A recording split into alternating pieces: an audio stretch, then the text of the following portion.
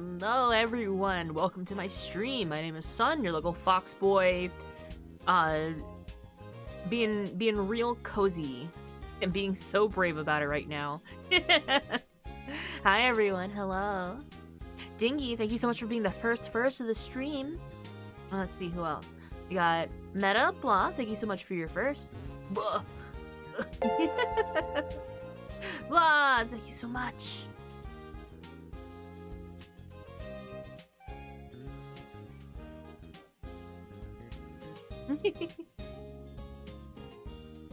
I have to draw hands. Good luck to you, bravest soldier. Blah, thank you so much for being a good egg. Hi Nor, hi everyone. So I've been feeling not so hot this week, so I'm just taking it easy. It's nothing to worry about. I just got KO'd by my own health. So we're taking it easy today. I wanna you know, keep streaming for you guys. If I just don't do as silly as voices than usual, because there are quite a few new characters in this chapter, I'll be doing half of the chapter, and we'll be picking it up next week. Because the last chapters tend to be a little bit longer. And that's just fine. Prince of Spook, thank you so much for your first. Hi everyone, hi. Hope you guys are doing good today. You know, if you're out, good luck, have fun with whatever you're doing out. If you're staying in with me, hope you get cozy, because I'm nice and cozy. So warm and gay! You gotta save that for when something gay happens on screen, of course. You gotta look for the right moment, you know, feel. The good feel. Yeah, that's what it's there for, obviously. I always feel gay. But what about the characters in the screen? You know, the immersion. I think it was to announce our arrival. Wow, thank you so much for the yaoi. I gotta update what books are in that. I did make that redeem, like, very last second. Wouldn't it be funny if I made my own, like, covers? What would they even look like? I do like the idea of them just being actual books, but I think if I drew, like, my own silly, pointy chin anime boys covers, that would be very fun. Hi everyone, yes. We'll be... Even though I am technically, like, cutting the stream shorter, I'm still gonna do, like, a break halfway through. I think I know roughly halfway where we should end. I vaguely remember this story. A cover of a harem of rich anime boys and you're sitting in a cat bed. Listen! If I ever, for whatever reason, stop streaming, right? If the day comes that I have to, like, you know, end my streaming activities or something, just assume that the job position for, you know, rich billionaire boyfriend's harem cat has been opened, and I've applied for the job. Yeah? That's where I'll be, and if I come back to streaming after, that means I got fired. We believe in ya. Yes. Let me cozy up. Here's the thing, I can get cozy, but if I get too warm, I'm gonna, like, take off all these blankets. I have so many layers. Begins my villain arc of trying to get Sun back, only to realize he's happy and walk back into the sunset. Dingy, you can join.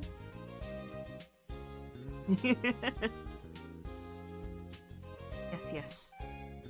Hey, yo. Gotta get rich. Listen, if anyone is looking for...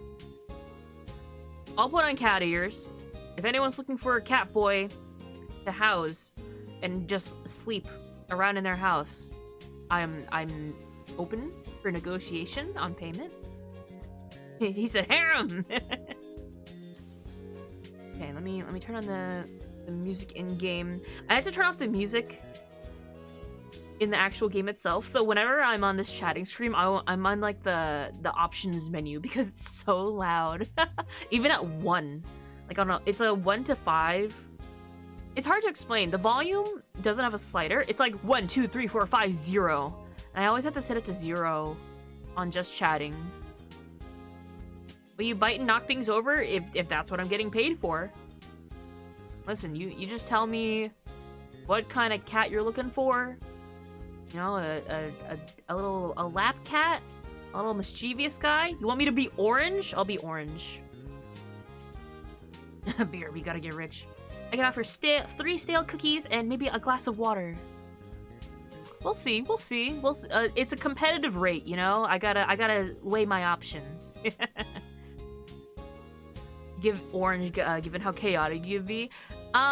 Maybe just a little bit orange. Maybe I'm like a calico cat, where I have like a bit of orange to me, and you don't expect cats to have partial orange to have orange behavior, but they do.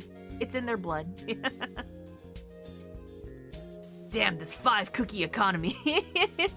Son, you were 1000% an orange cat. I mean, a brown fox. What are you talking about? I'm not an orange cat.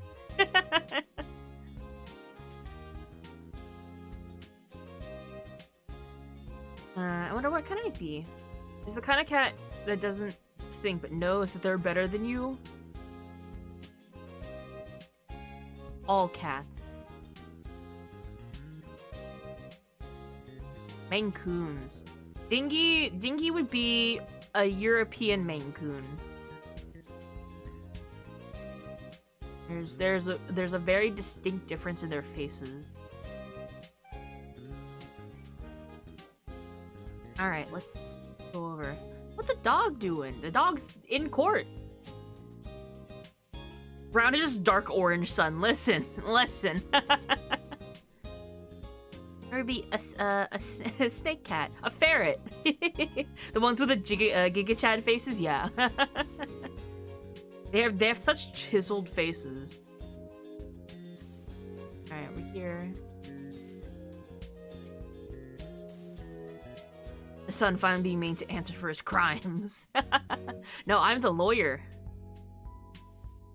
Would Trash Cat be a raccoon? And that is me. Yes. Trash cats.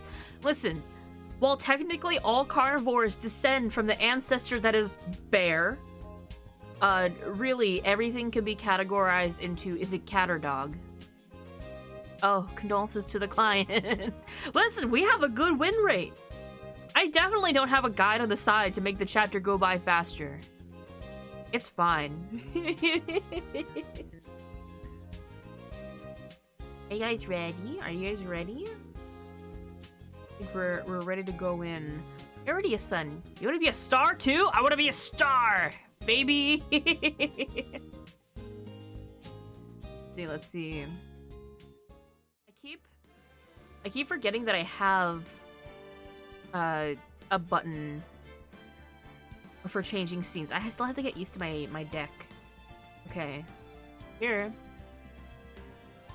All animals and mushrooms share a common ancestor. Yeah. We all come from the same primordial soup. Alright. We're gonna get right into it. The moment you've all been waiting for. Who will be this year's Grand Prix champion? Who will be our hero of heroes? Never turn into soup.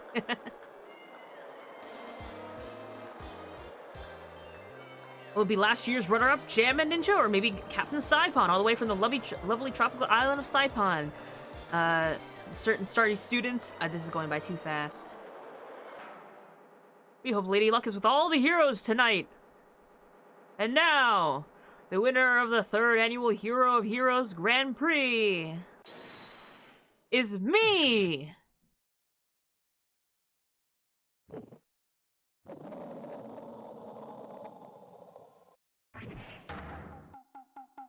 Whoa, the true hero of the night has appeared in our midst. It looks like this year's Grand Prix goes to this fantastic warrior, the Nickel Samurai.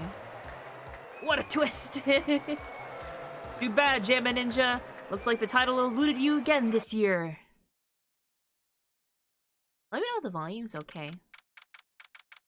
March 20th, 7:42 p.m., Gatewater Hotel. Viola Hall. One the Tiger and Buddy. That's the Steel Samurai! That's the Nickel Samurai, actually. Volume sounds good? Okay. Alright, yes, did you hear that, Nick? Did you? The Nickel Samurai, he did it! Yeah, he sure did. I'm getting too old for this. I'm gonna take it easy with some of the voices today, so it'll be me doing the inflections more or less with my own voice. Which, really, how is that different than what I've been doing before? Oh, I'm proud for the guy doing the series justice. So the person everyone was cheering for, I guess he got the prize? Yep. You know who we're talking about, right, Pearly? The Nickel Samurai? No, every Sunday I only watch the educational channel's Kids Masterpiece Theater. Okay, that's it. From now on, the Nickel Samurai. From now on, it's the Nickel Samurai. All the kids watch it. Is your overcoat new? No, I've always had it. My cozy little coat. I wear it sometimes when I feel a little cold. Do you like the Nickel Samurai too, Mr. Nick? Nah, Nick's an old fart, so he's not allowed to watch it anymore. That's right, but I do like Kids Masterpiece Theater. Hey, I didn't know you were so young at heart, Nick. Mr. Nick, you're a grown-up. You're not allowed to watch it anymore. You're supposed to act your age and have interests that match. Very important. Aw, give it a rest, Pearly. Son, I miss you. Hi, Zuchi. Hi, Zuchi. Cold and have to investigate. If you're cold, I'm cold. Let me in. Lies, you gotta have any interest in any age. I saw my coworker that you should give Phoenix Wright a try in a conversation about VNs. Oh, like giving it a read? It definitely has a lot of characters, and you could really tell how the characters should sound by the text. Also, like the little, I guess, they have little voice lines, some of the characters. They also have, like, inflections with the little blips from when the text appears. Like, that's how I'm kind of determining how fast the line should be read also, because if it appears slower or faster, the sound's actually slower, too. Pearl, Phoenix fully eats Lunchables, trust me. I drank the primordial soup, has the energy... I drank the primordial soup, has the energy of Dracula Flowbar. It does, honestly. Looks like I made the right choice in inviting everyone here. I'm glad you're all having a good time. Ah, it's like a dream. Too bad for the Jammin' Ninja, though. Last year, he lost to the Pink Princess, warrior of little old Tokyo. I thought this might be his year. Yeah. Oh, hey, did anyone else think the Jammin' Ninja looked a bit different today? Different? What do you mean? Well, he wasn't carrying his bright red guitar. Hey, you're right. Strange you'd walk around without a signature guitar. I will never understand these people and their shows. Anyway, Mr. Powers, thank you very much for tonight. It was nothing. I owe you one, so it's just my way of saying thanks. Hey, Nick, come on! It's time to get going to the lobby. There's a post-ceremony stage. That's supposed to show that's supposed to start real soon.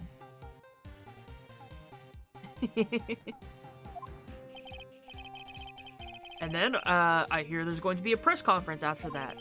A press conference? Is he gonna make a speech about winning this year's prize?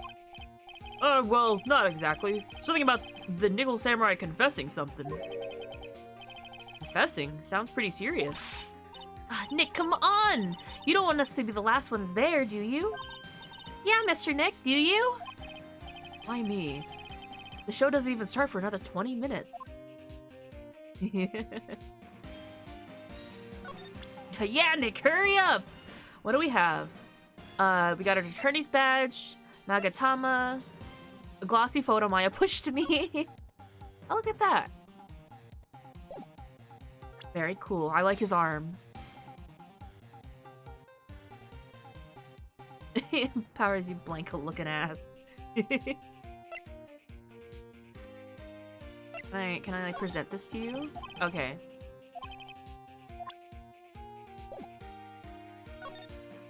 Well, Powers. Thank you very much for inviting us today. It was nothing, really. Guys like us don't get to come to a place like this often, so I thought I'd invite you all. Hey, Mr. Powers, what have you been up to lately? Well, since the Pink Princess successfully wrapped up last month, I've been on a kids' exercise show. While wearing a rabbit mask over my face. Oh, I see. Still really sorry about all the headache I caused you that time, Mr. Wright. Well, what's done is done, so let's forget about it. This is Will Powers. He's an action star. His popularity exploded when he was the Steel Samurai. And he was the first case Maya worked on, with me. That's right, isn't it? This is like from the first game, actually. This is a callback character. It's too bad he looks scary. Your people will know that you're a real softie who's good with kids. Thanks. Can't believe they're going to make a movie based on the Nickel Samurai. I can't believe it either, but it's for a different reason. The Steel Samurai, an epic story of one hero in a desperate fight against his arch nemesis, the evil magistrate, in the city of Neo Tokyo. And last year, they started a new series, the Nickel Samurai.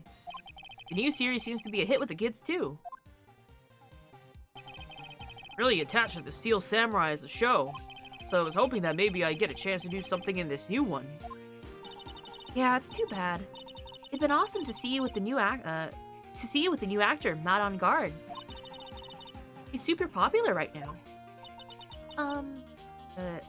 Mr. Unguard? Looks like Pearls doesn't know who he is. This year, it's gonna be the Nickel Samurai versus the Jammin' Ninja in the box office. Jammin' Ninja? Who's that again? Who's this Jammin' Ninja again? He's a hero, duh. His symbol is the bright red guitar he's always carrying.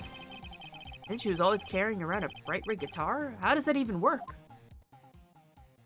Look at the deer, it's so doofy looking. With a scarf around his neck and a guitar in hand, he rises to stardom in ancient time. A ninja who becomes a star? Yeah, a ninja who becomes a star. I love this guy. That's just scary. The Jammin' Ninja. There's a strong rivalry between the two of them. Global Studios Nickel Samurai and Worldwide Studios Jammin' Ninja. It's from 2 different studios. Geez, Phoenix, don't you know that people become stars when they die? The last case taught you nothing. Oh god. They even air at the same time. Oh, that's rough. You know what I heard? I heard those two don't get along at all. The Nickel Samurai's on guard and the guy who plays Jammin' Ninja, I mean.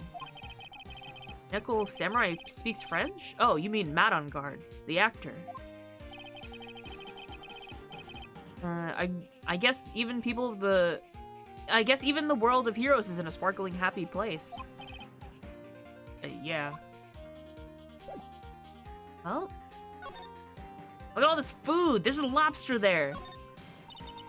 What can I say? This is a really high-class hotel! I've never eaten this kind of salad before! Poor Pearls haven't eaten only vegetables all her life. She's missing out. Don't worry, any leftovers, belong in my... Oh, don't worry. Any leftovers belong in my happily awaiting stomach anyway.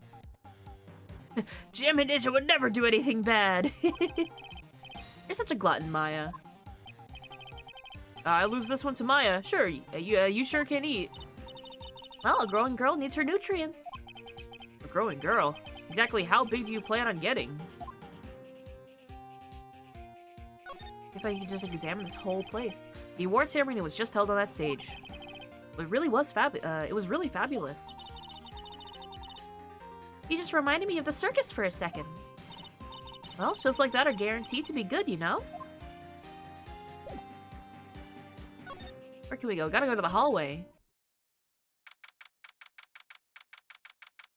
Gatewater Hotel hallway. Wow, what is with this? What is with this place? It's like I've stumbled into Oz or something. Way in the back, there's a sign for the bathroom. Maybe I should visit it while I can before the show starts. What is teddy bear? I like this thing. I can understand flowers in front of the dressing rooms. But what are the stuffed bears doing here? Could it be that there's an action star with a soft spot for teddy bears? Nah, it can't be. What are you doubting, Phoenix? There are toilets in each room at this hotel. But since all sorts of events are held here, there are bathrooms for people who aren't staying here to use as well. Perfect for people like me, who can't afford to stay here in the first place. It is out of our budget. I guess I just gotta keep examining. There's a piece of paper taped to the door that says, Juan Corrida's room. Juan Corrida? His name just sounds like a star's name. I've heard it before, but I don't know anything about him at all.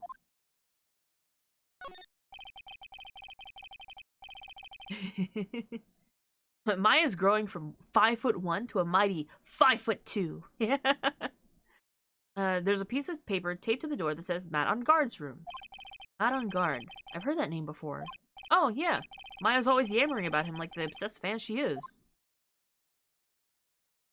I think that's it, right? Oh. Compared to the flowers on the other side of the hall, these are much more gorgeous. Let's see. Record companies, fan clubs, company workers, family. Carrying all these flowers home would be hard, I think.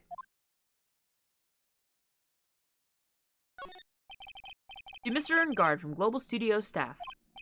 It'd be nice if lawyers got flowers too. Something like, to Mr. Wright from all your grateful clients. I think that's it, right? Can I not go to the bathroom?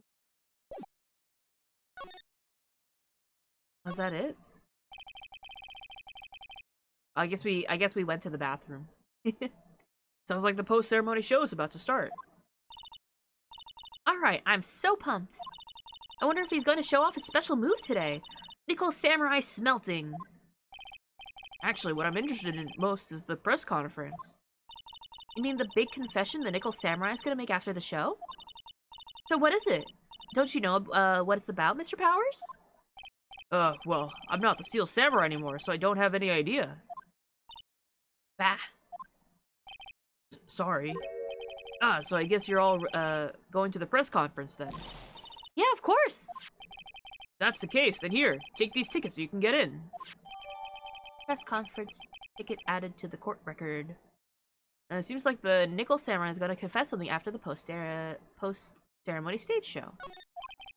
Thank you very much. Well, let's get going to the lobby. Looks like it's over this way, Mr. Nick. Okay, for great justice. To the lobby. Ooh, look at this. So fancy. Only a really gaudy hotel would have such a large, gaudy lobby to match. I think they're gonna have the post-ceremony show over there. They're using a compact stage, I see. I forgot that they call it the Gatewater Hotel, yeah. Ooh, I'm all ready to use my special samurai power. Maya looks like she's ready to start a fight.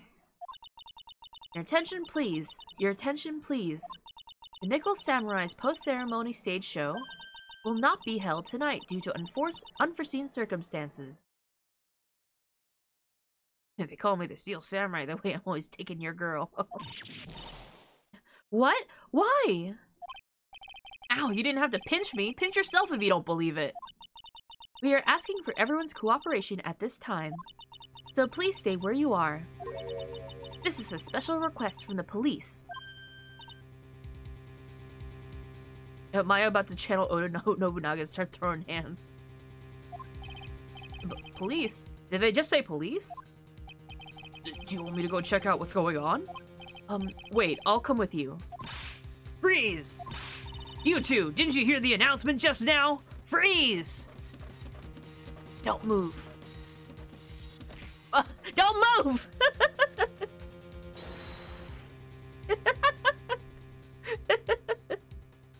Did you like the freeze frame? Did you get your freeze?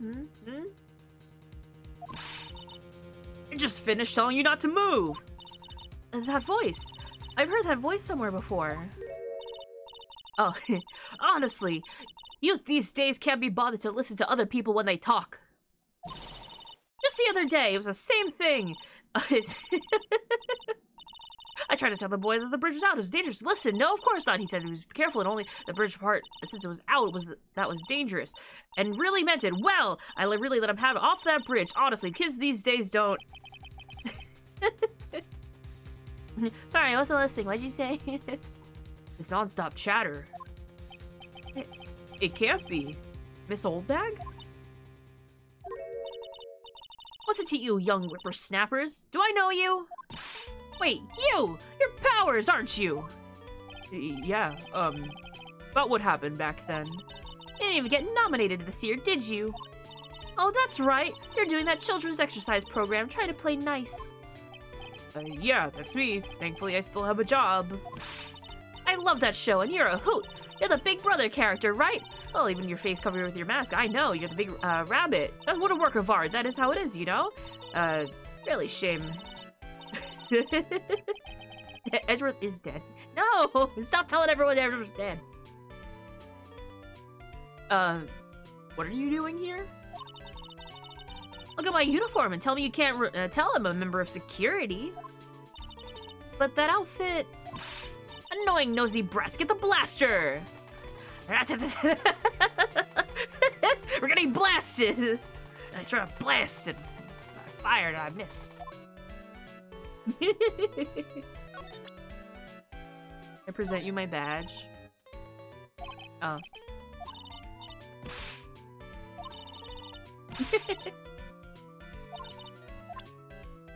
Alright. A nail bag. Miss Oldbag, what are you doing here? What happened to your position at Global Studios? Oh, that old place? Well, since that incident, they've been letting people go. When they cut the security team, I got the pink slip. What incident? What did you do? I didn't do anything, you young'un. Don't you remember that incident a year ago? When this lady got in the witness stand and testified. Yeah. And you, weren't you the one who were bullying me? This fragile girl at heart? I plead the fifth. But you know, I think I may have rubbed, I think maybe I rubbed the upper management the wrong way by testifying. Yes, that has to be it. Everything is all your fault. Me? I thought about being a bodyguard at first, but after being handed old Pinky. You? A bodyguard? Or your friend, that fiery good-looking guy with the red jacket and ruffles? Mr. Edgeworth? But... that sort of arrangement would be entirely too troublesome for me. That's what he said to me. What did I ever do to deserve that? I love this thing. I love this little toy gun. Anyway, started blasting. So, did something happen? I don't have all the details, but it looks like another one of those incidents happened again. An incident? Like a murder kind of incident? Maybe. You see, I'm a bit of a devilish woman. So wherever I go, showers of blood are sure to follow. Bet you didn't know that. Then shouldn't you quit being a security guard, at least for other people's sake? Silence, whippersnapper! Hey, Nick. What is it? I don't like that devilish smile playing on your lips. Let's make like we're going to the bathroom and check things out. No way, the police told us not to go anywhere, remember? Huh? How boring! You're such a boring guy. You got no motivation, no spirit. Huh? What? What's going on? Are you giving Mystic Maya trouble again, Mr. Nick? Not you too, Pearls. Please don't stick your little nose into this one. Listen to this, Pearly. This one time at lawyer camp, Nick. Okay, I get it. Let's go take a look. Yay! I knew you couldn't say no to me, Nick. That's right. You'd walk over miles of hot coals for Mystic Maya, wouldn't you, Mr. Nick? That would be every time we work on a case together. Well, what are we waiting for? Let's go already. You can come along too, Pearly. Goody! I get to come! I get to come! Oh. Tragic news for you, old bag. Edgy boy's exceptionally gay for Phoenix. Lawyer who deliberately breaks the law, yeah. No, we're, you know, investigating the scene. Back to the hall.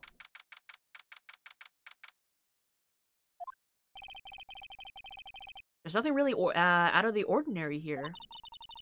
Are you looking for the incident the old lady was talking about? Doesn't look like it happened here. Well, we better go look somewhere else. Alright, then let's try... Excuse me. Ah! Are you by chance Miss Maya Fey? Yeah, that's me. You have a phone call waiting for you at the front desk. A call? I wonder if it's someone from Crane Village. What's wrong, Mystic Maya? Oh, nothing. You guys go on ahead. I'll be right there, okay? Okay. Right this way, Miss Fey. What a normal-looking guy. What the Cornish game hen do, Miss Bellboy? Let's go ahead. Let's go look somewhere else now, Mr. Nick.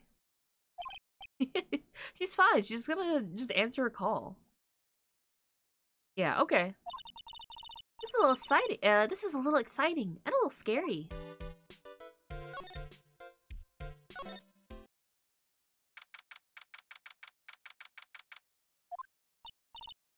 I told you! I get people the info they want, which means that I've got a right to know. Nope, don't care who you are, pal. Oh, don't care who you are, pal. We're still investigating, so you can't go in. What's your problem? Just you wait. It'll be all, oh, okay. I know exactly who we're dealing with. Just you wait. It'll be all over the morning paper. Scruffy Detective's secret scandal revealed. You'll see. I'll get you back. Those two sound pretty serious. That southern accent can only mean... Hey, right! Hey, Lotta. Come on, do a gal a favor and tell this cop that I'm just doing my job and I've got rights. Ah, you! Detective Gumshoe. Hey, pal, help a guy out. Tell her that only the police are allowed here. This is the scene of a murder, so she should leave this up to the pros. A murder? Aw, shoot, me and my big mouth. See, I knew it. My gut instinct told me so. I always trust my gut. A murder, it said, and that's what it is, a genuine murder. Hey, wait! Yeehaw, murder! Of a big star, no less! Oh man, I'm in trouble now. What happened? So, Detective Gumshoe, a murder? No, that's not it. I got my facts mixed up for a second there, pal. Mr. Nick? Is the dead person the Nickel Samurai? Huh? Why do you ask? Well, Mystic Maya was rooting for him, so... It wasn't the Nickel Samurai that got bumped. Actually, the Nickel Samurai is the only one, Actually, the Nickel Samurai is the one under suspicion of doing the bumping off. What? The guy that died was the hero named the Jammin' Ninja, pal. Our favorite guy, Richard Thundercock Gumshoe? I'm sorry, what?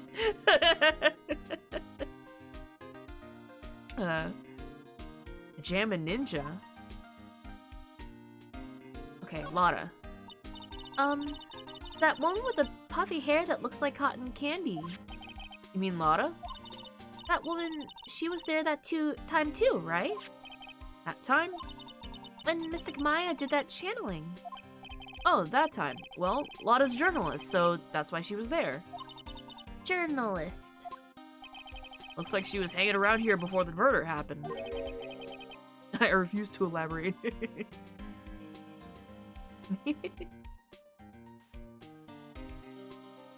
Dick Gumshoe. So, Dick and Gumshoe are both nicknames, like, slang for detective. You know, like, I don't know, call him the dick, call him the gumshoe, you know? Yep. Hanging around. Yeah, hiding waiting in front of the Jammin' Ninja's door, pal. But why would she... She wouldn't tell me, pal. Said something about get my big scoop. Scoop? What sort of news could she be after? The victim was the Jammin' Ninja? I call them pies. Mr. Jammin' Ninja? He was really popular on TV. He was on a really popular TV show, The Nickel Samurai. Oh. The victim was the action star Juan Corrida. This handsome guy with a brass in his mouth. He got a huge push and rode the Star Express train to stardom. I mean, even I know who he is. Yeah, even I recognize his face. But I heard lately that Matt on Guard's been taking the wind out of his sail. I'm telling you, as far as who's popular, those two are hogging all the limelight. Guess there's no space for Mr. Powers at all, huh? Poor guy.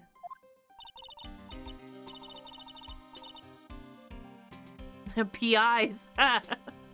Oh, that's what you mean by pie. Mr. On Guard, that's the Nickel Samurai, right? Yep. I mean, no! You gotta say it with more oomph. The Nickel Samurai! Anyway, so now that Juan Corrida's gone, that means Mr. On Guard has a whole stage to himself, wouldn't you say? I wouldn't bet on it, pal. You can't have that happen, you know? Can't have that happen? What's that supposed to mean, I wonder? Can I show you my badge? Okay.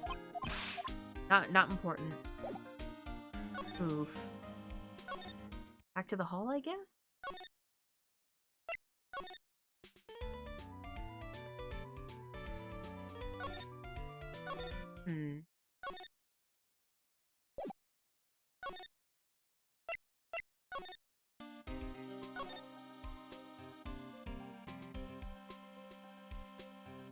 No, there's nothing to examine. Okay. What do I do? Where do I go? Okay. Let's ask about... Nickel Samurai, he really took the Grand Prix tonight. Maya's a big fan of his. Really? Oh, I'm sorry then. Why are you sorry? Matt on Guard was just arrested, pal. On suspicion of murdering Juan Corrida. What? Warrior Twink. He's in a suit. He's got a costume on. Why was Mr. On Guard arrested? Sorry, pal, but that's not something I can tell you. We just started the investigation, so we don't want any leaks. Looks like yet another Steel Samurai hero's in hot water. Mr. Nick, if Mystic Maya knew about this... Yeah, I know. She'd make me take this case. I know. We gotta defend the Nickel Samurai! Juan Corrida has jammed his last. No!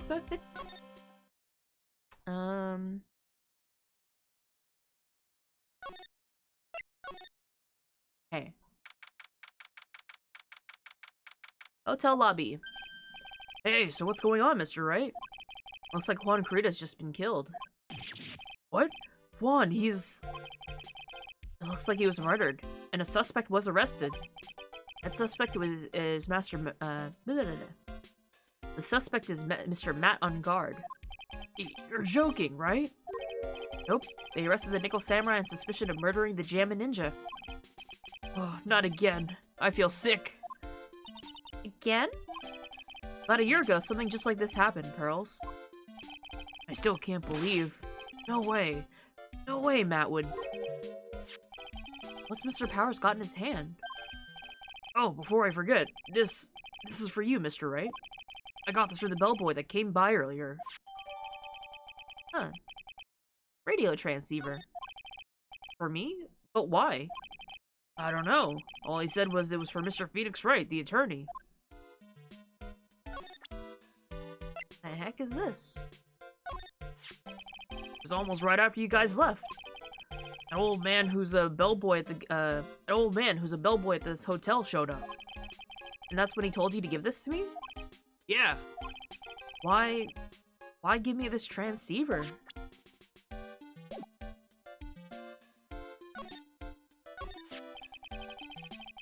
Matt is the most energetic and active actor I know out there.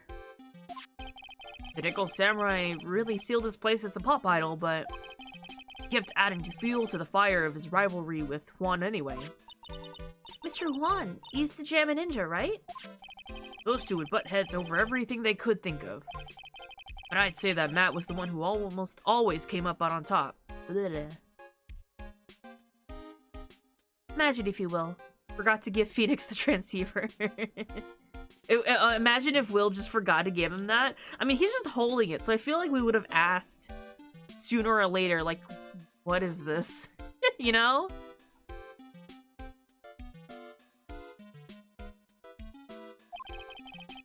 Yes, some people only know how to relate to others by butting heads like a ram. Look at that picture. Juan definitely fucks. Well, he was like a big star, you know? Even Phoenix recognized his face. Phoenix doesn't really know celebrities that well.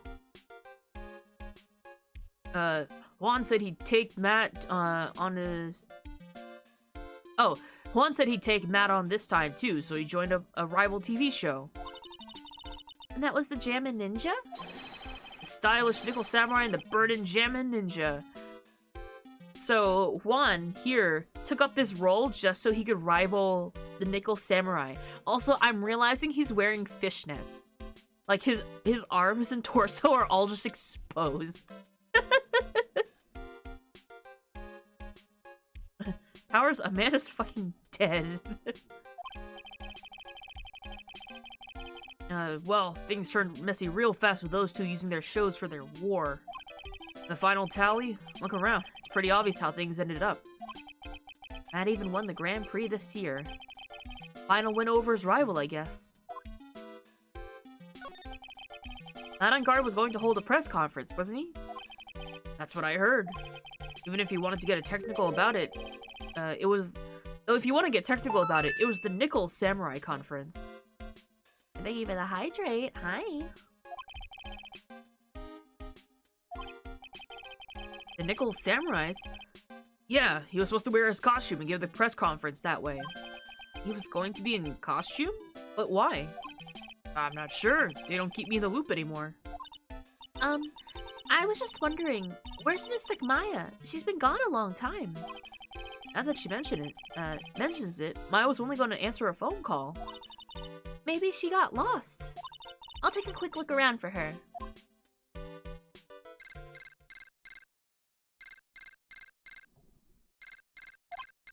Ah! What is it, Mr. Nick? I'm not sure. It's coming from this transceiver. Yes, hello? Right here. Is this Mr. Phoenix Wright, the attorney? And you are... You don't need to know who I am. I think you have other things to be concerning yourself with. Such as... Help! Nick! Mystic Maya! Maya? So, Mr. Wright, wouldn't you agree that the more important issue is the fate of the girl? Her fate? Does he mean what I think he means? Maya, where are you? Are you hurt? Come down. Don't fall apart on me yet. No, this can't be. Now that I have your attention, Mr. Attorney, I have a modest proposal for you. If you do what I require, then I'll return to you your valuable item unharmed. What is this called again in your fancy lawyer terms? Kidnapping for ransom. Yes, that's it. This is a kidnapping. Mystic Maya! The kidnapper literally said, what is it called again? Oh yeah, kidnapping. My sight, everything's fading away. Phoenix is so delicate. I don't know how to put this, but he faints so easily. Oh no, I wonder who could have done this. You there? Mr. Cherney, are you there? How much? How much do you want? Very good, Mr. Attorney.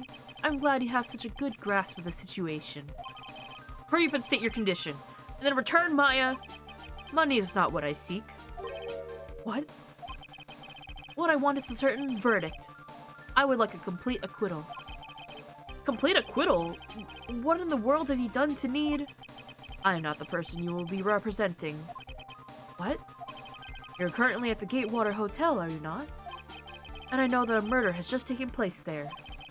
Juan Correa was killed, and the suspect is mad on guard. You are, as expected, right on top of things, Mr. Attorney. Now then, what I want is very simple. I want you to obtain a complete acquittal from Matt on guard. Matt on guard? But why? He did not kill anyone. I can attest to that. However what? However, someone is framing him for the murder. A very smart someone who's setting him up to take the fall. I agree and do what he wants. Can I believe he'll keep up his end of the bargain? You are, of course, at liberty to take me at my word or not. However, there is one thing you can take as fact. Right now, your very precious item is with me, in my possession. Help! Nick! Maya! You have 2 days. Of course, tonight, he will be questioning in questioning with the police, but the trial is in 2 days. At that trial, you will win a not guilty verdict. Remember, you only have one chance. One chance, Mr. Attorney. One? You expected me to get a not guilty trial in 1 day? Yes, exactly. I don't believe I was wrong in choosing you, so don't let me down. Ah! Oh yes, that's right. Now that I'm playing with the role of the, now that I am playing the role of a kidnapper, I can't pass up this chance to say... And don't even think about calling the cops. Not great, but you get the idea. But damn it, who the hell are you? Very well, I'll tell you that much. My name is... The Killer.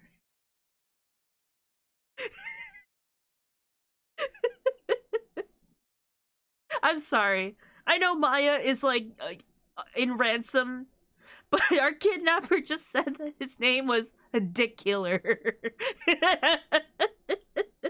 That's his last name too.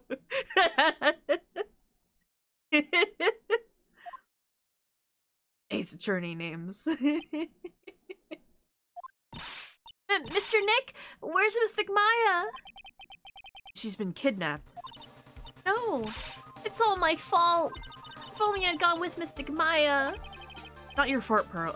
It's not your fault, Pearls. But it is, Mystic Maya. Kidnapper. Honestly, that could have been. It makes me think of Monty Python a little bit. Mr. Wright, I think we should tell the police what's going on. No, we can't do that. If we do, who knows what'll happen to Maya? Mr. Nick, what about the detective we saw earlier? Detective Gumshoe. Yes, that's it. Wait here, and I'll be right back. Alright, I'll take care of Pearl while you're away. What? Ransom? Shh, not so loud. The ransom is complete acquittal for Matt on guard. Wait, the deal is complete acquittal in exchange for Maya, you mean? That means Matt on guard is obviously the killer, pal. No doubt about it. But the guy said that Mr. on guard is innocent. You really believe what a kidnapper tells you, pal? I guess he has a point. If on guard really is innocent, then why the kidnapping? And on top of everything else, there's all this evidence we keep finding. Huh? Forensics team is having a field day back there. But it's strange. There's been so much evidence that it feels like something's wrong. There's too much evidence? Is that possible?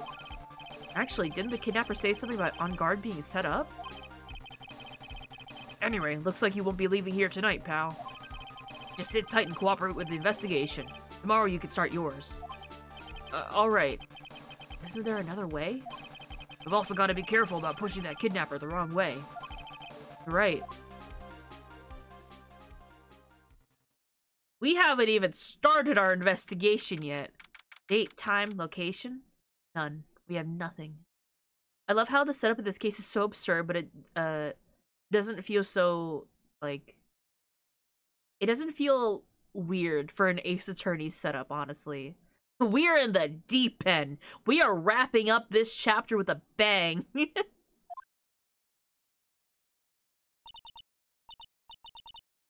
This man's eyebrows are hypnotizing. They're very big eyebrows. Very expressive. Ow, my head. Where am I? I wonder if I'm still at that hotel. Well, what happened to me? Nick, Pearly! Come on, you guys. This isn't funny anymore. Click. Jump scare. Bellboy jump scare.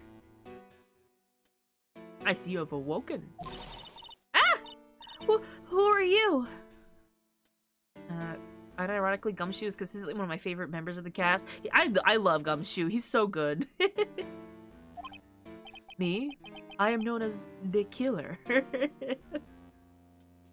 White man jump scare. We don't know. Frankly. The killer? You mean like an assassin? I'm too young to die. Don't worry. You're not my target. For now, anyway. Nick, where are you? Help me. Yes, that's right. Only one person can save you now, and that is Mr. Phoenix Wright. Uh-huh. What? Nick's going to save me? Calm down and be a good girl. Think of this as a business transaction. A business transaction? I'm going to contact him now. I hope you'll cooperate and play your assigned role well. The killer is a hitman. Yeah. Couldn't you tell by his name? Nick. What's going to happen to me?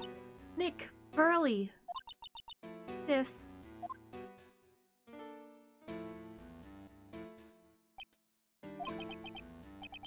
This is Mr. Phoenix Wright, the attorney. You don't need to know who I am. I think you have other things to be concerning yourself with, such as... And that's the call that we got before in the transceiver.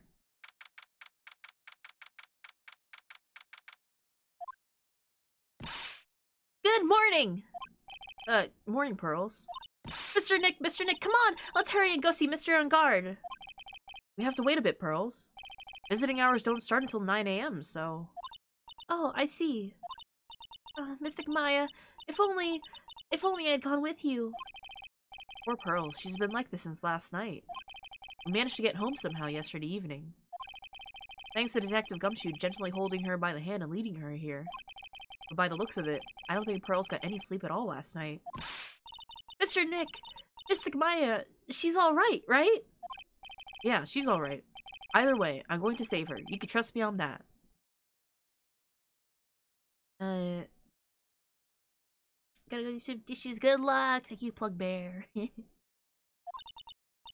Please help her. I'm only able to stay this calm and collected because Pearls is doing the crying for the both of us. Oh.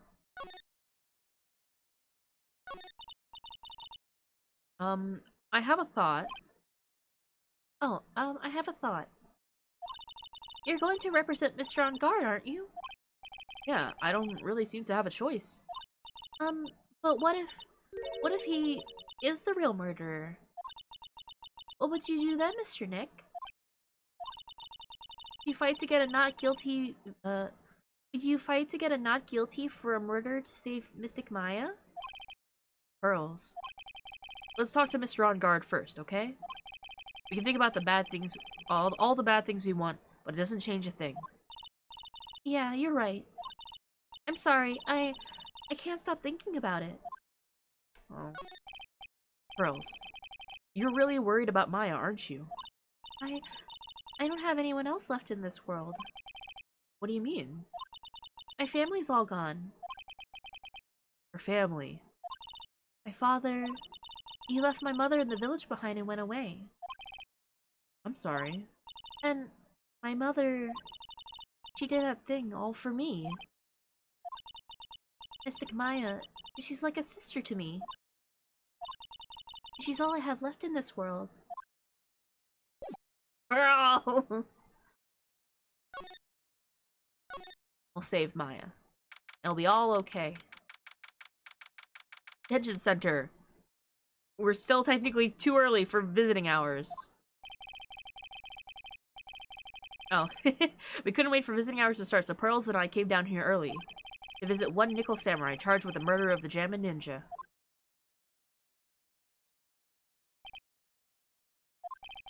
Good morning. How are you today? I know the situation might be a little tough for you. We're... Oh, sorry, dude. I already signed up. Excuse me? I already have life insurance. I signed up a long time ago because my job is, you know... Oh, no. We're not insurance salespeople. Really? Dude, I really don't need that right now either. Fire extinguishers, I mean. This building isn't my house, so... No. We're not here to sell you fire extinguishers either. I'm a lawyer. My name is Phoenix Wright. A lawyer? Hold on a sec. I'm gonna ask my manager, okay? I love his little, like, wrist phone things. I thought this was, like, the coolest thing back then.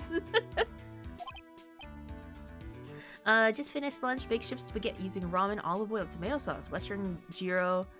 That was so good I couldn't help myself from finishing it. That sounds so good. But thank you so much for coming in after lunch. I hope you're nice and full and ready to defend. The Nickel Samurai sure is a strange person, isn't he? Beyond full. I think strange is a little understatement. Sorry about that. You're just in time. Huh? You're a lawyer, dude, right? My manager's looking for a good one right now, so how about it? Mr. Nick, this is your chance! I have to make him let me take this case. I have to.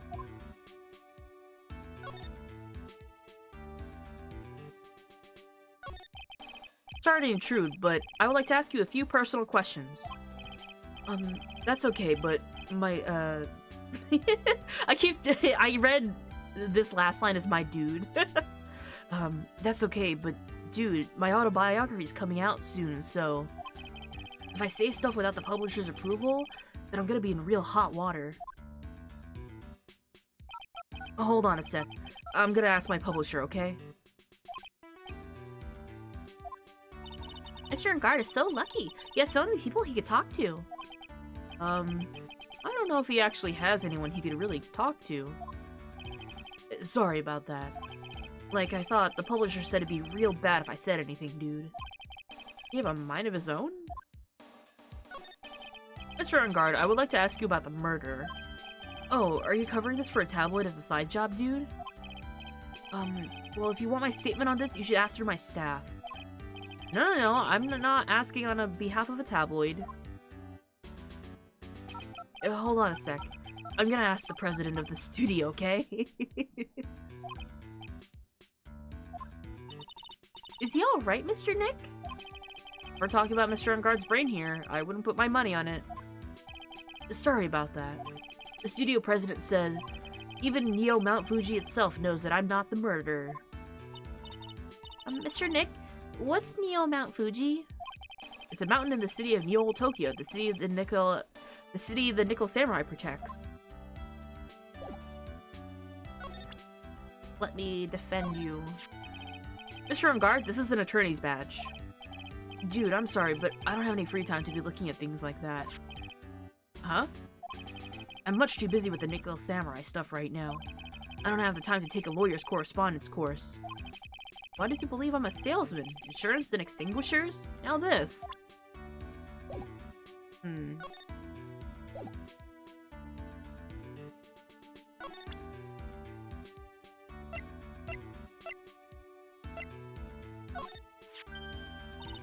Mr. Nick? What are you gonna do with that? I don't know yet, but I figured I could at least show it to him. Is that a transceiver? Hey, it looks like a real nice one, too. He looks like someone else is planning something. I got it as a present from someone. Huh? Interesting. I've also been instructed to take your case. Is that what you heard from the transceiver? Yes. Dude, that's terrible. Don't let some disembodied voice boss you around. This is coming from a man with a cell phone on his wrist.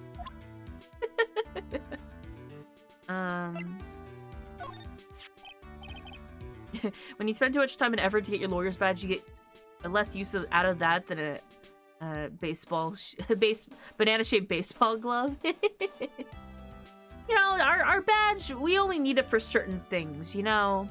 It's for showing off that we're a lawyer. And that's about it. This man doesn't realize we're an attorney soon. He's gonna be there's gonna be a second case to solve.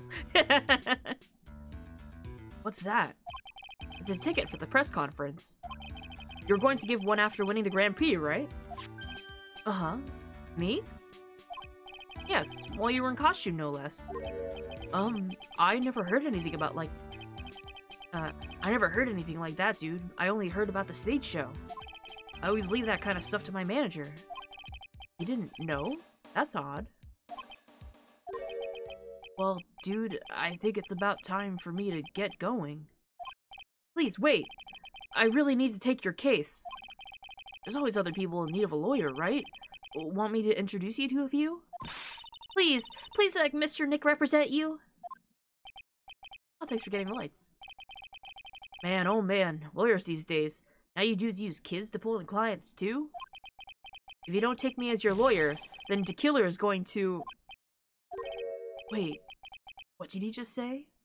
Reverse flashbang. The killer? The killer? What's he doing? Looks like he's mulling something over. Give me the hydrate. Alright, dude. I accept your terms. Huh? Let you represent me in court. We did it! We did it, Mr. Nick! Yeah. I don't feel any better for it. He doesn't look too happy either. Go ahead, ask me anything. I'll help as much as I can. Alright. Man, I thank my lucky stars that people know my name. Well, you're quite the hero, and you're in the national spotlight. I didn't know who he is. Does that mean I'm not a good citizen? It's really great to be the Nickel Samurai. Dude, lately... We're just gonna move on from that. I'm sorry, Pearl. This dude's not the murderer, you know, Your Honor. He's way too an airhead to even try. Dude, lately, I keep on getting more and more popular. True enough. The Nickel Samurai is very popular among high schoolers and secretaries right now. I guess Mr. On Guard has a way of catching the eyes of women. Do you know my motto? Crashing like a spring breeze. That's what I am. A spring breeze. That's why this kind of scandal is disastrous, dude. I mean, even if I get out of here tomorrow, it's still gonna look bad. Hello, son. I know how this case goes. See an airhead. I feel like I remember vaguely what happens, but there are some details that I'm missing. But so far, Maya's been kidnapped by the killer. Who's not the killer of the case, that's just his name. And we have to defend Matt on guard to free Maya. But everyone loves a good scandal. Did you tell me about your activities last night? Spoiler, he didn't. After I got the award, I took a break and went back to my room. I had that post-ceremony stage show to do. I was in my nickel samurai costume. And you were alone the entire time? My manager was running around being busy, so yeah. Because of the press conference you were supposed to hold after the show? I told you, dude. I have no idea about any press conference, alright? That's strange. I thought the nickel samurai was gonna confess something. Anyway, when I was leaving my room, that's when I noticed it was kinda noisy. Mr. Kurita was already dead at that time. Oh, Mr. Kurita was already dead at that time? Yeah, that's what I gathered anyway from my manager. I'm beginning to gather that this guy can't do a thing on his own. That's when the detective in the green coat showed up. How does his right eye look? Granddad, you know, I appreciate coming in, but like, please no spoilers for anyone in chat who has no idea what's going to happen in the game. You know, even like little like hinty things are a bit too much, okay? He searched me and then out of the blue the dude arrested me. About you and the victim, Mr. Juan Kurita. What sort of... That's got nothing to do with anything, dude. Man, with that face of his, you can't even tell that he's the same age as me. And he wanted to try to make a jammin' ninja movie, even though we all know it'd fail. The Nickel Samurai still won in the end, right? Yeah, I took the Grand Prix by storm. Why would I, the winner, have any reason to kill the guy anyway? Dude, you'd think it'd be the other way around, you know?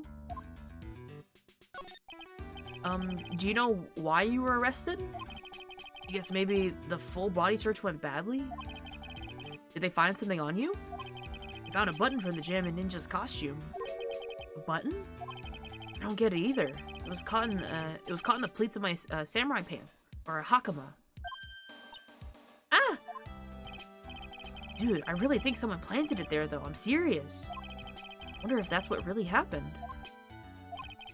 I guess this is about all I'm gonna get out of him. A whole lot of ninja shows. There are only... those are the only shows in Japan, ninja shows. None of them are ninjas. They're all samurai. Yeah? Let's ask one last thing. Let's test Mr. On guard to see if he really is innocent or not. Well, we could do that? Yes. If you use this... His Magatama. He won't be able to hide any secrets from you, Mr. Nick. I'm sure of it. Get it. Mr. On guard, I'd like to ask you one more question. Please answer me honestly. Oh, what is it, dude? Did you kill Mr. Juan Kurita? Please put the phone away and answer the question yourself. Alright, so, just so we're clear, dude. I didn't kill anyone, and that includes Juan Kurita, okay?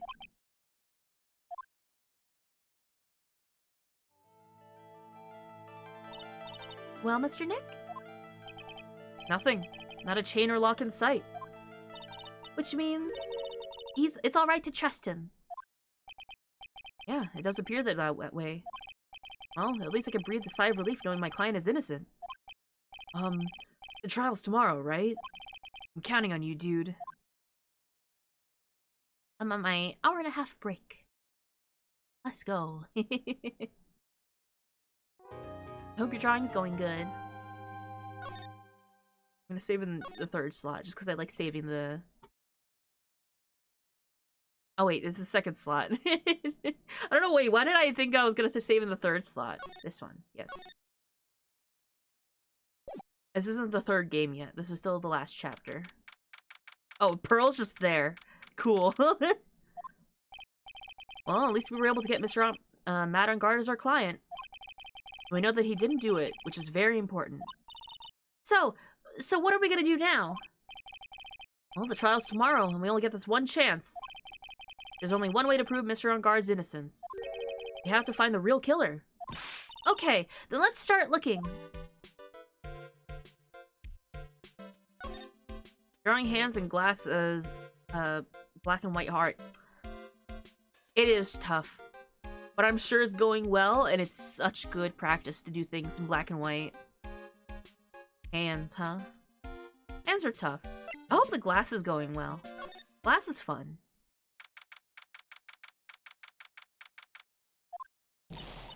Hey, what do you think you're doing? You can't come in without...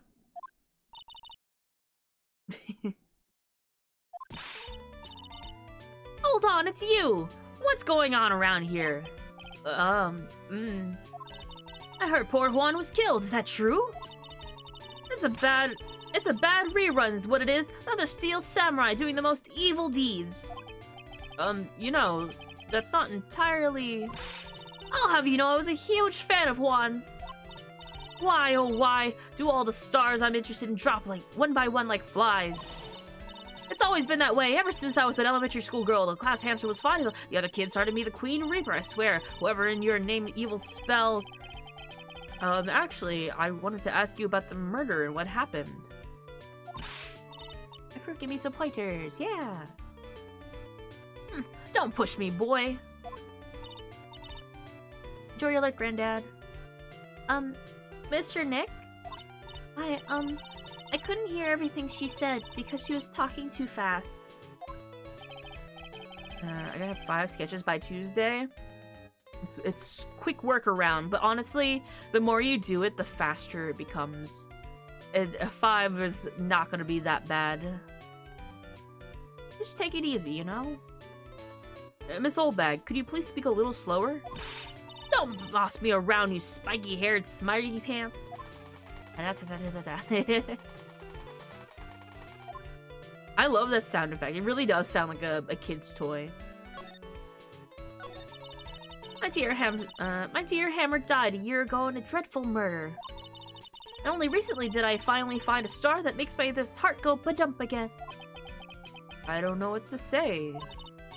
I ask you, why does every star I cheer for always end up kicking the bucket? I'd watch your words. No one's going to say anything, no one's going to get away with saying anything bad about my Juan. But I haven't said anything. Well, I don't believe a word what that woman says anyway. Huh? What woman? That irritating backwater girl with afro and a horrible country accent. I mean, what is that manner speaking supposed to be? And why does she never stop? Honestly, women these days, they don't know the meaning of the word modesty. When I was a young maiden, I was so beautiful, even the flowers blushed, but despite that, I pressed flowers, even stalked it. Pearls, are you thirsty? A little. Okay, I'll get you some juice or something. Thank you very much. Hey, are you paying attention, young'uns today? I'm guessing Miss Oldbag heard everything from Lotta. I want to ask you about what happened around the time of the murder. I don't know anything about that. I was here getting ready. Getting ready? For what? The show, of course. Well, that and the press conference afterwards. You mysterious music for the magical press conference. Anyway, I don't know anything about the murder. I see. What? But if you're talking about what I saw, that's different. I saw it very clearly. What? I saw the most important moment of that night. The most important moment? You don't mean... Oh, so now you treat me with respect, you disrespectful child. When you speak to your elders, you should always be polite. Really, kids today. Tell me more. What did you see? Oh. Whoa! 4! The murder last night was gruesome, wasn't it? But then, one murder isn't. Please don't stray into another tangent. Please. 4. You want to hear more? Then show me your respect and bring this lady a present.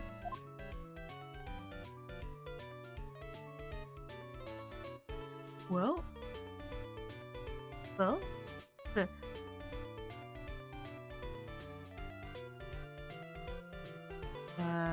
Okay, back to drawing. Good luck. Okay.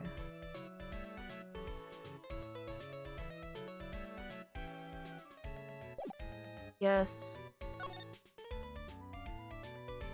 We just gotta go around. Looks like the investigation is still in full swing. The hotel staff and police are running around like a bunch of headless chickens. I wonder if we could do anything, any investigating of our own in this kind of atmosphere.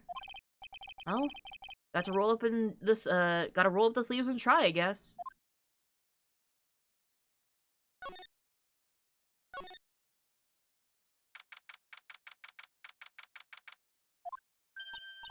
Hey, you're here! Been waiting for you, Mr. Lawyer. Lotta. Hey, Mr. Cop, fella! This thief showed his face! The thief showed his face, huh? What? Arrest him! Put him on trial! Find him guilty! Give him the death penalty! What's wrong, Lotta? Are you feeling alright? Looked here and there and up and down the mountain, but it ain't here. So why don't you just hurry up and give it back to me, you creep? What are you looking for? My camera! C-A-M-E-R-A. That's my lifeblood. I'm gonna die without my $700 camera. Your camera? Look, don't lots of people say criminals always go back to the scene of the crime? And looky, here you are. Yep, here I am, faced with a lot of trouble. All these callback characters, honestly. So Lotta was in this game previously, but like Wendy Oldbag and Will Powers were from the first game. Huh? You lost your camera? It ain't no ordinary camera. You buy it in a store and it's you buy it in a store and it's $1,600, brand new. Huh? But didn't you just say you bought it for $700? I had a nice long talk with the guy at the store. About 5 hours, I reckon. Made this itty-bitty scratch on it and manager got all huffed up in the face. Gave me this talking to and is real mean about it, too. It made me cry. He done made me cry at that. When did you lose your camera? Last night after the murder happened. Must have been when I was busy running around looking into things. That's when I lost sight of my darling, my dear darling, expensive sweetie. Oh, I feel that so much, Lotta. Back by on popular demand. Me. Lotta, what did you capture with the expensive camera of yours? I don't rightly know. I stopped a shot of anything that caught my eye. So I don't remember. Besides, I couldn't get anything for my big scoop. I wonder if Lotta's missing camera is even connected to the murder. That's a big case. Lotta, please tell me what you know about what happened at the time of the murder. Oh, from before the ceremony last night, I was hanging around here around this area. Yeah, actually, I was here around the time Mr. On Guard was arrested. What were you doing here? You sure you went to school, city boy? Wherever a lot of heart goes, there's a story to be found, a big scoop to be had. Big scoop? Told you before, I'm gonna be the best tabloid photographer the world's ever seen. I reckon, of course, that means I'm always looking for the perfect shot. I wonder what scoop she was after this time. Although, I was also on the lookout for the other stars that were here. So, maybe I wasn't here the entire time. Lotta, are you sure you weren't here the entire time? You could take a picture for your big scoop? Well, maybe I was. But that's what real journalists do. I got some juicy inside info, so I thought to myself, why not get a picture of proof? What kind of story was it that you would hang around here? Another 2 this time. Oops, sorry, Mr. Lawyer. Can't be telling you that. Trade secret, you know? Not again. Why does everyone have to have something to hide? We've been stopped, haven't we? Yep, take that, Mr. Lawyer. Glad someone around here is happy. Just lot in your eye rule smile. Oh man, okay.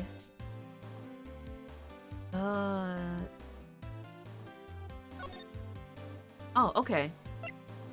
We can go into their different rooms. Guess we'll just start at top, right?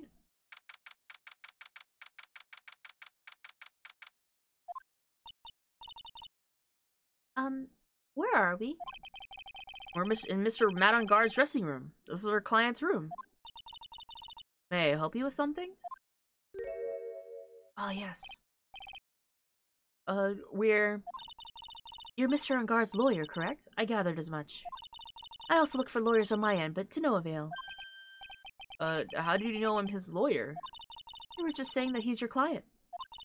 In a situation like this, the only person who would use such a word would be his lawyer. How? It's a simple deduction, really.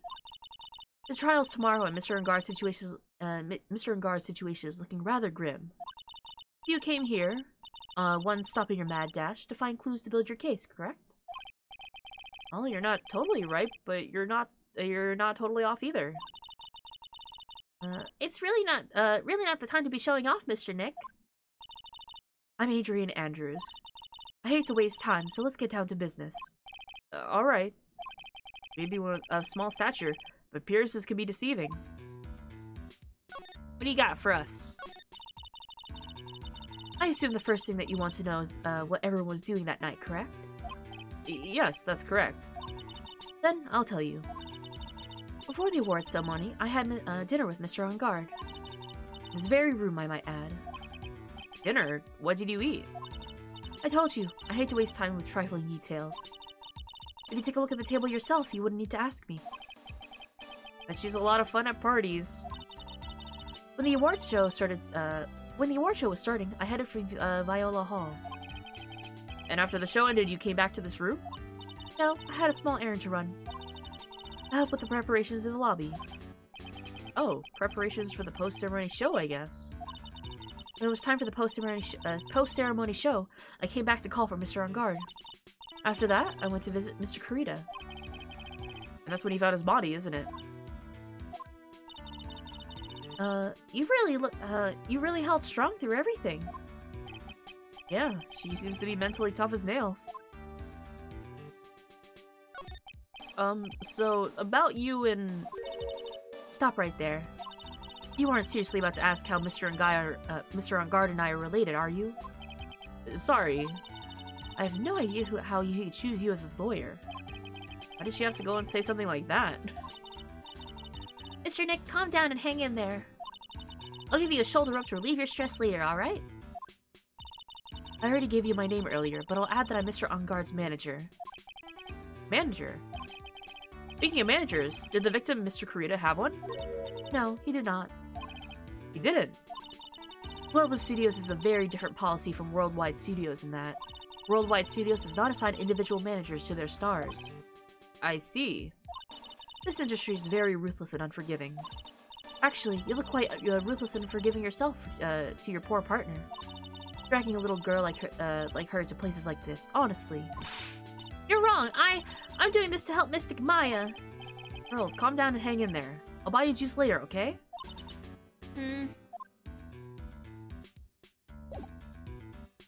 I love how Pearl's getting upset and Phoenix just like, I'll buy you juice later, okay? I guess I'll look around a little bit. What do we got here? What do we got here? Props, food, bed, stuff. It's probably Mr. Ungard's suitcase. For someone with only who's only going to be here for the award show, it is a lot of stuff. Looks like he's about 3 days worth of clothes in here. Stars really are different from us, aren't they? Looks like the dishes left over from dinner. A dinner for two at that. I'm sure that Mr. Ungard and Miss Andrews' plates. Looks like they had T-bone steaks. What's with Global Studios and T-bone steaks? Oh. Oh? Sword? There's some samurai-looking clothes on the sofa here. I think that jacket thing's called a hoppy.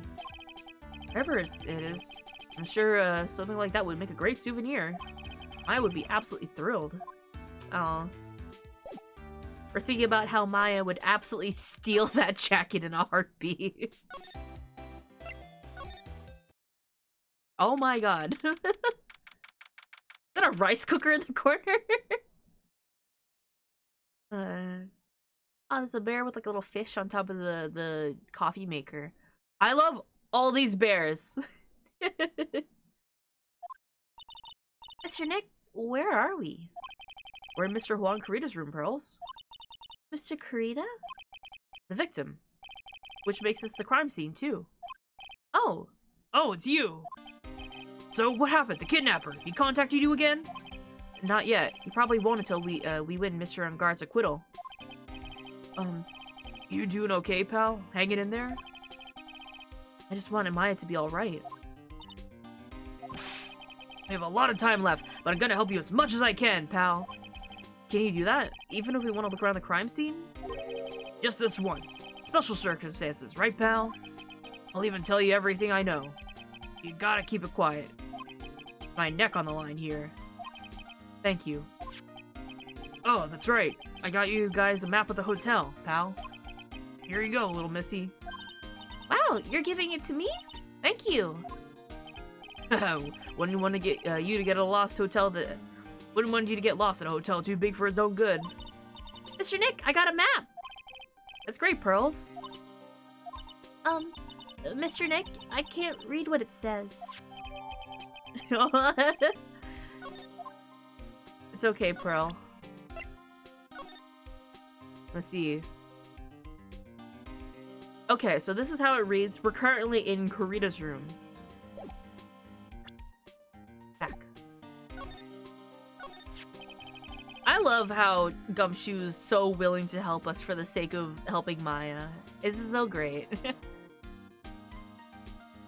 I also realized that because of where I am, you guys cannot see the rice cooker in this corner of the room. Hold on, if I stay in here, there's just a rice cooker there.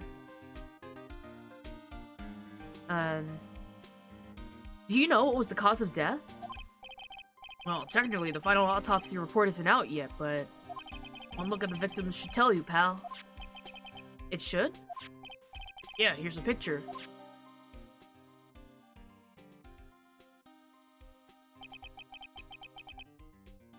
That is straight up a knife. Just in his chest. Granted, it's on the left side, oddly enough. Yeah, pal, that's a murder weapon. He was stabbed to death. They're looking at the fingerprints down at the lab right now. Were there fingerprints? There were fingerprints on the knife? Yep. And it looks like they're pretty sure they're Mr. Unguard's prints, pal. That's bad. Real bad.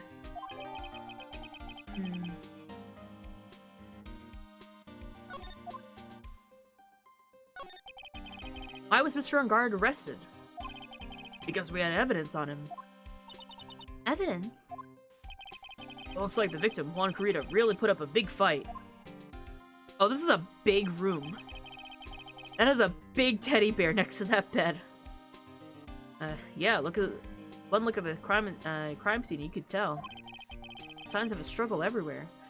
I'm sorry, is that tomato ketchup? Do these people put tomato ketchup on their steaks? Well, yeah, during the fight, his button came off. Mr. Guard said something about a button. Something like one of the Jammin' Ninja's button got caught in his hakama. But that's not all. What? There's a witness, pal. A witness? Who is it? That lady, Miss Oldbag. Please, anyone but her. The prosecution has plenty of evidence to make a solid case.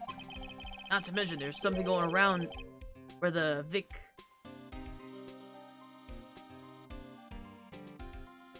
Oh, not to mention, there was something around here where the Vic was that's a little off. That took me a second to read. Something a little off, as in, that's for you to figure out, pal. Alright, let's try to figure it out, Mr. Nick. Okay. Bear. Wow, there are a lot of teddy bears. Alarm clock ones, collector's editions, stuffed teddies, plastic models. Pretty overwhelming. Is there a kind of bear he doesn't have? There's even a few in the trash can.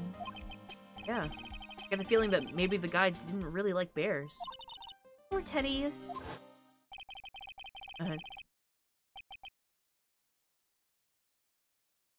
It's hard to bear with all these problems. Growl. Why are we thinking out the clown right now? I don't think I want to bear with the trauma the last case caused me.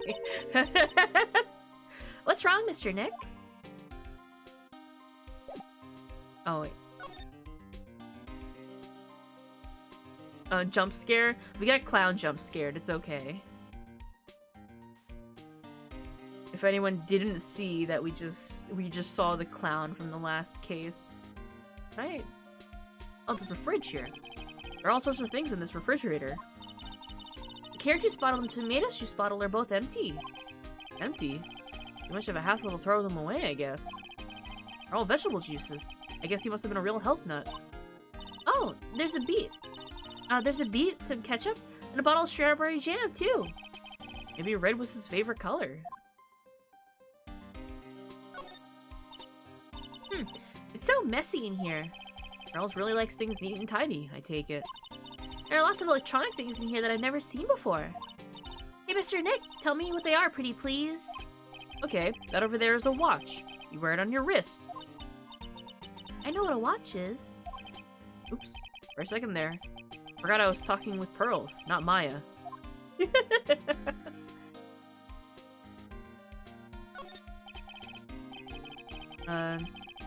It's a suitcase. There are so many things in it that I bet it barely closes. There's his clothes, a dryer, an electric shaver, a calculator. Do all stars pack too much stuff like Mr. Kurita?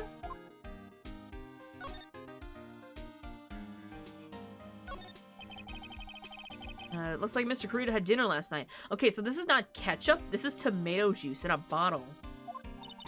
This bottle, it's tomato juice. They had a lot of food at the award show last night. But I wonder if the stars had gone on stage only after eating a meager meal like this.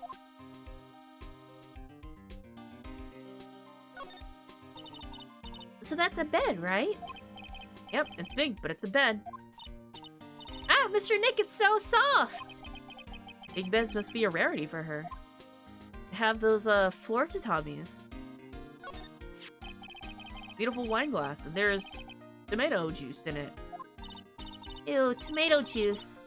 I don't really like it much. There's a bottle of it on the table over there. That's probably where this came from. But doesn't it seem weird?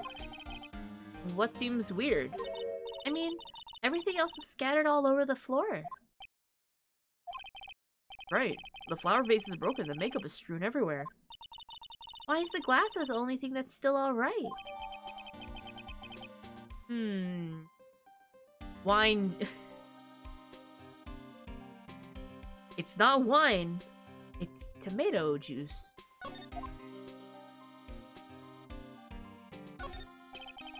Bottles of cosmetics are scattered all over the floor. It's probably where Mr. Kurita fought his assailant. What are these bits of glass from? Flower vase, maybe? There are flowers on the floor, but I don't know what they are. You don't know much about flowers, do you, Mr. Nick? That's it.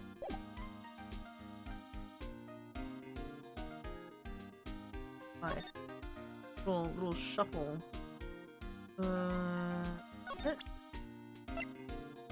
What's up with this? It's about this wine glass.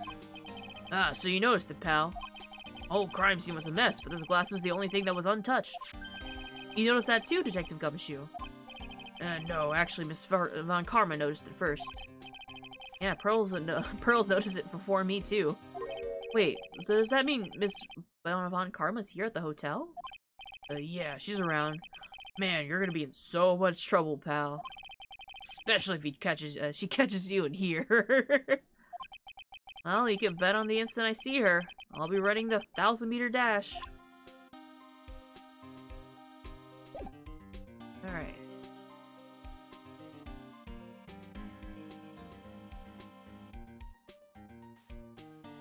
Is there anything else?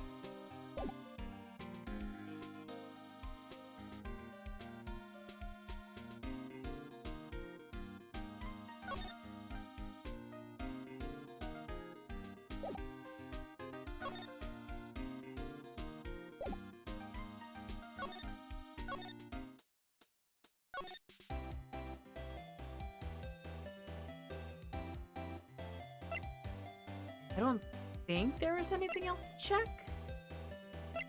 Could be wrong. Right, there's nothing... Shit. Wait, now here, if I examine... Okay, there's nothing for me to, like, slide around with. That's the bedroom over there. It's a bed? Oh, they have really big beds here. Okay. Move away, maybe?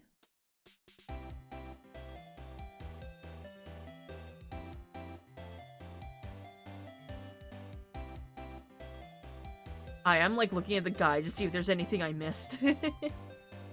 That should be it. I lied. There's something else. It says... Here?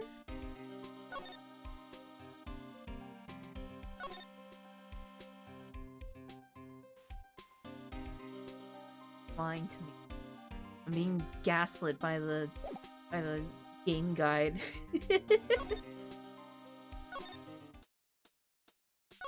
Nothing new there. The guitar case? There was nothing for me to examine in it. At least I don't think so. Back. Slide. Oh, it did. I guess I was trying to highlight over the top of it, and it didn't count. This is a guitar case, I guess. A little beat up, but it's still usable. That's strange. Guitar's not there. Maybe he forgot to bring it to the show? But Mystic Maya, she said the bright red guitar was Jammin' Ninja's signature item. That's true. Hmm? Guitar case is wet, but it's only wet on the top of the lid. Yeah, there's no water inside the case. This is water, isn't it? Okay, there we go. Oh.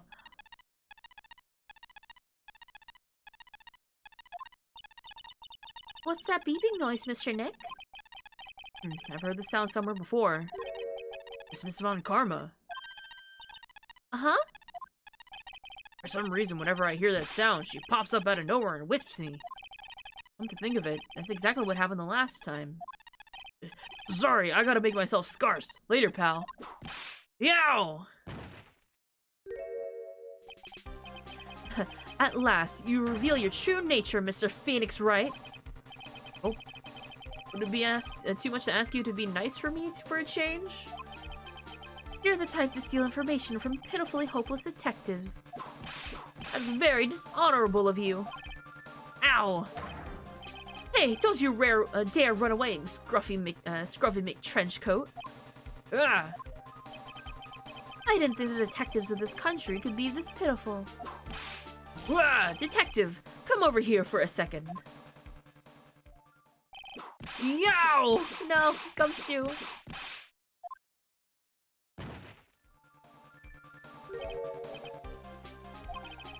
I feel better knowing at least you were man enough to face your punishment. He was so scared, he just froze up on the spot. Mr. Phoenix Wright. You soiled my perfect prosecution record. I'll never forget that. This time, victory is mine! Victory is yours? Is that all this means to you? What? Come, Scruffy. The investigation briefing is about to begin. Yes, sir. This isn't over yet. I swear on my family's honor. Oh, did you have to throw that at me now? What's this? Well, I guess it means I gotta go back to the precinct now, pal. If you need me, come down to the Criminal Affairs Department, alright? If you can, try not to let Miss Von Karma see you. Oh. Mr. Nick, what's this piece of paper? Called an autograph. Autograph. The paper's got Mr. Kurita's name written on it. So it's his autograph. I can't read it at all. To be honest, I've never seen writing that looks like this. It's a special way of writing called cursive. Look here, see how it says, "To my dearest Wendy," in normal letters here? This sloppy, unreadable handwriting. It's crazy and cruel to give this to someone. Hold on. Wendy. I've heard that name somewhere before.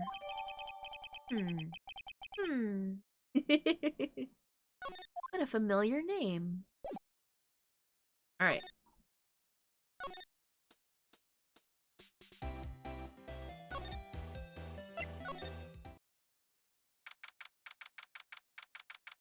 Viola Hall. Oh, Mr. Wright, how are you? Ah, Mr. Powers. Have you been here the entire time? Yeah, people connected to the murder aren't allowed to go home, let alone leave. And can you tell me a little bit more about the Nickel Samurai TV show? Okay. The Nickel Samurai is an action program aimed towards kids. Sequel to the Steel Samurai. See. This time there are 3 samurai brothers. Aluminum Samurai, Tin Samurai, and of course the Nickel Samurai. It's a Love Y in Neo Tokyo. I see. Wait. A love what? A Love Y. This girl, Sayo, works in the tea shop, and all 3 guys fall for her at the same time. Oh, I guess the Y shape is like the 3 brothers colliding over this one girl? Anyway, Sayo's actually the Sayo's actually the daughter of the evil Strawberry Clan's leader. That sounds like an unusual situation. Like Romeo and Juliet ×3. Yeah. Strange thing is, this sort of forbidden love story is really big with the office ladies. Yes, Pearl? What happens next? I want to know. Sayo, does Miss Sayo fall in love? She does, doesn't she? Every Sunday at 8 a.m. I'm gonna stop watching Kids Masterpiece Theater starting this week. Can't believe she's really considering it. Pearl wants to know the deets on the romance. What's the Jammin' Ninja TV show like? Started with a remake from an old movie, to tell you the truth. Jammin' Ninja, like the samurai shows, is geared towards kids. It's the story of a ninja who didn't scale a wall, but became a pop star who can't scale a wall, but became a big pop star anyway. What? He was really lousy ninja, absolutely couldn't do any ninja things right at all. But boy could he sing! With his trusty bright red guitar in hand, he took the ancient world by storm. Ninja with a bright red guitar? And then the final fight in front of his beloved Princess Misola. Jammin' Ninja versus the Muromachi 5. Muromachi. Suddenly, a brave hero catches a not so jammin' cold the night before Battle 3. Oh, that's too bad for him. Yeah. This kind of pop music-based love story is appealing to high school girls really like. Oh, something high school girls really like. Squirrel? What happens next? I want to know. The Jammin' Ninja. Will he be able to sing? What about Princess Misola? Every Sunday at 8 a.m. Which show should I watch?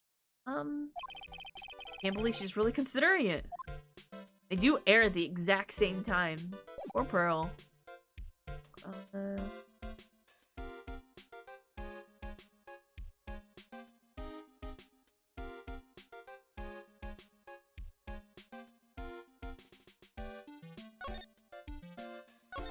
I just gotta keep talking to people.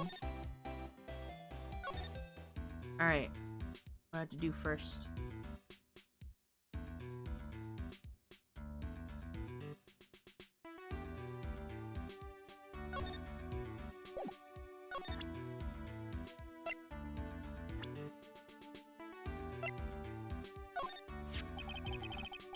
Did you know the victim, Mr. Kurita? Yes, I knew him. The world is such a small place after all. Did you know about his rivalry with the Nickel Samurai? Honestly, they were like children when it came to that. Time and time again, those two competed with each other over the most trivial things. If either one of them wasn't so stubborn, then maybe no one would have needed to die. I got a hunch that this woman knows more than she's letting on. She must know why Juan Kurita was killed. Do you have any ideas?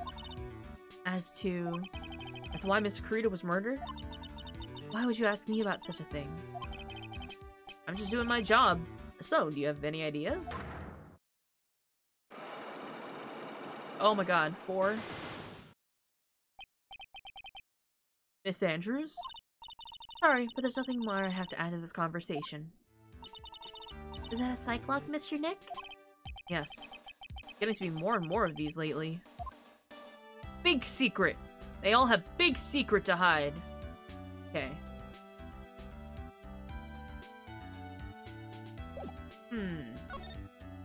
Alright, we're gonna do a little back and forth then. We'll get our friend Little Powers here. Hey, this is Miss Andrews. She's Matt's manager. Actually, I was interested in her for a little bit. Just a little. Miss Powers really likes this type of woman. So, do you know about Miss Andrews? Well, see, here's the thing. I don't really know her, you know? There's sort of a small rumor going around about her right now. A rumor? If you're interested, I'm glad to know, share what I know. So happy, it looks like a lion that just found his next meal.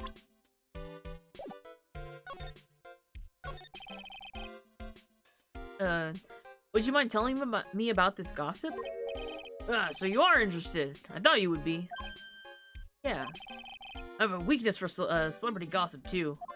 Oh, really? You too, huh? Yeah, take a look at this.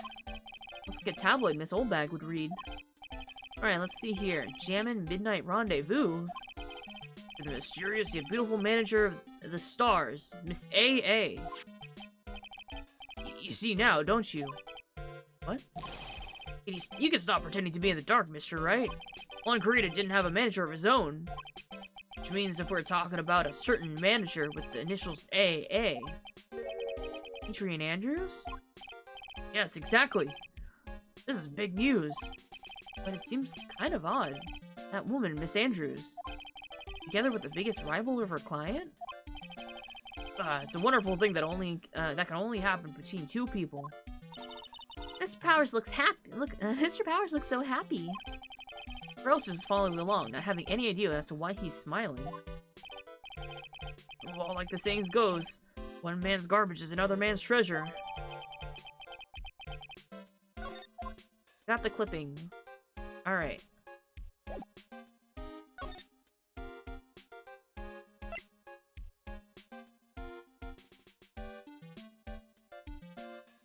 Okay. Hey, Lotta. Hey. Yeah, I got a little something to ask you about. I think we have all the pieces we need. Yeah, I think we have all the pieces. Lotta, will you please answer my questions? The night of the murder, why were you loitering around the victim's room? I told you, didn't I? It's for my scoop. What I want to know about are the details of this scoop. That's not something I can tell you. I mean, that there's my bread and butter. Alright then. Unpleasant tabloid photographer is looking for a scoop. I'm going to say that you were looking to a scandal. Sure. Could it be that you, Lotta Hart, were looking for a break with a huge story? Perhaps an unfolding scandal between Juan Corita and this person?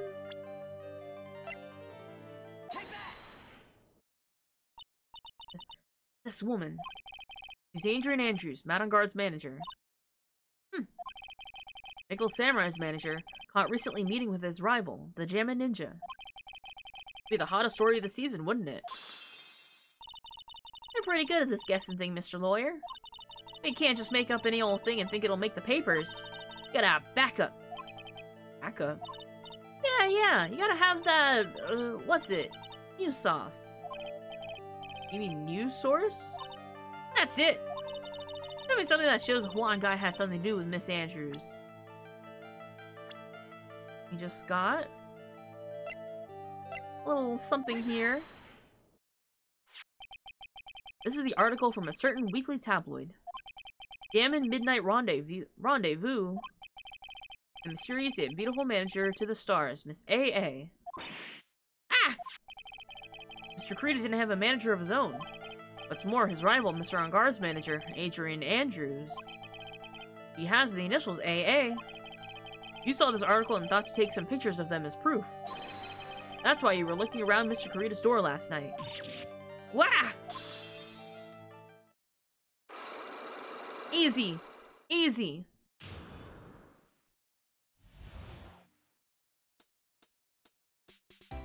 Big scoop. You were looking into Mr. Kurita and Miss Andrews' affair, weren't you?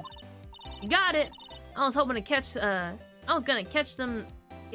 I was gonna get myself a scoop by catching them with a secret meeting. And there's already an article about it in one of the weekly tabloid magazines. No longer breaking news. What'd you say?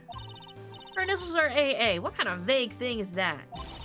That ain't no proof of nothing. People are gonna want to see real proof. Well, at least I do. That's what I was doing.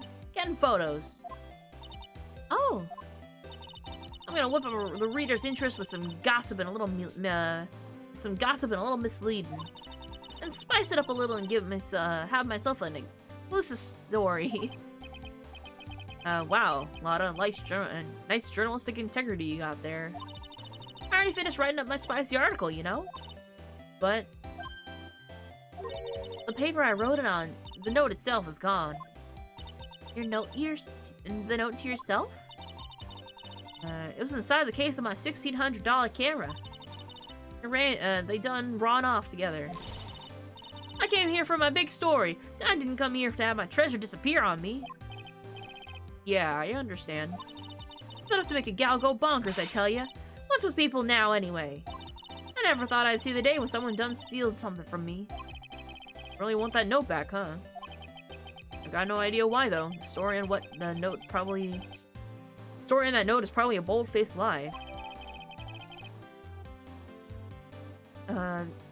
Tabloid article about the victim was in the case. Okay. I think that's all we can do for now.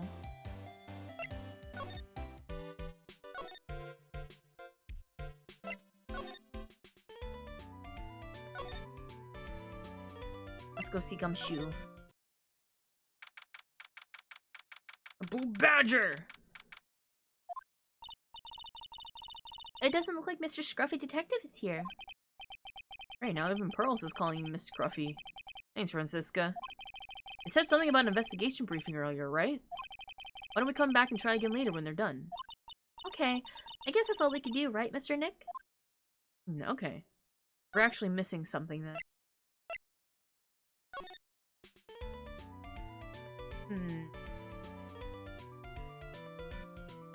Ah. I see. We have all the pieces we need? Guess so.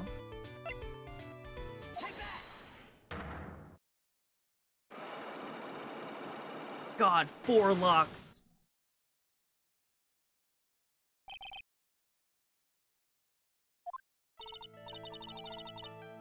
Alright, I'll be honest with you for now. Then please, tell us what you saw. What a waste. Here I have the perfect good chance to have a little fun with you young'uns' expense. I am a little devil after all. Doesn't that imply you aren't a good person? Alright, I'll give you what you want.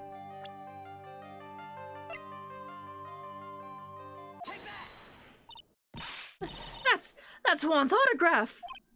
Yes, it is. And it even says, "To my dearest Wendy" on it. That's me, right? Hey, my name is Wendy Oldbag, so that Wendy has to be me, right? Well, it may say Wendy. Somehow, I don't think Juan had this Wendy in mind when he signed it. Oh, please give it to me. Let me have it, please. Oh, I can't just let you have it just like that. Yes, I know. Then how about an exchange? Wow, she must really want this autograph. That was so easy. My offer is good enough for you? Fine, Mr. Wright, you win. Wendy Oldbag, ready to open up her heart. All for my dearest Juan. Yay. We did it?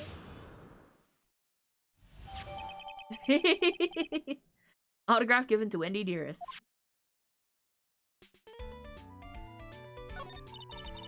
I feel bad for you now. Huh? I tell you, I saw him that night. I saw him coming out of Juan's room. You're kidding. Oh no! That was about 10 minutes before Juan's body was discovered. That was just a coincidence. I was on my way to the toilet, minding my own business. And did you tell that to the police?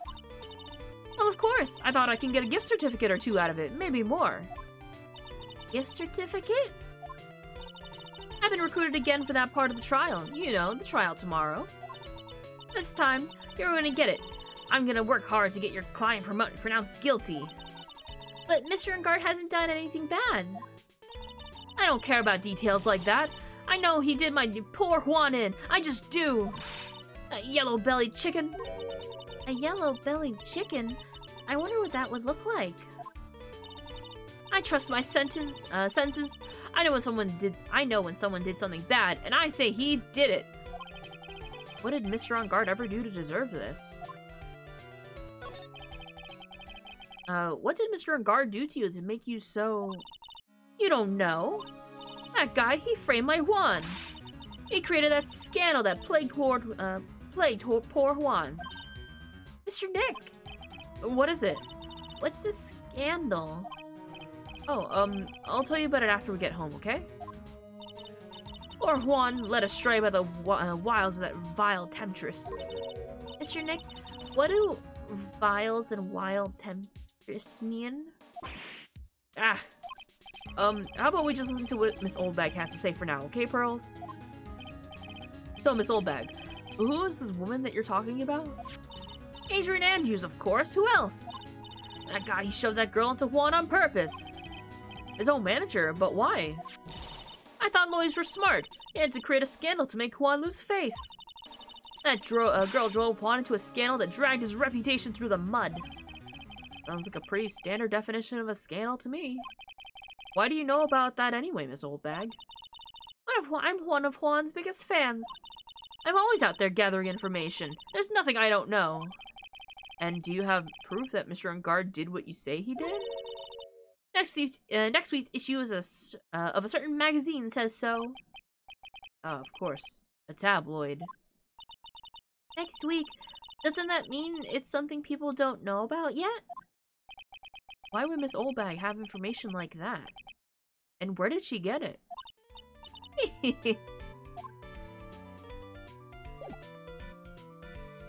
Alright. I think now...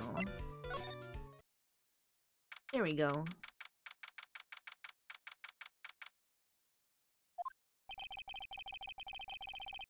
Detective Gumshoes that said they had an investigation briefing. Yeah. Oh, he's back! Hey, so you came, pal. Why the blunt greeting? Because there's nothing to be, friendly or happy about. What do you mean by that? Well, things look perfect this time around. The evidence and testimony are airtight. But we can't just roll over and die. We have to stay positive. What do you mean the evidence is airtight? I can't give you all the details, pal, but there's two big pieces. Two?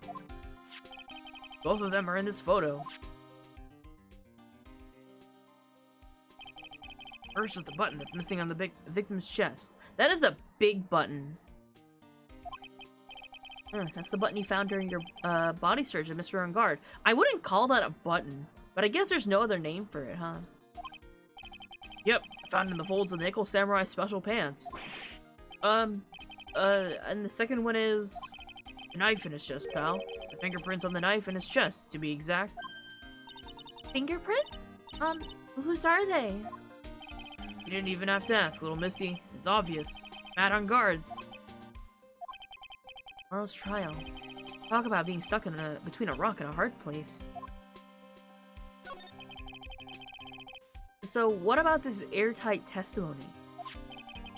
Is that old security lady, Miss Oldbag? Thought so. What do you mean, you thought so? Did she tell you something, pal? Well... I even told her not to open that mouth of hers and blab to anyone. The blab knob is stuck on 10. There's no turning it off. Trust me. Yeah, well, Miss Oldbag saw it all, pal.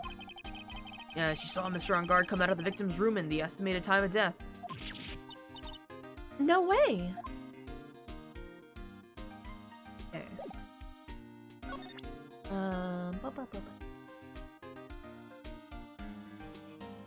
And then gotta show him this. We're pretty interested in this bit of gossip ourselves. A scandal with Mr. Kurita? Why? Well, 2 years ago, a woman committed suicide. Suicide? Her name was Celestine Pax. And she was Juan Kurita's manager. The victim's manager? But that's not all, pal. Miss Impax was Miss Adrian Andrews' mentor. Taught Miss Andrews everything she knew about the business from square one. Her mentor? A woman who was both Mr. Kurita's manager and Miss Andrews' mentor. Could her suicide have something to do with this case? You want to know more about her, pal? Yes, please. She was the victim's manager and also Adrian Andrews' mentor. It's been 2 years since her suicide, and now those two are linked again by another death. Or maybe it's just a coincidence, but wah! That was so fast. Didn't even have time to hear that it was going off.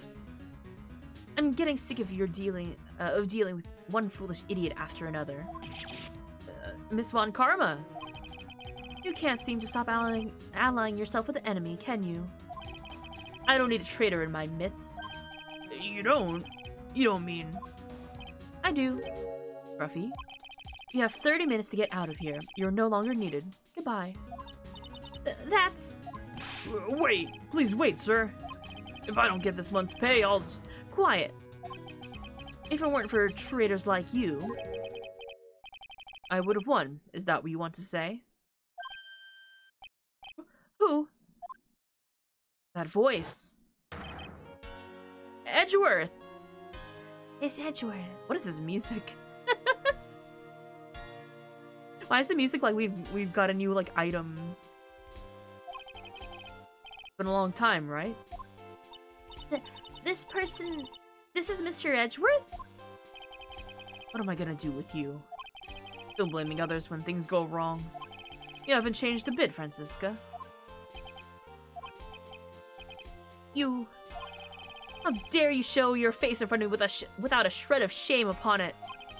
You've soiled the Von Karma name, dragged it through the mud. You even ran away with your tail between your legs like the ill-bred dog you are.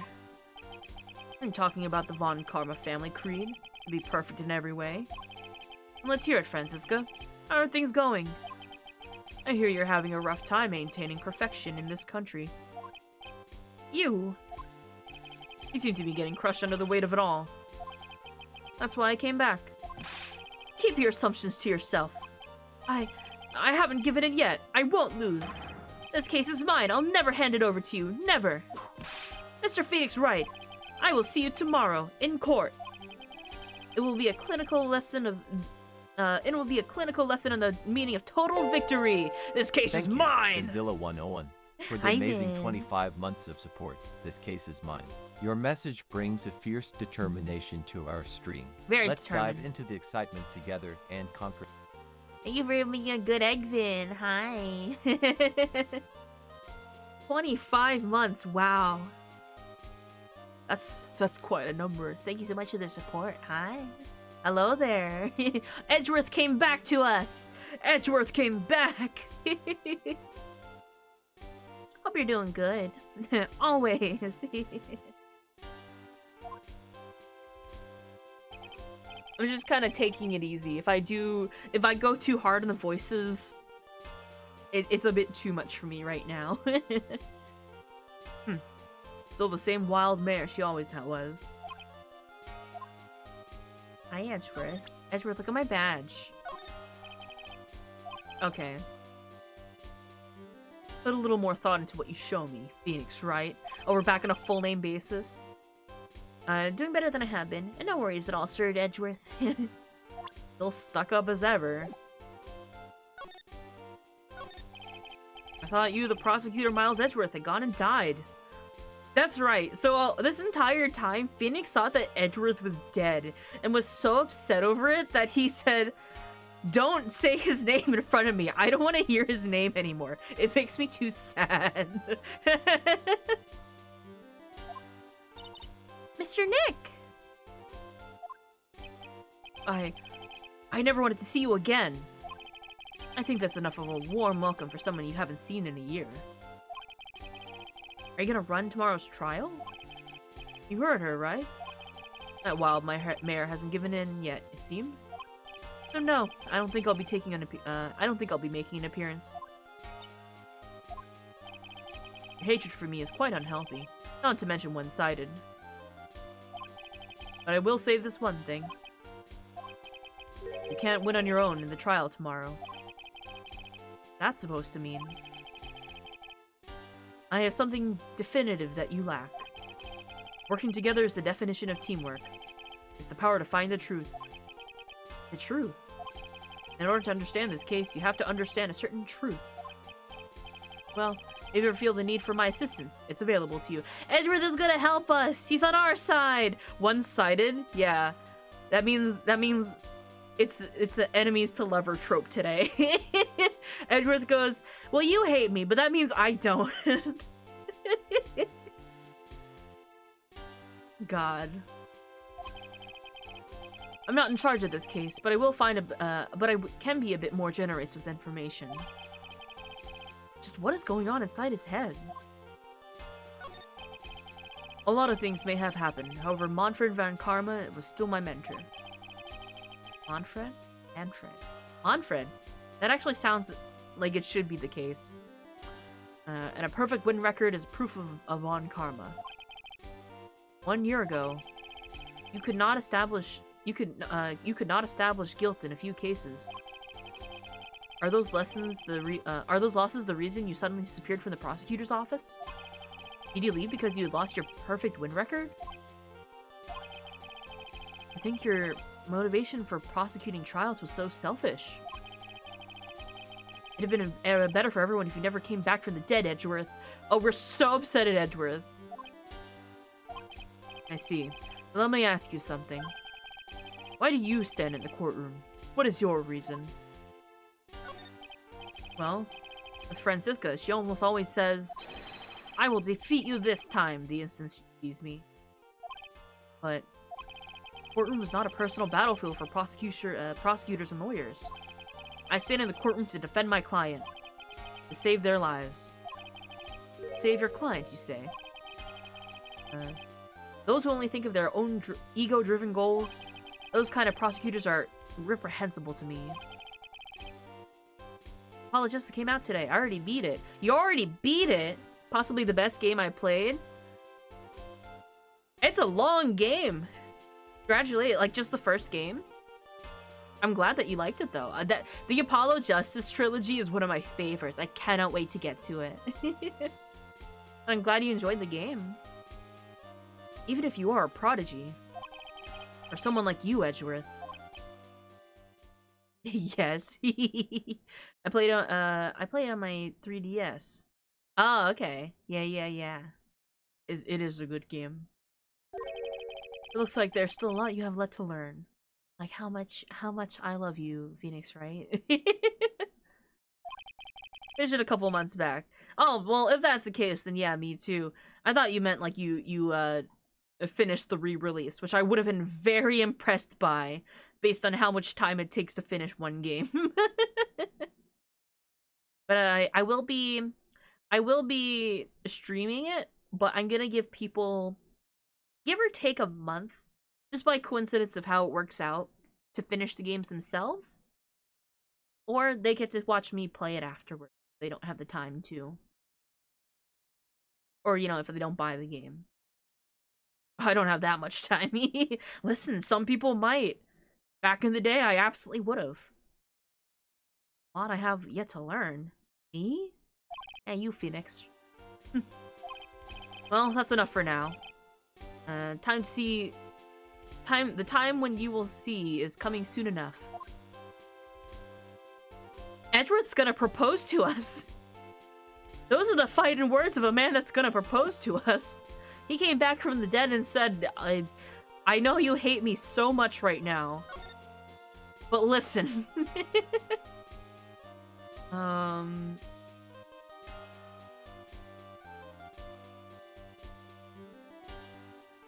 Oh, actually. Present something.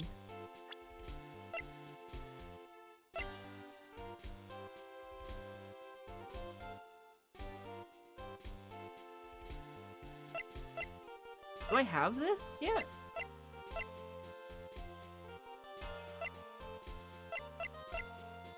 I'm missing something.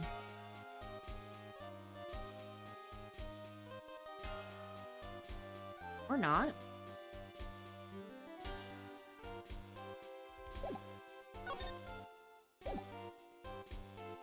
Oh, okay.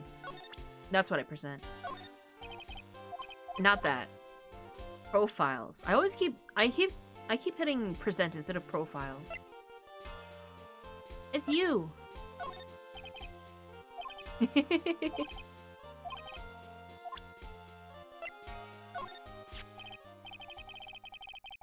Who's your favorite character so far? Also, in my opinion, you're playing one of the best cases. This is one of the finale cases of the games are so wild. I love the Ace Attorney series, though. My favorite character so far? I mean, I like Edgeworth. He's funny. Of the main game series, I don't know. I don't know if I have an exact favorite, but I do love the main cast very dearly. But if I had to say, you know, from the overall series, I'm a big fan of Apollo. I don't know why, he's my favorite character. He's just very fun. That's for later. I like Edgeworth. His character growth is so interesting to me. I really like Maya Fey. She seems like a cool girl. Yeah, Maya's missing, though. She's been kidnapped by Dick Killer.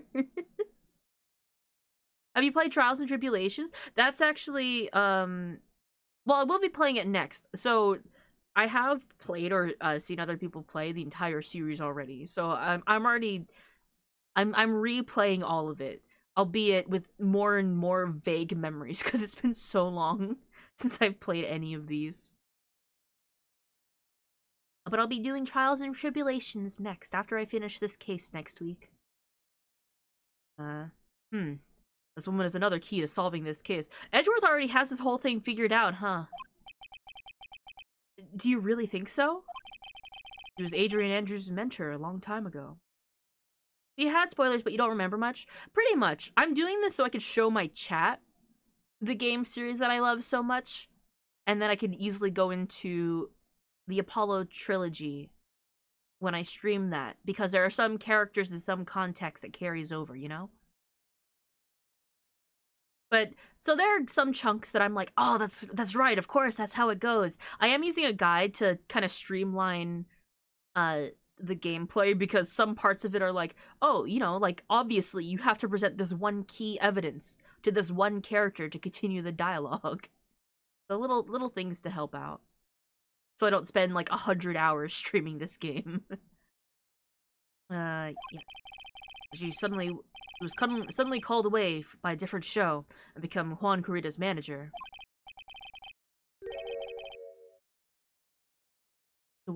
Yeah, these games are so wild. Then a few months later, Select's Impacts died. But her death was ruled as a suicide, right? Yes. But there's still one riddle we've yet to have solved. A riddle? Her suicide note. It went missing. No one could find it. Suicide note that just vanished, huh? Alright. Miss Impacts' death was most certainly a suicide. Of that there's no mistake. However, we cannot find her suicide note. That's when the police began to suspect that someone had hidden it. A suicide note? But how do you know Miss Impacts had ever written such a note? There was no solid evidence, however. We did find traces of ink on her right index finger, which makes the likelihood of a suicide note very high. But who would hide such a thing? The police think it was Mr. Juan Corrida himself. The victim? Oh, it's like blurred out there. He was the one who found her body, which makes him the only person who had the chance to hide her suicide note. Mr. Kurita had hidden his own manager's suicide note, but why? I only used the guide when I was genuinely stuck. For the original game, I didn't use a guide. I would happily just read every combination of dialogue. Yikes, that's one seed to stumble upon. Yeah, one to come across, huh? As long as her note is missing, any speculation beyond this is meaningless. For now, I think you should look this over. This is the suicide report. Part 1, anyway. Part 1? It's like this stream, wow. Alright. Tell me about this. I don't like to look through reports. Okay, cool. I like suicide reports even less. Worst of all, the reports that have multiple parts like that one. That has 2. 2 parts. What you just handed me is the first part of the report. Here's the second part. I had to hand you the first report for you to give me the second? The second part of the report is about attempted suicide. The attempter's name, it's Adrian Andrews. Have you met Gato yet? Not yet. Not in this game. He's in the next game, I believe, right? No, we're gonna click ad break. Miss Andrews? What did she do? She tried to kill herself. She doesn't even seem like the kind of person to try and kill herself, though. You think she's a strong career woman? That's just what she wants you to think. Next game. Adrian Andrews. She has a certain secret she's always trying to hide. A secret? Her dependent nature. My professor told me I need to slow down on my art. Yeah, don't rush through it, Meta. You know, doing it fast is one thing, but you have to take some time into, you know, focusing on the details.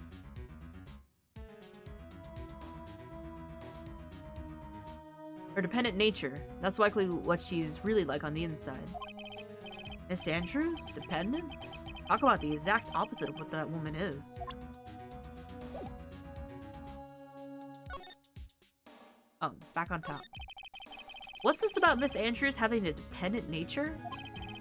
Adrian Andrews' attempt at suicide. It was a few days after the death of Celeste Impax. And why did Adrian Andrews think of committing suicide? Because she had apparently lost her will to live. Lost her will? But why would she... Her pillar of strength, her mentor, Celeste Impax, was gone forever. That's why. Why would that... Is this what they call following someone to their grave? I didn't think I was going that fast. I guess it's learning to kind of pace yourself, you know? It's how long you're taking on the work versus, I guess, the quality. Suicide. After her attempted suicide, Adrian Andrews started attending counseling lessons.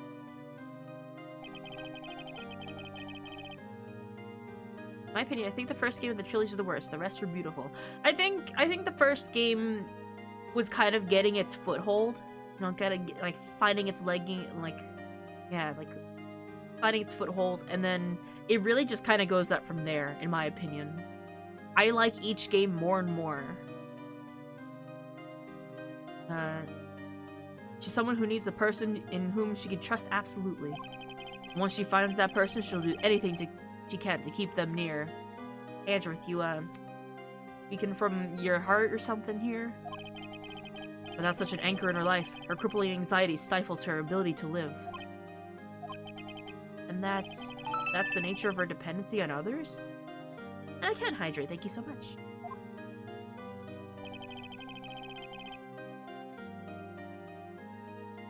When Celeste Impax suddenly committed suicide, The world before her turned pitch dark. That's according to Adrian Andrews herself. Then that means her super confident attitude. That's all a facade. She's only copying her mentor's behavior to hold herself together. How terrible. Add to the court record. The first game was the foundation, the rest was the actual building. Gets better and better after every game. Yeah, absolutely. You know, they do some experimental things, they try it out. And even if they're like okay, like I don't think any of the stories are really bad. Some of them are a bit buck wild, but none of them are bad, I think. Okay. Oh. Ooh.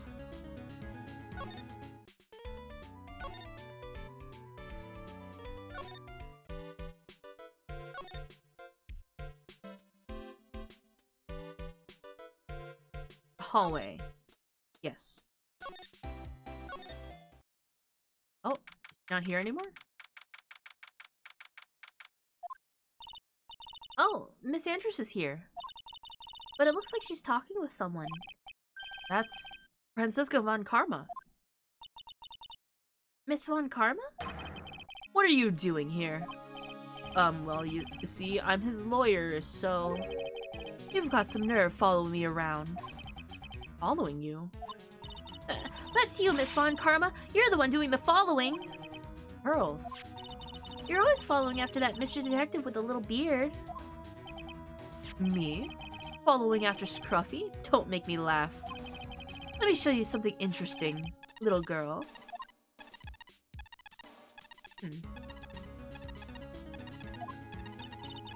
What's that? An electromagnetic receiver. I planted a tracking device on that detective. And with this, I know that fool's every move. That noise we heard was this receiver. Feel really sorry for the poor Detective Gumshoe now.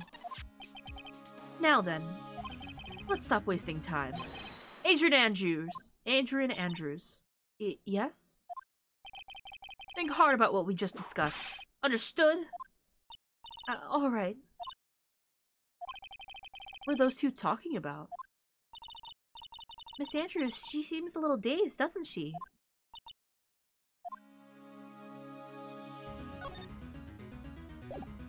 Well, we still gotta uncover her psych locks.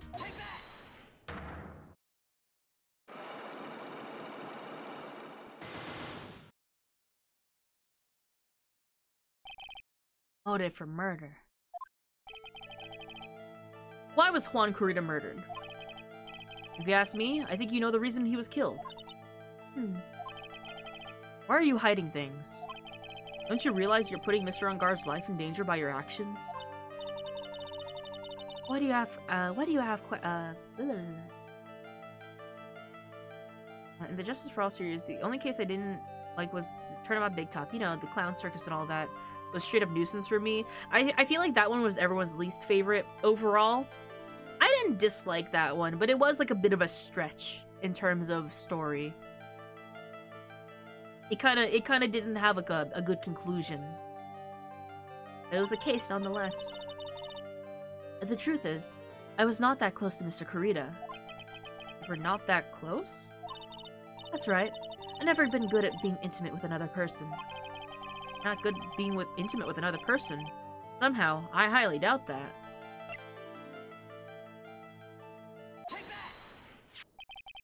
You and Mr. Kurita had an intimate relationship, do you not? That same case is this the creator's favorite case. our good old writer, he could do whatever.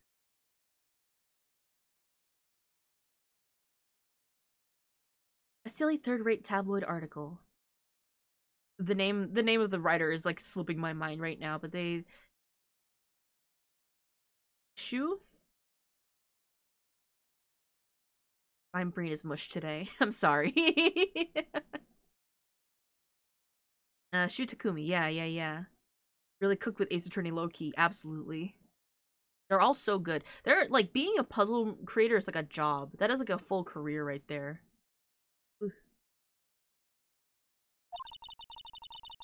If you had even half your wits about you, you wouldn't believe such rubbish. Well, it seems quite a few people have already bought into this story. As to be expected of a world full of crooks and liars.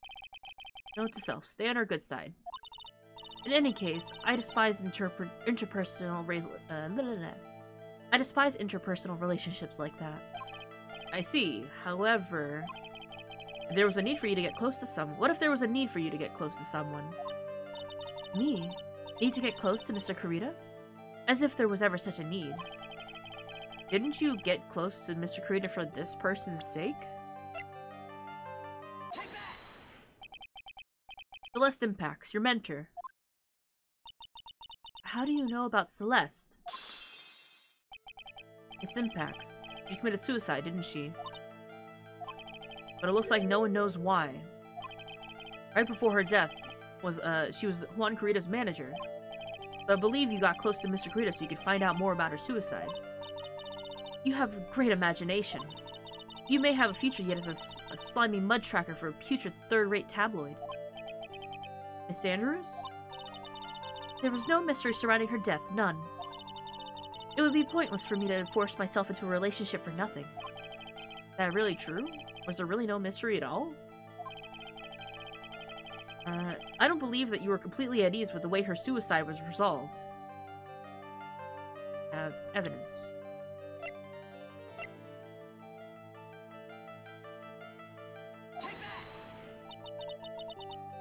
Oh, was that not right?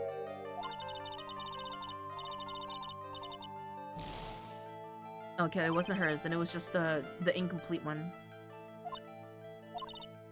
Oh, because so there's no mystery around her case. This one. Miss Impact's suicide note was never found, was it?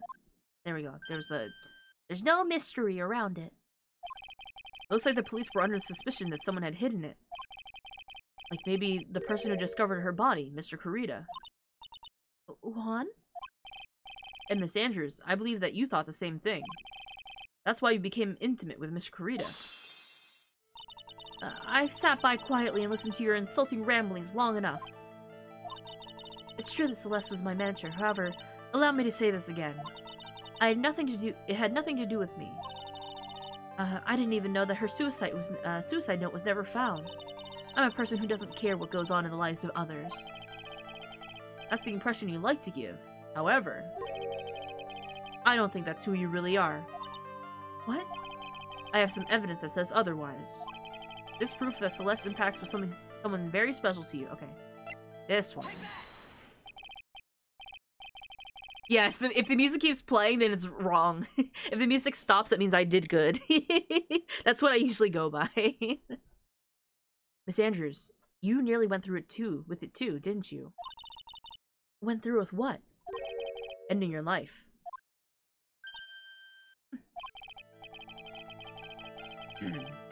Miss Andrews, you look and act like a very strong woman who has it all together.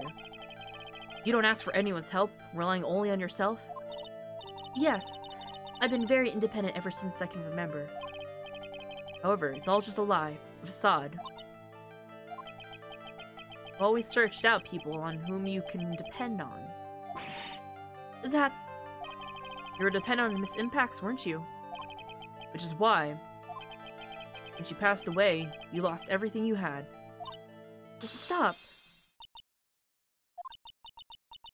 When Celeste passed away so suddenly like that, I died a death of my own, but no matter how hard I tried, I couldn't stop thinking about what had become of her note. You must have heard about the police report. One that said the police suspected Mr. Kurita of hiding Miss Impact's note.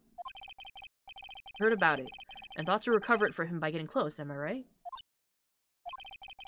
If that's the case, then everything changes. What do you mean? What topic did we start this conversation on again? It was why the victim was killed. Exactly. Somehow, Miss Andrews, it seems that you have become the one with a reason to want Mr. Kurita dead. Me? Miss Impacts was everything to you. And she died. And you would do anything to find out why she was killed herself. Even commit murder. Murder? We're thinking that Miss Andrews did it. Our health is back.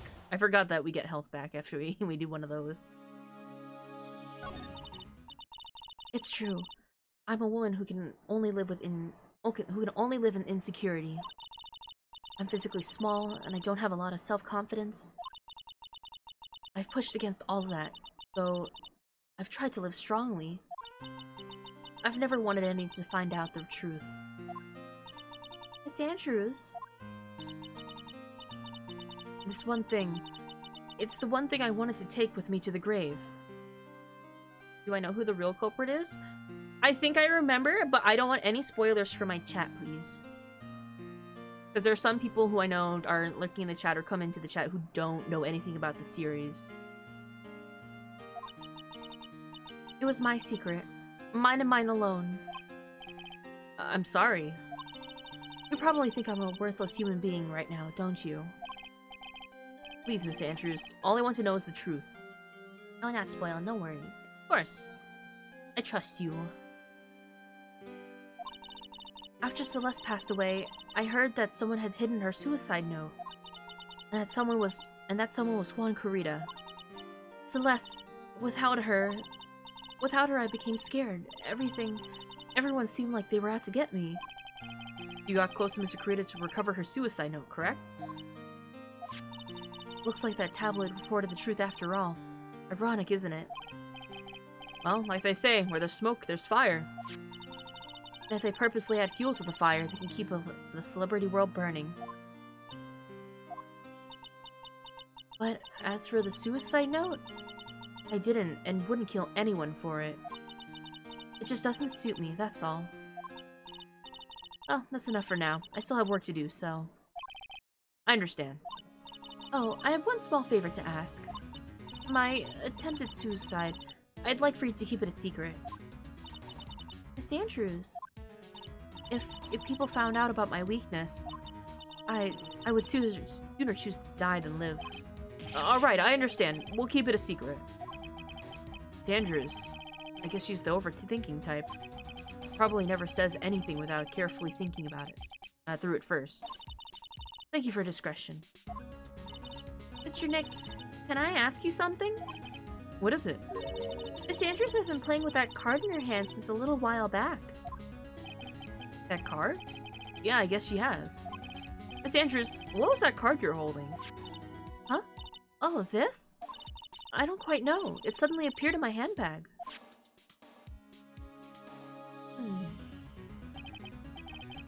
What is it? It looks like a seashell? That's what it looks like, doesn't it? I honestly don't remember owning this card. I wonder where I picked it up from. Or not remembering something clearly? Sounds like it would be a rare occurrence. Well, I must be off. I leave Mr. and Garden in your capable hands.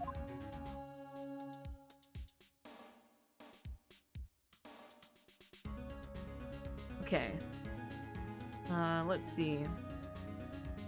I guess that's kind of it. I don't think we have anywhere else to go for now, right? Hallway. Well, yeah, I think we've gathered about all we can. What about Mystic Maya? Is she alright? Oh, Pearls. She looks so worn out by all this. She hasn't slept at all, and we've been walking all over the place, and has been walking all over the place with me today. What's wrong, Mr. Nick? Let's go back to the office for a little while. You're really tired, right? Oh no! I'm okay, really. I'm fine, I really am. You don't look fine to me. We go back to the office. Back to the office. Here, heading back.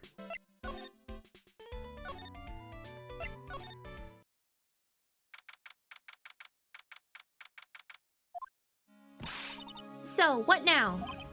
Well, we did find one thing for sure. Miss Andrews has a motive. You mean Miss Impax's suicide note? That's right. She was also the one to discover the victim's body. Clever.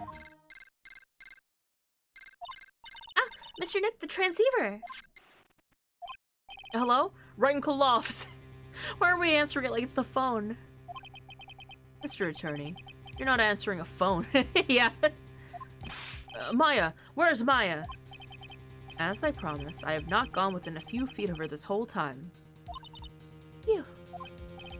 Which is why I suppose she is absolutely famished. What? So I suggest you win a quick acquittal, my friend. At any cost. Wouldn't you agree? Wait, Maya, let me hear her. Very well. Ask my... Maya, is that you? Sis. Ask my sis. Maya! Maya! Damn it, he cut me off. Mystic Maya said, ask my sis, didn't she? Sis? What does she mean by that? Come on, Phoenix. Ugh, you're a hopeless one. Oh. Ah. Oh, that's so fast. Mia! I have a message from Maya, so come, ask me anything you want me about her. How's Maya? She's safe for now. That kidnapper is one to keep his word, it seems. Glad to hear she's safe. Mia, how did you know? As soon as she was locked up, Mia called for me. I read the notes she left, and I gathered as much information about her surroundings as I could. I didn't know you could use spirit channeling like that. Pretty smart of her. The kidnapper, what's he like? I don't know. Apparently Maya went to answer the phone call at the hotel and was drugged there. And? She didn't see the face of her attacker. Maya's locked up in a very dark place right now. I'll tell you everything I heard when I was with her. When you were with her. Date, time, location.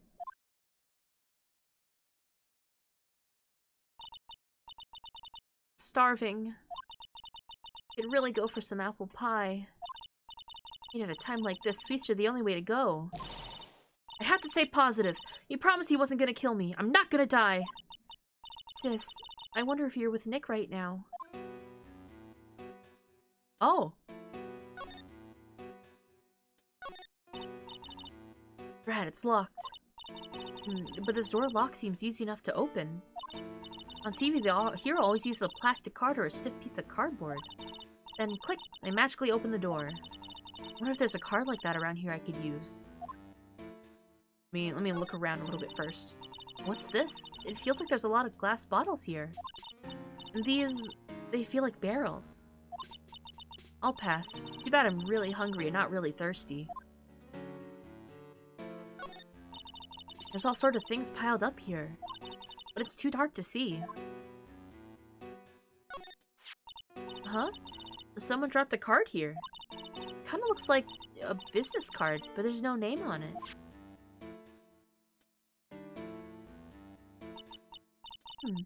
It's a picture of a seashell, I think. What a strange card. Ah, that's it! The shell card! If I use this, maybe I can get the door open. This might be my key out of here. I have a feeling this card might be useful. I'm such a genius. Alright, now if you'll excuse me, Mr. Kidnapper. I did it! Okay, now I'm getting the heck out of here. I shouldn't keep Nick waiting. Or worried. We're free! And man, spirit channeling is such a crutch. Like, being able to channel anyone is so OP. It is. It definitely has its up and downs. But I guess the only downside is you don't retain any memory when you're channeling.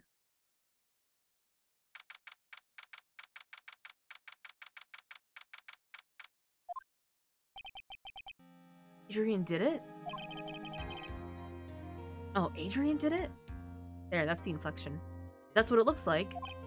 Dude, no way. That woman could do anything like that.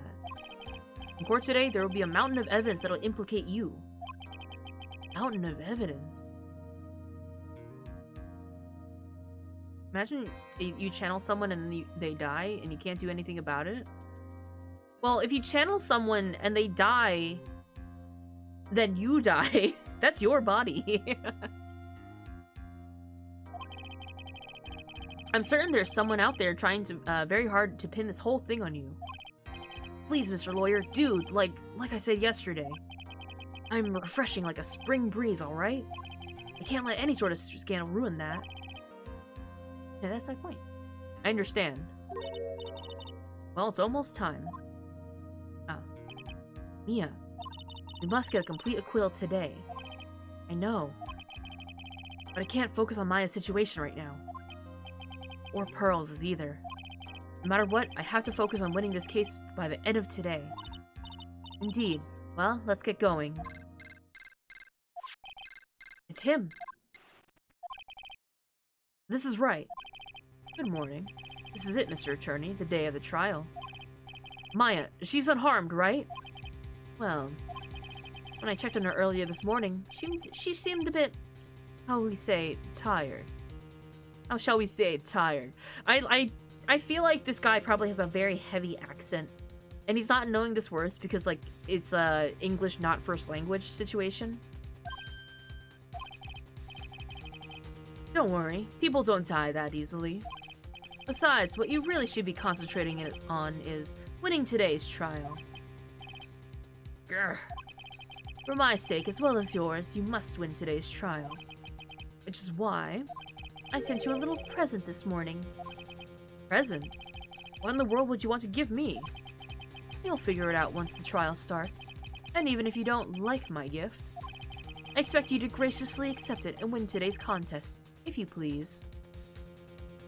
I feel like it would be a deep Russian accent. I feel like something French kind of fits the vibe today, you know?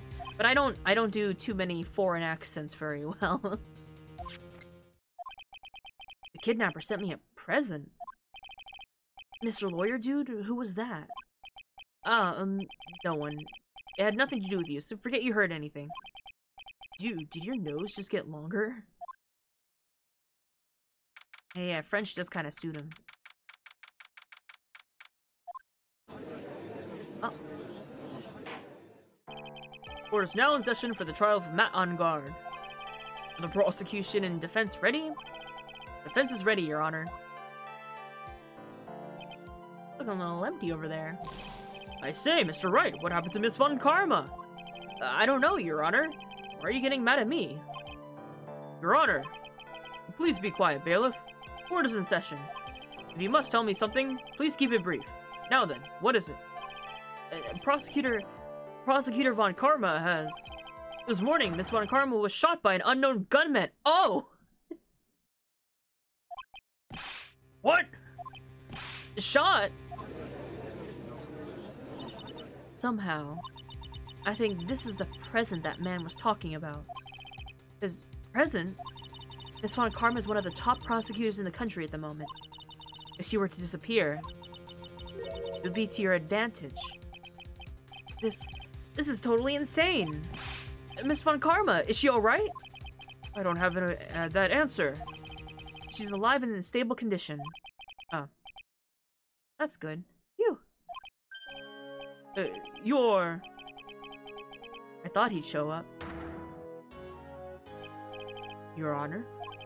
Due to the circumstances, Miss Franziska Von Karma cannot appear in court today. I, Miles Edgeworth, will be taking her place. The prosecution is ready. Naturally. Hi, Edgeworth! Miss Von Karma was shot in the right shoulder and is currently undergoing surgery. Luckily, I've looked into this case and am familiar with the details. The prosecution seeks to prove the guilt of Mr. Matt on guard. The court acknowledges the prosecution. The killer's gift to us was putting our boyfriend in court with us. That's the gift. Right. I finally found the answer I was struggling for in my long journey this past year. By the time this case comes to an end, you too will know the answer. He's gonna propose to us. Now then, the prosecution would like to call its first witness. Please bring Detective Gumshoe to the witness stand. Buh. I'm not lying, I swear. Witness, your name and occupation. The name's Dick Gumshoe, sir. I'm a detective down at the precinct, for now. No, Gumshoe, you're gonna keep your job, I promise. For now. After this trial's over, I'm supposed to turn in my badge, sir. Detective Gumshoe. The prosecution has no need for a depressed witness. Lift your head up and face forward like a proud officer, Detective Dick Gumshoe. Yes, sir! Now, let's have your testimony. We want to explore the various facets of this case. We must start with that. Get ready, Phoenix. This is gonna be one very rough fight. Yeah, it would have to be with Edgeworth as my opponent. I will hydrate, thank you. The answer he was struggling for. Interesting. Show me this answer you finally found, Edgeworth. I'll hydrate, I promise! I'm not lying! There, okay? Happy? Are we happy?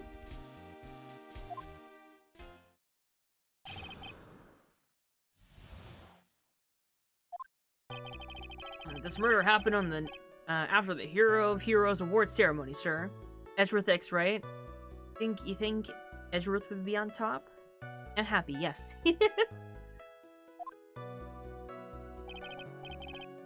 The victim, Juan Corrida, was found dead in his hotel room. After looking at the cause of death, we believe he was definitely murdered, sir. At first, we thought there was something suspicious about the empty guitar case. However, we later found out that the guitar case had nothing to do with the murder. Yeah? Yeah? Nothing? After the award ceremony, the victim was alone in his room? Yes, sir. Both the victim and the defendant went alone to their room, sir. I see. Mr. Wright, you may begin your cross-examination. What's gayer? Being gay or whatever Edgeworth and Phoenix have going on? The latter, probably. You don't believe me? You don't believe me? Thank you for the yowie.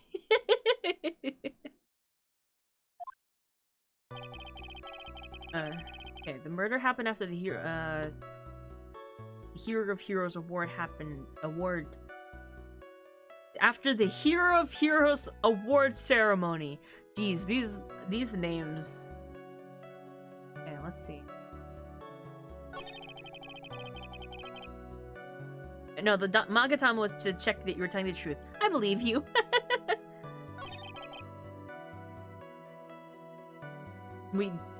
It was definitely murder. The cause of death, wasn't that because Mr. Corrida was stabbed in the chest? Only a careless amateur would believe something so brainless as that, pal. Take a good hard look at the crime photo. Now, a real pro's attention should be drawn here. His bandana. His bandana, sir. The thing wrapped tightly around his neck, sir. Ah, yes, I see. His banana-scented bandana. Then what about the knife? It seems to have been stuck on the victim's chest on purpose after his death. We gotta scan the crime scene. What'd you find? A banana. Did you find any bananas? I like this game. You found a banana bandana? Wow. We have a crafty murderer on our hands here. Autopsy report added to the court record. At first, we thought there was something suspicious about the empty guitar case. Yeah? A banana shirt on a silly VTuber. Banana? Are you sure it wasn't a baseball glove from afar? Because it was empty, pal. Jammin' Ninja doesn't go anywhere without his bright red guitar. We couldn't find it anywhere at the scene of the crime. Oh, then how's about this theory? The fan really wanted the guitar and did the crime to get it. How's that? We thought that too, but... But? The only fingerprints on the guitar were the victims. Only the victims, huh? I see. So much for my theory, then.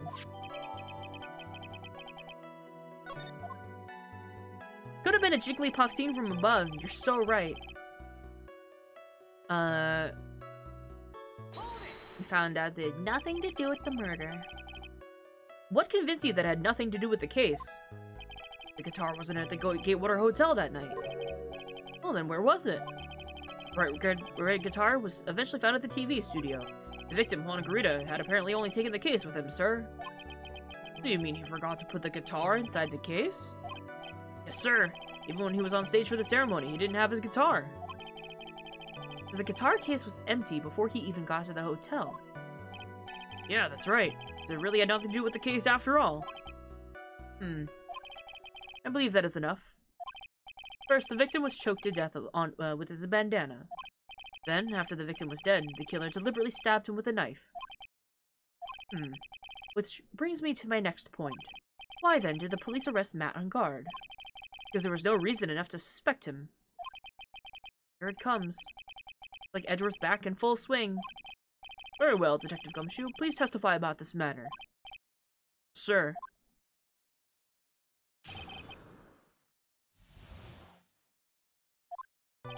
Matt on guard and Juan Grito were huge rivals with each other. They each thought the other guy was in his way. That's motive enough in my book. As for evidence, there's the Jammin' Ninja's button. It was ripped off the ninja costume and it was found in Mr. On Guard's hakama. The defendant's fingerprints were all over this knife. Oh, it's a gold knife. The photo so far was just in black and white. The defendant brought the knife. The defendant brought the knife for the crime. Bought the knife for the crime, which makes this a premeditated murder. The defendant's fingerprints were found on this knife used in the stabbing. Sort of sticky on the handle, so fingerprints came up pretty clearly, sir. Why was it sticky? And there's this button. That was found in the defendant's clothes, wasn't it? We're showing this button. We're showing this thing to the judge and calling it a button. This thing is like the size of, like, your hand. This was a costume piece that is probably about, like, 6 inches big. And this button also... And is this button also covered in blood? Yes, and we know the blood isn't on the victim's blood, sir. What? Jammin' Ninja's button. All of this points to very clearly to the defendant, doesn't it? Yes, it most certainly does, Your Honor. Why did you give in yet, right? I'll find the hole in your argument somehow.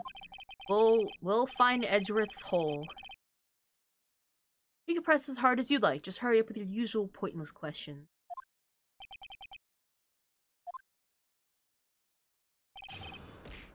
Thank you for the yowie. Matt on guard and Juan Carito were huge rivals with each other. Okay, so,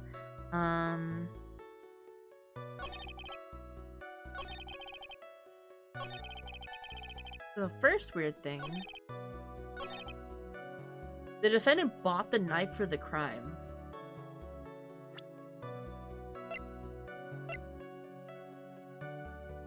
Yeah, in the grip, Gatewater is engraved.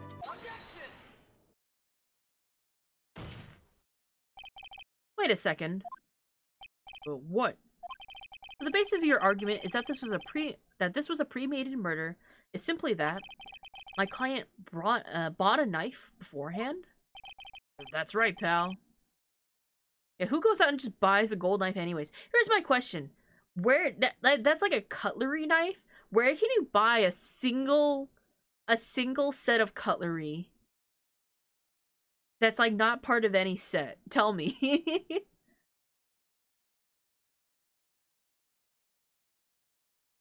Like a single unit of cutlery, right?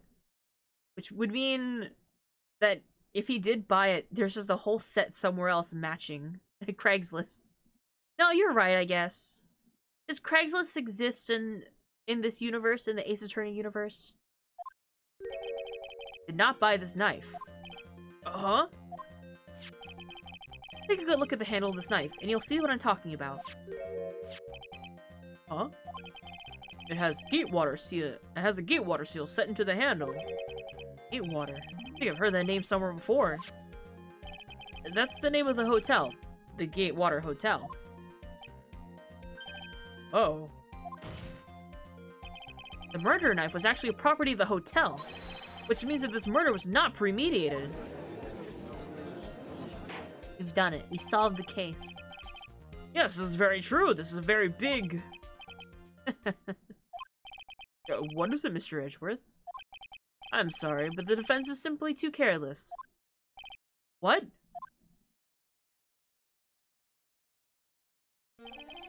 I think whether the crime is premeditated or not has already been determined. How so? I admit this knife is a hotel property. There's no one currently on the police force that is dumb enough not to realize this. But I didn't know. The question is, where did this knife come from? It's obvious it came from the victim, Mr. Kurita's room. Sorry, Your Honor, but that is incorrect. The victim ate a last meal before he was murdered. With that being the case, I would like to draw the court's attention to what is on top of the table. It's yellow. There's a knife and fork at the table. Then, where in the world did this knife come from? If it pleases the court, I would like for us to recall the room of the defendant, Mr. Matt on guard. There's a missing knife. Especially what was on top of his table. There's something missing. Perhaps, is it a single knife? Why are there so many bears in the hotel room? So, that is, the two rooms that we just saw are the rooms of Matt on guard and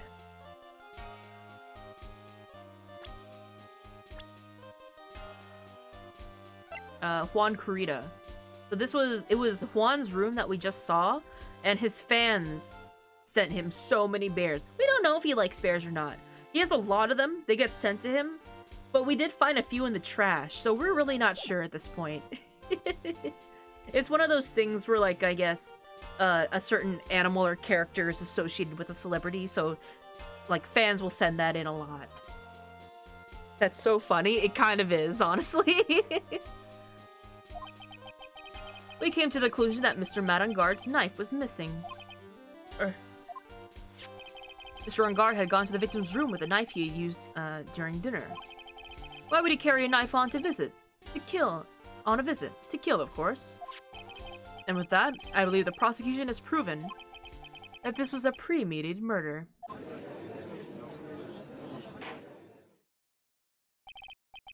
Amazing, Mr. Edgeworth. Absolutely brilliant. A brilliantly clear deduction.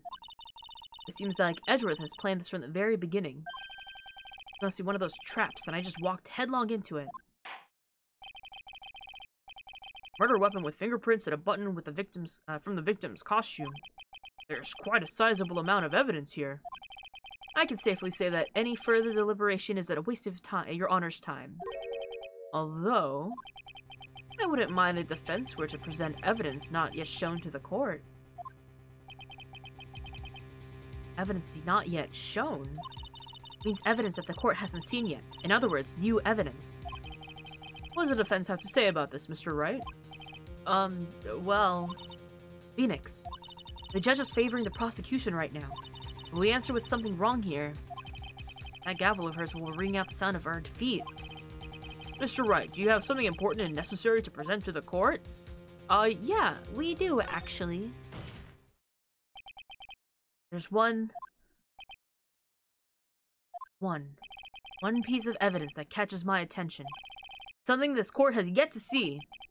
Mr. Wright, I will say this one more time. I do not feel this trial needs to continue at all. However, I'm giving you one chance, and only one. Edgeworth is giving us a chance. What the judge is saying, right, is don't try pulling one of your usual bluffs here. If I mess this up, there's curtains for all of us. You may now present one and only one. Our health! Our lawyer health is gonna be gone! What is the important piece of evidence that we have to show to court? God. That's so much health. It's been a hot minute since we've seen that much health gone. I'm just making sure that we want this. The attorney's badge! This is a wine glass, is it not? Please look at the photo of the scene crime the crime scene one more time. This scene is a mess because the victims struggle against his assailant. The vase was broken, and his makeup is all over the floor. These were all things that were, at one point, sitting on top of the dresser. Well, yes, I see your point. However, the glass that is sitting on top of the dresser is mysteriously untouched. The only thing that had not fallen over with everything else is this wine glass. This piece of evidence is more than strange enough to warrant further consideration. Well, what do you all have to say? Oh, well, yes, it's a little peculiar. Yes, isn't it? I thought it was. You can stop looking at me with those puppy dog eyes of yours now. They work on Edgeworth. Mr. Edgeworth? What is it, Your Honor? Your opinion. You don't need my opinion. Because there's no special meaning to that glass.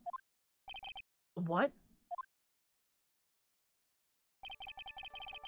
It's safe to say the glass was either set there after the crime took place, by the person who discovered the body, Adrian Andrews, for example. She could have easily been so shocked that she set the glass down without thinking. That does sound very plausible, Mr. Wright. Would Miss Andrews really have set that glass down without thinking? No way. I appear weak here. The trial's over. I can look for my proof later. For now, I should trust my instinct and point with certainty. You might just fall for it if you're thought-provoking enough. The defense would like to challenge the prosecution's theory. You're home? Hi, Nina. We would like to see something that proves that it was Miss Andrews who We would like to see something that proves it was Miss Andrews who set the cup on the table. Turn the situation on its head yet again, as usual. Mr. Edgeworth, do you have any proof to back up your claim? There's no way he has any. He's just bluffing. Unlike Mr. Wright, I never say anything unless I have the evidence to support it. What? You're not thinking hard enough today, right? Do you think this wine glass escaped my notice? Then, of course it's been thoroughly inspected for fingerprints. Fingerprints? There's only one set of fingerprints left on this wine glass. Only one? Well, whose were they? They were not the victims nor the defendants. Rather, they were one of Adrian Andrews. What? That's why I said the person who had discovered the body had left it there. Are we done here, Mr. Wright? I can't believe I fell into another trap! Miss Andrews was probably holding the glass when she went to see Mr. Kurita. But upon seeing his dead body, she was stunned and set the glass down on the dresser. Thank you for the hydrate. What you just said makes a lot of sense. Tisk, tisk, tisk. Now do you see, Wright? You can't change any part of my scenario as it explains everything all too well. Grr! I thought long and hard about this. You thought long and hard about us, huh? About what it means to be a prosecutor. And from here on out, I will show you the answer I've come to discover. Wait a second, Mr. Edgeworth. I think the prosecution has provided enough evidence for me to enter my verdict. Gay! That's a little gay, Edgeworth. Unfortunately, I cannot allow you to pass judgment yet. The prosecution has yet another witness we would like to hear the court to hear from. Another witness? Yes. Bailiff, please bring in the next witness. What in the world is Mr. Edgeworth thinking? I was delayed via drinking.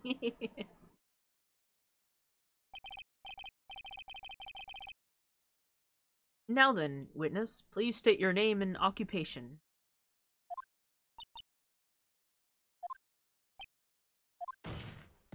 Witness, your name and occupation, please. He got hit! Gotcha! It's the lady with a gun! Wonder what happened to that calm composure he had earlier. Oh, Edgy boy, it's been a while. A year since we last met, hasn't it? You should be more happy to see me. I saw the report with her testimony. Who knew that under that helmet? It was the Wicked Witch of the witness stand. How did security let her in with that? It's a toy gun, I guess? I don't know. I'll tell you. This time I know what I'm supposed to do. So today, I'm going to tell you everything and anything and everything. Even things that don't have to do with the terrible crime. Miss Witness, that terrible crime is all that the court needs to know. Oh, she's shooting the judge, too! Ooh. Shush, I'm talking with my edgy wedgie right now.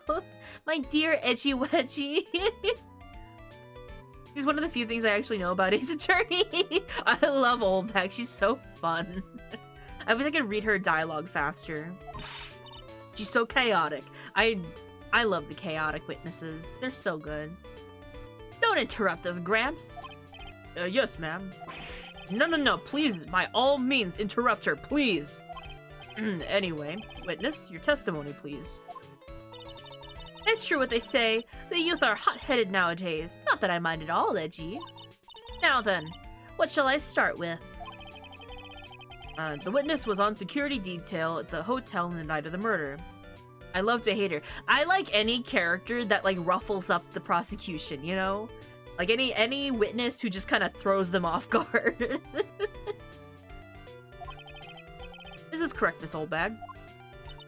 It was a great job being able to see my dearie Juan. It was almost too much for my little heart to handle. You mean you're a fan of the victim? Look, everyone is crazy over that Angar, saying he's cute in a fresh way or something. But not me. I wouldn't say anything so silly. After all, I have no interest in a little child like him. I'm only interested in a real man, Juan Kurita. But those two were the same age. Anyway, as I was saying, actually, how old were they? I love how he makes Edgeworth shit his pants at the sight of her. Yeah. As soon as he found out that, like, who she was, he was like, no. No, interrupt her. Stop her. Let's see. They were both 21, so they're a couple of years younger than, Miles and Phoenix. Oh, they're 25 now. Wow. I made a grave mistake. I was pacing in front of his room that night. Very well. Please tell the court what you witnessed the night of the murder. Leave it to me, Edgy Poo.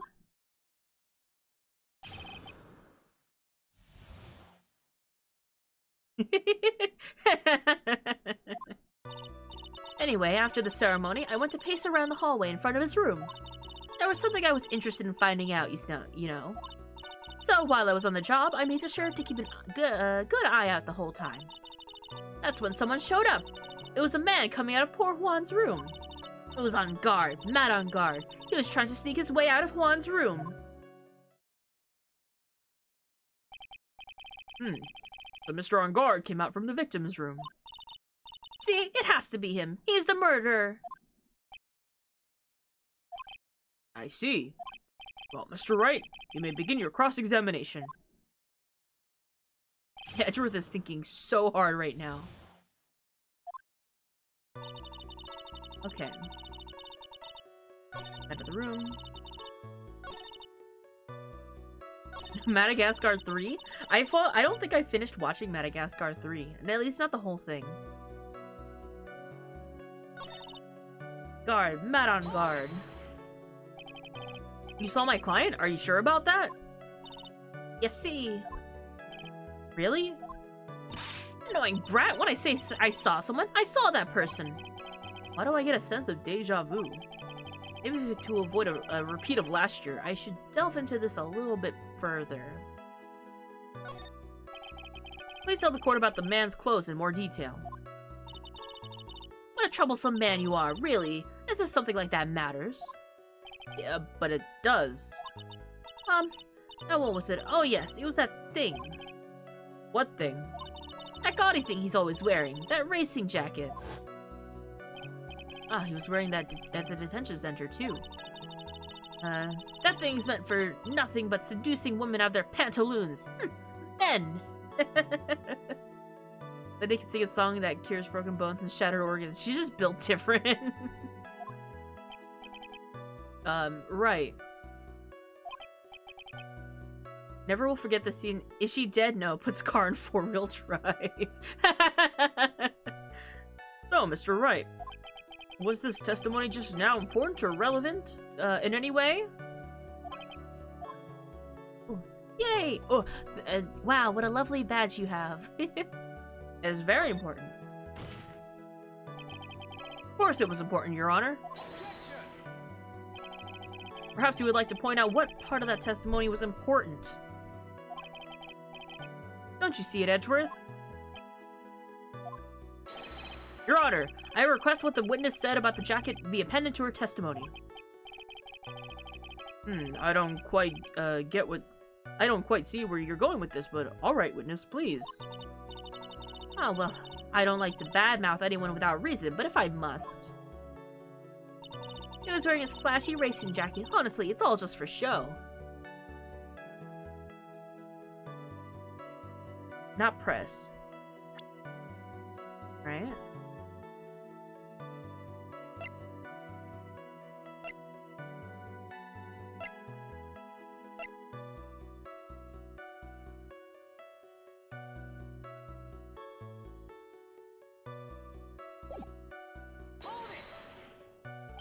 Are those pastries? Those are your attorney's badge. They do look like little cookies, though, don't they? They're supposed to be this. Do you see this badge here? Are you sure the defendant was wearing the racing jacket? What do you think? Cookies, yeah. If you do exclamation shop, you can drop actual cookies on me. That's all I've seen him in front of in anything other than that horrible thing. I believe the judge would try and eat your badge. Not if I don't present it to him. I'm sure he was... What do I do with the cup? Ugh. That's a little something else. Yeah, those are Choco Tacos. Do I have something to, like, put my mouth over when she does that?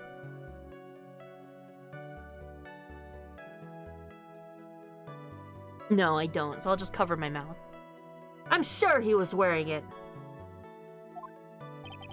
You sure of herself to the point where it's self-absorption. I have a hand. I do. I was hoping for something a bit more, like, plasticky sounding. She may not remember things or be mistaken here and there, but I don't think she's lying.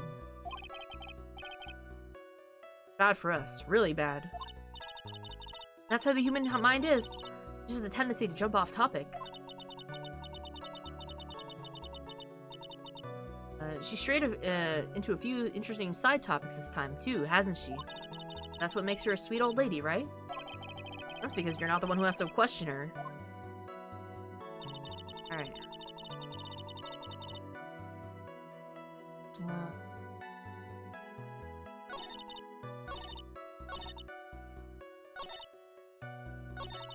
Okay. So this one... I have to present this. Because she says that she saw him in the jacket, but according to this, he was wearing his costume. Miss Oldbag. What? Don't say my name for no reason. Do you know what this is? Ah! It's button number 2 under the Jammin' Samurai's costume. Now I know she's an obsessed fan. She identified it in a single glance. Give it here! Give it here! If you don't give it to me, I'll punish you with this! Wow, she's a really die-hard fan to want a button covered in blood. This button was discovered on Mr. On-Guard's body during a full-body search. See? This button proves beyond a shadow of a doubt that it was that rascal On-Guard. He was caught up in the pleats of his nickel samurai hakama pants. See? And On-Guard is a nickel samurai. It looks like an egg. Witness! Now, it may just be me, and I do have an active imagination. But just now, didn't you say that the defendant, Matt On-Guard, was wearing his usual racing jacket? I'm sorry. Sorry that you judge people based on what they wear. I wore the trendiest dress, But instead I have to put up with this this outfit is hideous, right? It's got a tape recorder stuck in the chest. It's heavy, so heavy. I wish we had switched to CDs long ago. Dream a lot for all the kids out there. Understand? Now take a look in the mirror. Your clothes are about as interesting as a documentary on curling. You should take a tip or 10 from Edgy Poo. Now hold your tongue still there for a second. What you saw in actuality was not Mr. On Guard, the man. But Mr. On Guard, the Nickel Samurai? When you think about it, they're really one and the same anyway. This old bag, that is a very important part that we're talking about right now. Edgy Poo, don't you think so? Do you think so? Well, it might be something worth considering. Say it's important and agree with me for a change. Witness, think carefully and try to remember as much as you can before you testify. Alright, if you insist. I should be the one sighing, not you.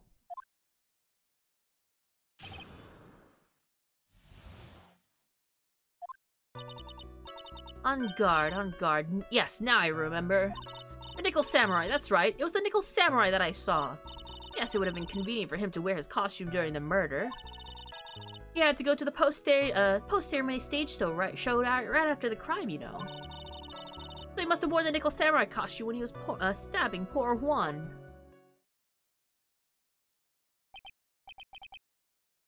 I knew it. I knew you'd say he was inside that costume. What? Did you think there could have been someone else inside that costume? Don't be a bad little boy, thinking such rude things. But the possibility does exist. Ah, young'uns today, I told you, there's no way there was anyone else. How do you know that? Because I said so, and what I say is the truth. At least she's just as delightful as a witness she was a year ago. Mr. Wright, you may cross-examine the witness.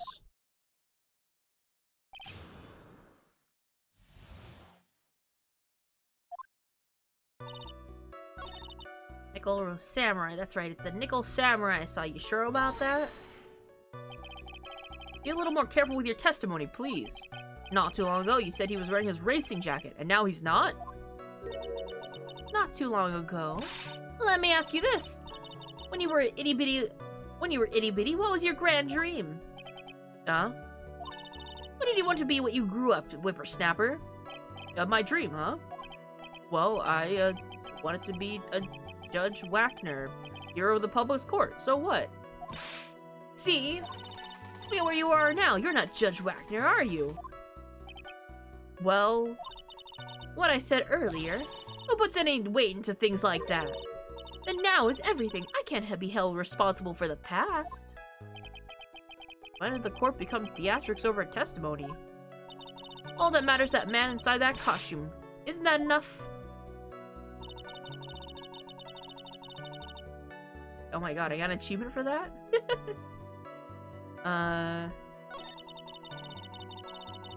He had to go to that post-ceremony stage show right after the crime, you know? Must have worn that costume when he was stabbing poor Juan.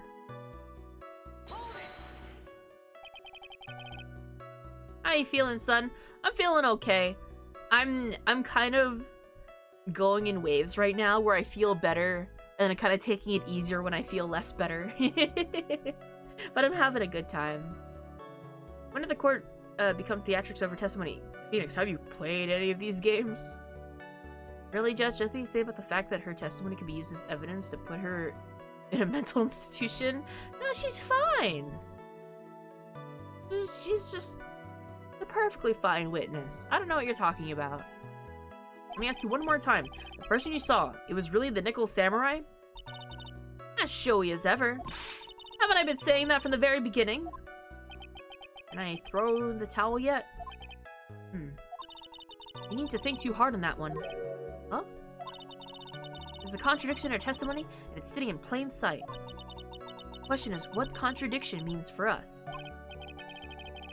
Well, I have to figure out what you're talking about first, but okay.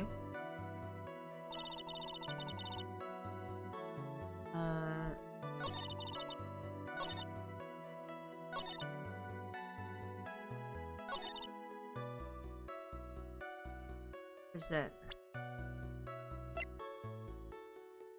Ah.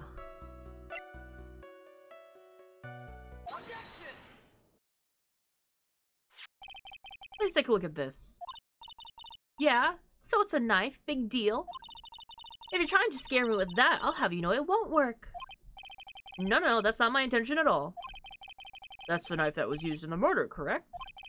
Your Honor, do you know why this piece of evidence is important to this case? You don't even have to ask, it's because the defendant's fingerprints are on it.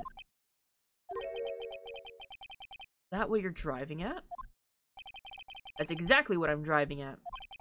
What are we driving at? And whose car are we driving? If Mr. Erengard was really in the Nickel Samurai costume at the time of the murder, then it's impossible for his fingerprints to have been left on this knife. Actually, he would have wiped all previous fingerprints on the knife right off.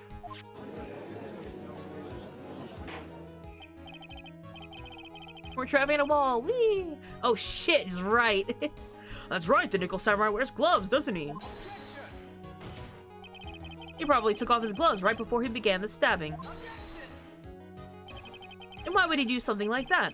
To leave his prints on the murder weapon? There's no way he would do something like that. However, there's one possibility. Let's hear your possibility. It's very simple. The defendant went to the victim's room while in costume as the Nickel Samurai. At that time, the defendant held no intent for murder.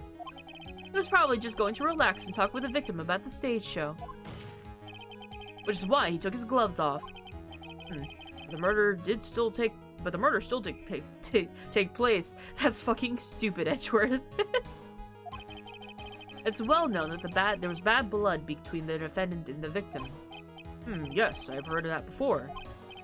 Well, Mr. Wright, what do you have to say about Edgeworth's theory? So let me... It looks like there's a smiley face there. So let me get this straight. Edgeworth's theory goes like this. When the defendant went to the victim's room, he had no intention of killing him. Now, up to this point, there are problems with this theory. Are there any problems with this theory? No problems. There's a contradiction. Think about it one more time. Bit of a contradiction. This theory contradicts something earlier in the testimony. What are you babbling about? Now, for argument's sake, let's propose Mr. Erengard as the killer. If that's the case, I think it's impossible for the killer to have gone to the victim's room without intent. It's impossible for the killer to have gone to the victim's room without intent, yes. This knife. This was used by Mr. Erengard at dinner. Yes, we did establish that. Which means that if my client, in fact, was the killer, then he brought this knife with him when he went to visit Mr. Kurita. I suppose. However, you just said it yourself. At the time, the defendant held no intent to murder. If that were true, then why would he bring a knife? He wouldn't, would he? Which means, Mr. Edgeworth, your theory was flawed from supposition 1. You're wrong, Edgeworth. And one more thing.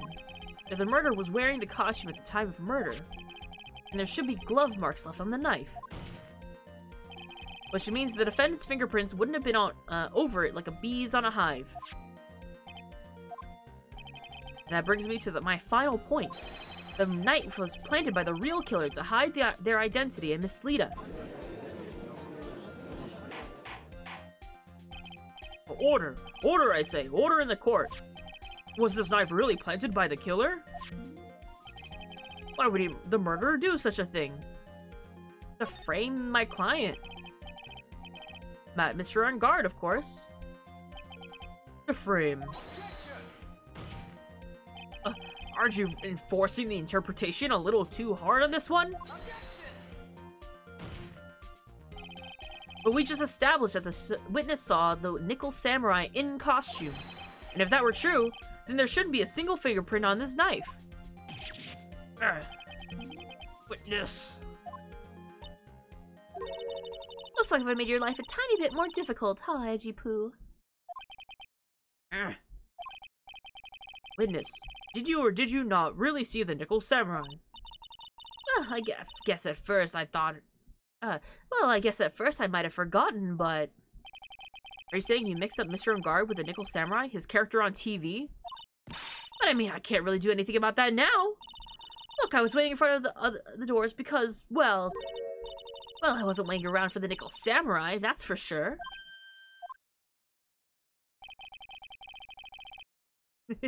Objection! Blatant fuckery, Your Honor. He wasn't waiting for the Nickel Samurai. Alright then. Who were you waiting around for then? That's a top secret to anyone outside of security. I have a feeling that you were waiting for Mr. Juan Kurita. Am I correct, witness? Ha ha ha. The way you think. You're a sad amateur with a terrible case of nearsightedness. Amateur? Me? What am I an amateur of? The old bag was waiting around in front of the victim's room. But it doesn't sound like she was waiting to catch a glimpse of Mr. Kurita. Maybe Phoenix. Maybe the old bag was waiting around for that person. If it's who I think Mia's hinting at, it's certainly possible. Miss Old Bag.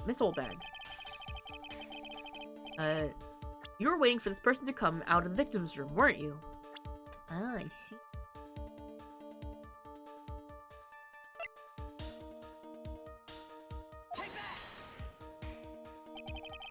Who is this person? This is Adrian Andrews, Mr. Ungard's manager. But why would the defendant's manager be in the victim's room? It seems that this is the latest rumor in circulation, Your Honor. Oh, this is... I see. The judge seems to be really into the article. It could be called such a thing. And this manager, with the initials AA, are you saying it's...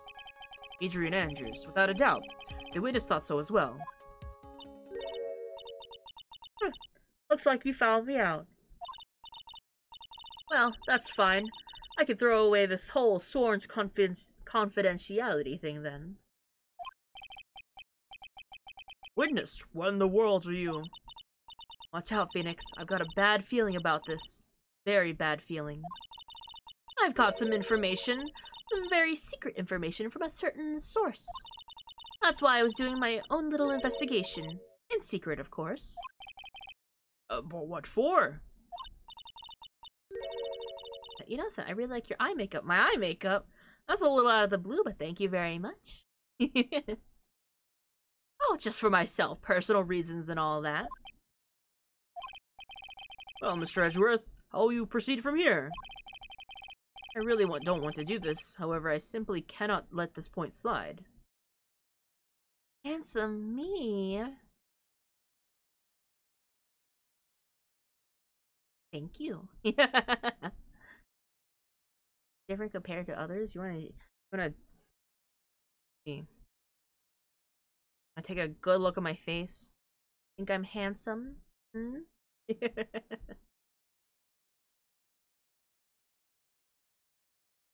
Ah! Thanks for showing me your badge.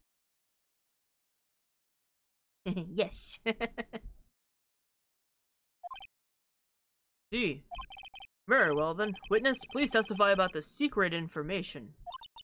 Get ready. This is gonna take the wind out of you young'uns. I'm sure we're all capable of handling this, really. It's not like we're 10 years old.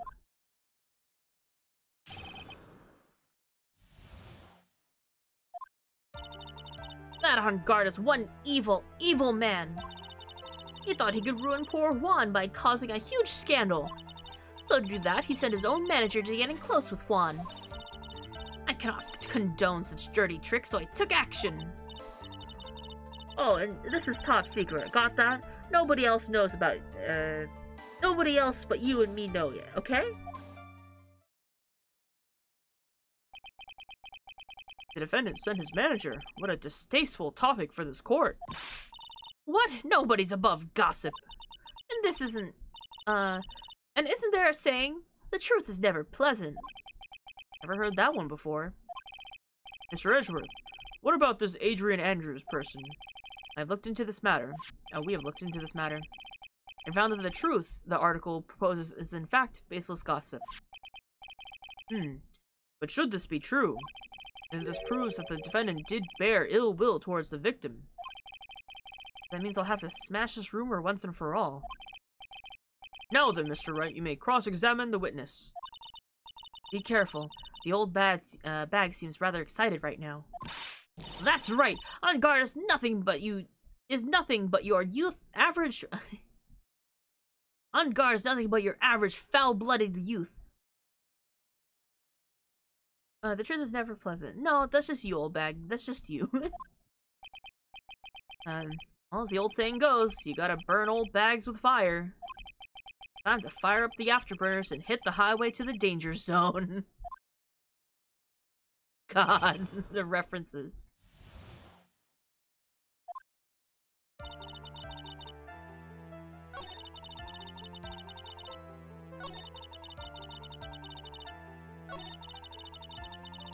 I caught a wind of a little something. This is top secret. Nobody else but you and me know yet. Nobody else knows. And I can hydrate, thank you. Buh. There, I took a sippy, okay? Actually, if we're here, I'm gonna take a lozenge while we're here. It's snack goo.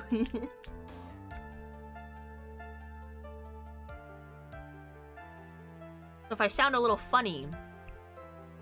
A what? A lozenge.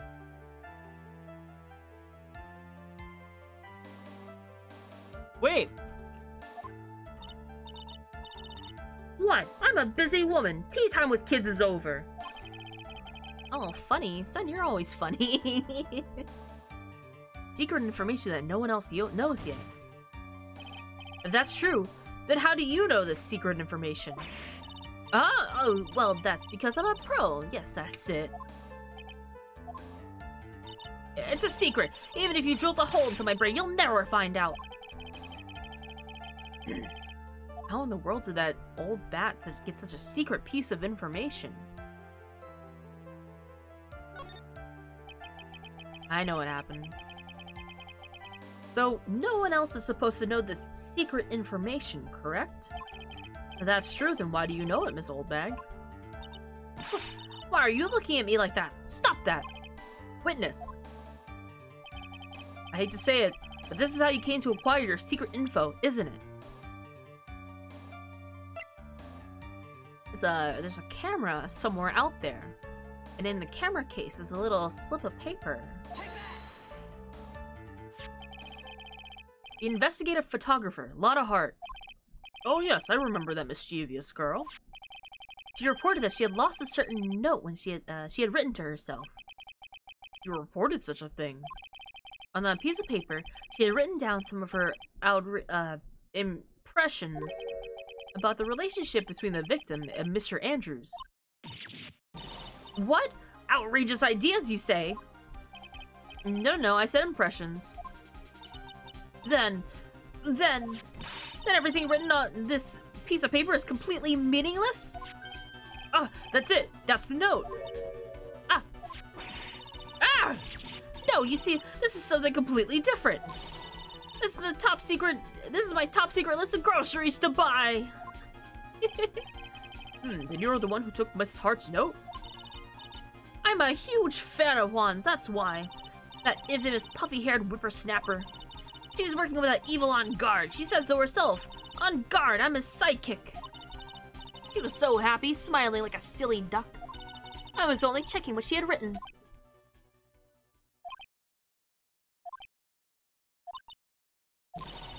Itchy Poo, you believe me, don't you?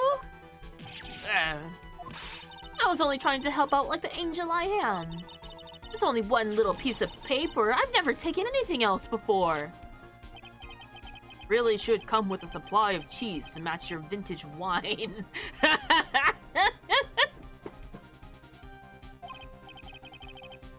Well, it's only a piece of paper. I suppose we can overlook this just once. Looks like she's really sorry. Should I forgive her? I mean, we could, but if I let her up now, she'll get away. I have to find some way to inflict a deafening blow to the prosecution. Witness, you said that the only thing you stole was that note. Is this correct? Stole? Why don't you listen more carefully, you annoying brat? I saved this piece of paper from that terrible, lonely trash can, that's all. You're lying, damn it, and I can prove it. Are you putting credibility?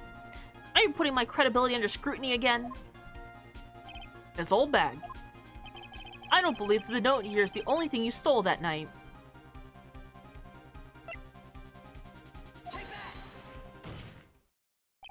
This old bag. That note was with a camera inside this case, wasn't it?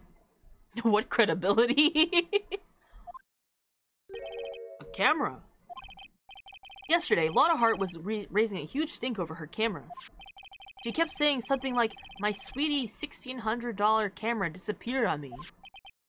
Why? Witness! What is it, Gramps? If you have that note, then it's only logical that you have a camera too. Arr. Looks like you found me out again, Sonny. Is this the camera you're looking for? That's...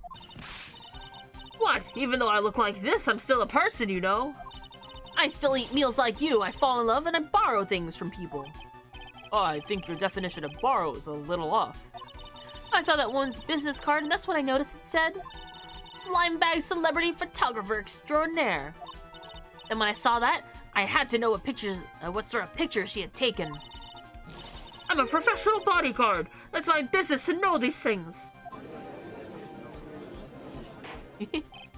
Bailiff, check this camera's photos. Hurry! We must examine them at once.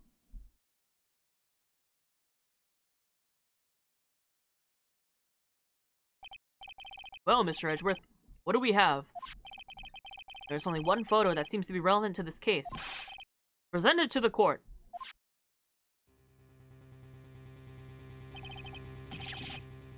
This is the Nickel Samurai. See, I told you, that's the guy I saw. This proves that the witness was not lying earlier about this matter. Add to the court record. What does this all mean, Mr. Edgeworth? This photo by itself does not prove that the person is really the defendant. However, in his own confession, Mr. Ungar's clearly stated that at the time of the murder, he was still in his Nickel Samurai costume. If that's the case, then this Nickel Samurai is the defendant.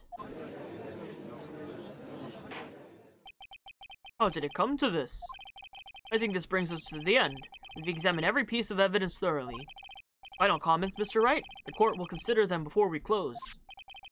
Do you agree that this photo is decisive evidence against your client?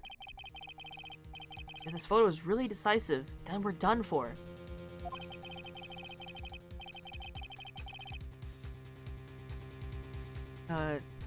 What credibility? $600 black and white camera?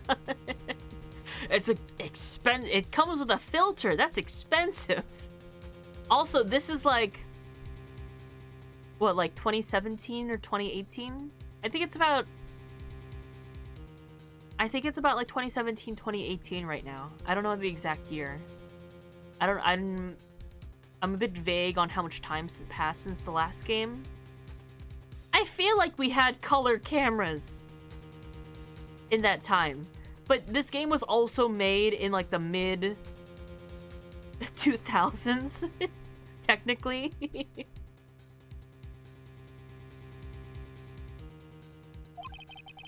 I can't make a mistake here. There's only one road out of this mess. This photo that Lotta took, there's something strange in it.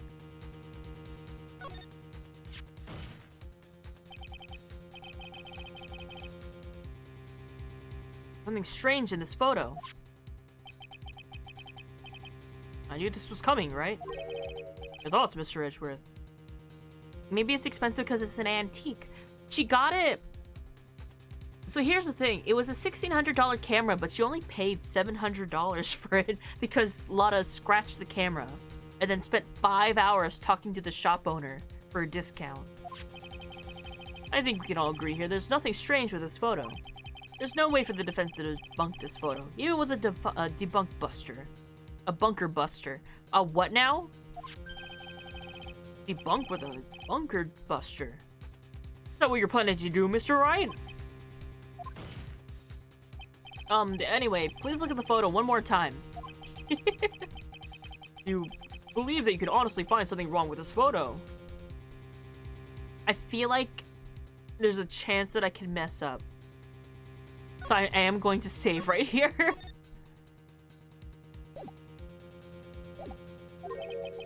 Then you should only need one chance, correct? Yeah. Well, find something wrong with this photo. Can't let this chance go by. Where the heck did she take this photo from anyway? It's all out of focus. Why can't she take a good shot, especially when it counts? I missed it. What about this is strange? I have to be so precise with where I click with these. But it's this. It's the fact that the pants are way too long, right? Oh, thank God it worked. I would like to direct the court's attention to this one area right here. What are you pointing to? His ankles? If you could see this person's ankles, that would be one thing. However, you can't. If I may, I don't want a backseat. Depends, but what's up? And? What does this mean? The costume person in this photo could not have been Mr. On Guard. What is the meaning of this? Oh, no, never mind that. Well, what's up? What's up? I'm curious now.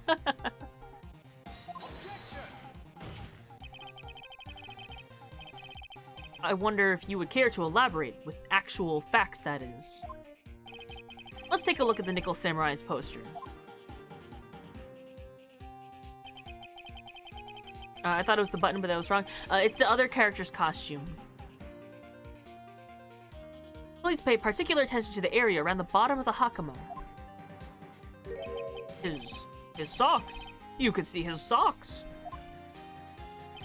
Exactly. However, in this photo, the Nickel Samurai is clearly holding up his hakama just to walk.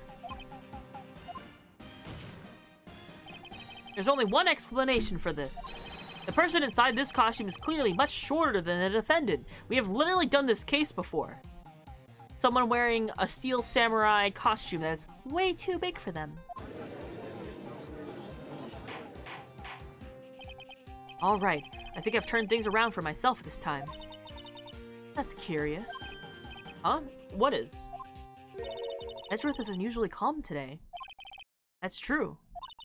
He's just letting the trial run itself, as if he's only along for the ride. Along for the ride? What do you mean by that? I can only guess that perhaps he doesn't feel under attack at all. He doesn't feel under attack? Then I haven't damaged his case at all? Mr. Edgeworth, where does this leave us? If the person in this photo is not mad on guard, then everything on the prosecution has tried to prove has become meaningless.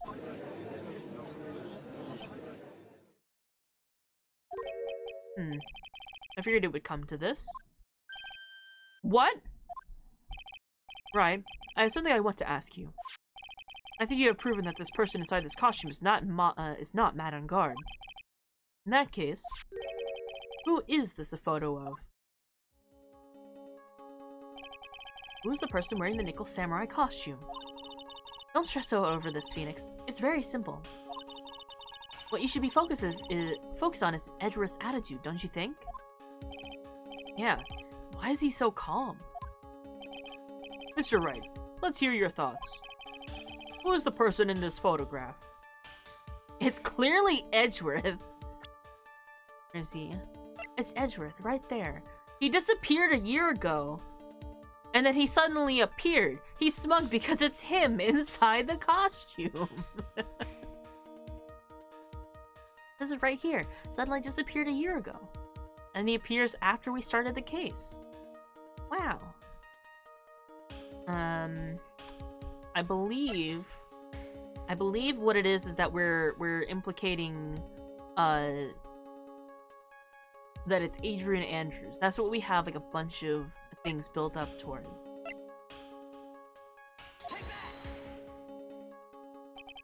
Adrian Andrews? If you want to know who that nickel samurai is, it's none other than this woman. And why would you say that it must be Miss Andrews? What in the world points you to her? For starters, she's short. Phoenix, please. Stop calling people short. And she could freely move in and out of Mr. Ungard's room. Finally, she had dinner with Mr. Ungard that night. But how does that all add up? It means that it makes it very easy for her to get a certain item.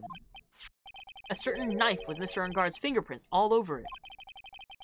That knife was used as a murder weapon. I have a feeling this is a trap. Just a hunch. Why don't you just want to say what you want, Mr. Right? I have to do this now. This is my last chance to turn things around. The defense moves to indict Miss Adrian Andrews in the murder of Juan Corrida. It was Miss Andrews who tried to frame the defendant for the crime. Order, order, order! It looks like this trial has hit the most unexpected development. Mr. Edgeworth! Yes, Your Honor. This court is issuing a subpoena for Miss Adrian Andrews. The verdict cannot be passed without first hearing her testimony. Alright, this is it. This is kind of bad for us. Huh? What do you mean? If Adrian Andrews is summoned to the court as a witness, it means that the trial will go on for another day. One more day. Ah! If I don't get a verdict today, then Maya... Now then, we shall set Miss Andrews' testimony for tomorrow. What am I supposed to do? The judge is about to adjourn the court. Objection! Now then. Please, Your Honor, continue this trial. We must pass a verdict today. I can't do that. We cannot hear Miss Andrews' testimony if she's not... I abhor wasting such valuable time. Edgeworth? Your Honor, I request that you please continue with today's trial. What? We cannot continue due to this unexpected development. Tisk. Unexpected development. I think you underestimate me, Your Honor. And what do you mean by that? That Mr. Phoenix Wright would slave his way to subpoenaing Miss Andrews is all happening according to plan. Even if Mr. Wright was a bit slow to catch on. What? My Sharingan already foresaw this. Edgeworth is basically saying Phoenix is such an idiot that I predicted that this would happen, like, far ahead of time. Hi, Sunny the Fox. I was an evil Heather this morning. You were evil this morning. What happened? What is the meaning of your statement, Mr. Edgeworth? Miss Andrews is currently waiting in the prosecution's lobby.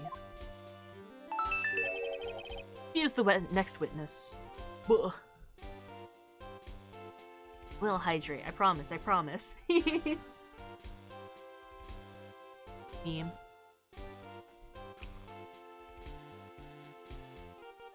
I don't know if that gets picked up by the mic or not.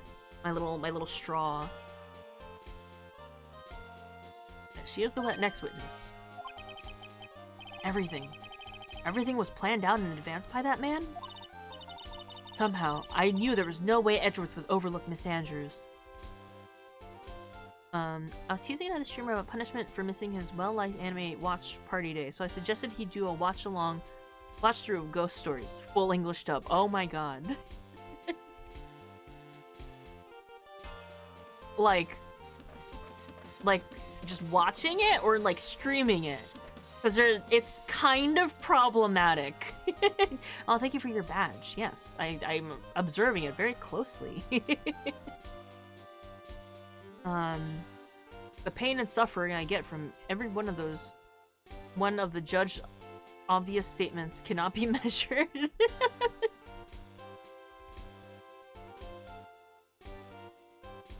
Yes.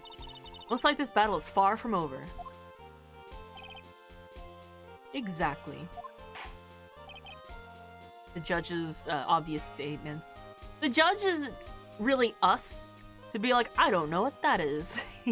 Explain this to me. What is this? That is like the purpose of like the supporting characters, really. Very well. We will call the next witness. However, before we proceed, we shall take a 10-minute recess. He streams a show on a video call in Discord and mutes and discusses it on Twitch. Okay. I guess that's fine. I guess it's each their own, really. Banana bandana. Well, yeah, it's supposed to be for like, what do you mean by this thing? And the characters have to go, well, here's what it is. And then us as the audience go, ah, I get it. Please prepare your witness at a time, Mr. Edgeworth. The court will now take a 10-minute recess. We too will take a 10-minute recess. In fact, it might be closer to a 20-minute recess. But 10-minute recess, 15-minute break maybe. I got a little food to eat. You guys have been sitting here for quite a chunk. So you know, let's say first. Yes. Oh, the timing. There's an ad break going on right now. Son, do you taste like banana? Do you want to find out?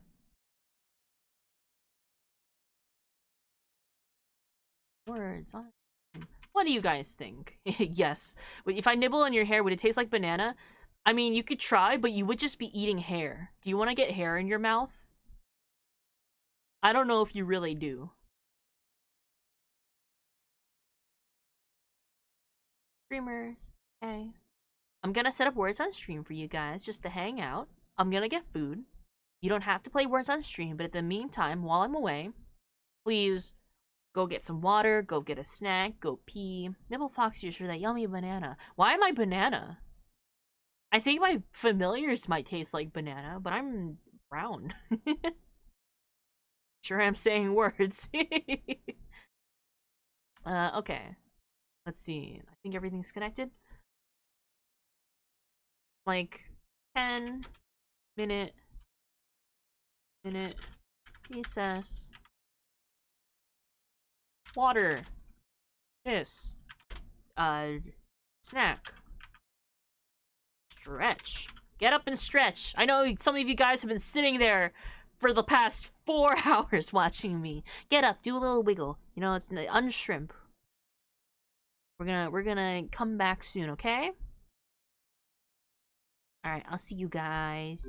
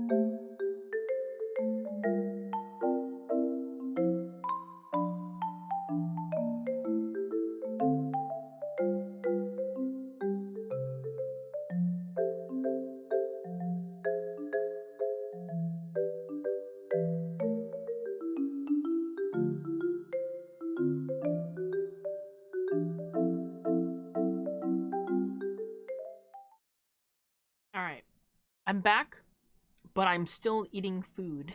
No, don't start the next game. Alright. I can close this now. It'll be like a minute while I eat. So I wonder if there's not something we can watch while I eat. Which I don't normally do, so I don't know. Things. I don't know, just something to put on the background.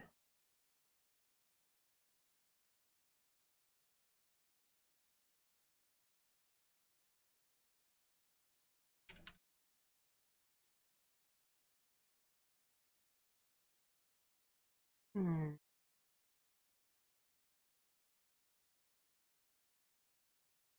of these kind of videos, maybe?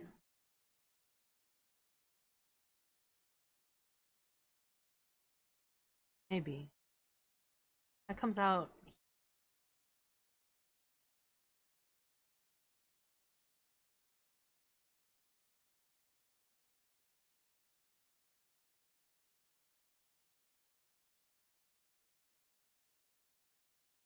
Can I do it like this?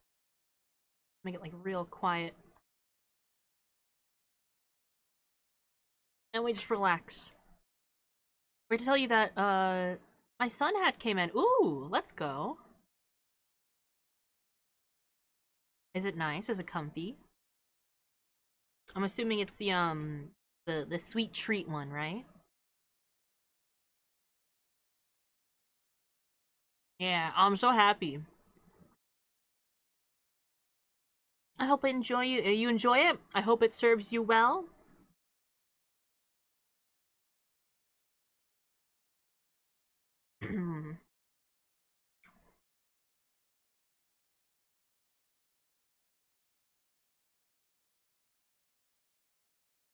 We're kind of still on our break. Is anyone lurking? Anyone still needs to get themselves a little snack, take care of any chores, please do so. As much as I would love to say, I promise I'm eating. You guys better promise that you're eating too and taking care of yourselves and going pee. The reason I'm starting to notice your eyes a lot more is because your merch says your eyes. I do have a merch collection that has my eyes, correct? I'm so grateful that you noticed.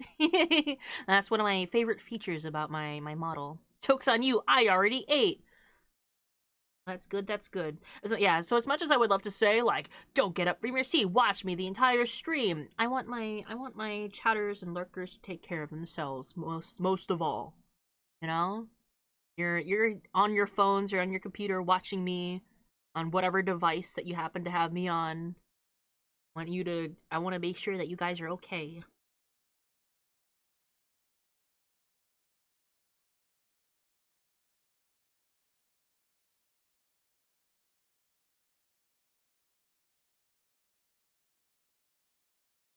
Egg. Oh, that's a lot of butter. Take care of yourself. I am taking care of myself. I will rarely push myself. I tend to take care of myself very well, so there's no worries here. Today, I'm not at 100%, which is why I was gonna stream this week, but I was just so... I don't want to worry you guys by saying that I had an issue.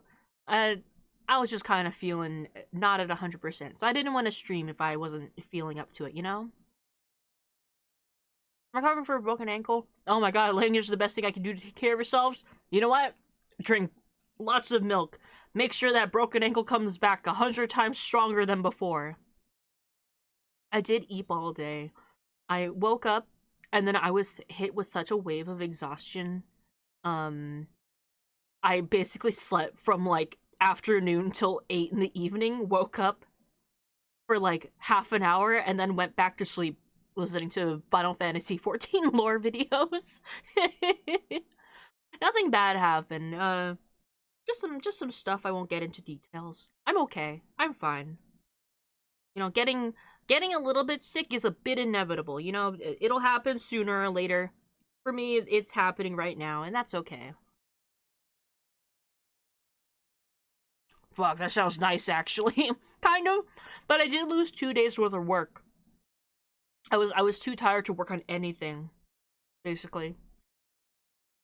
Which is no good. Can't have that. I have so much work to catch up on.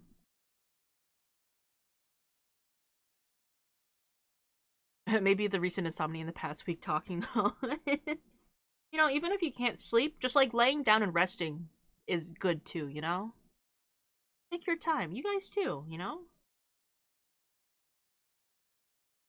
I want my streams to be nice and chill so people can relax in here. True, yeah. Even for me, when I'm feeling like I should be resting but I can't, I'll just lay down. I'll just get cozy to be like any second now, it's fine. But if I don't, then that's okay too. I'm resting my body at the very least. That's why I have like a lot of like self-spa treatment, self-care kind of things to be like, oh, I don't want my eyes to get tired. So I bought little like those aloe patches for under your eye and that kind of stuff. Like those cooling gel masks. To be like, I'm just gonna lay down here, do this. Even if I can't fully rest, I'm min-maxing my rest time.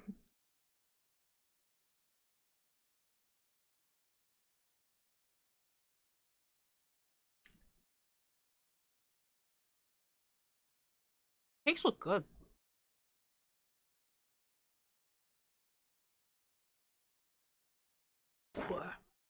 I wanted to ask, I know you do models, PNGs, and all, but do you also do just art pieces? Because I love your art. Not as commissions anymore. I used to, but they do take up a lot of time. I do. It depends on what it is, I guess. You know, I'll do chibis and stuff like that pretty easily, like character designs, character turnarounds, and stuff. I feel like I do very well. This is me bragging a little bit, but I do very well with finished pieces. But I feel like I have the most fun when it comes to more experimental things and designing than actually finishing art. If that makes sense. But I can do it.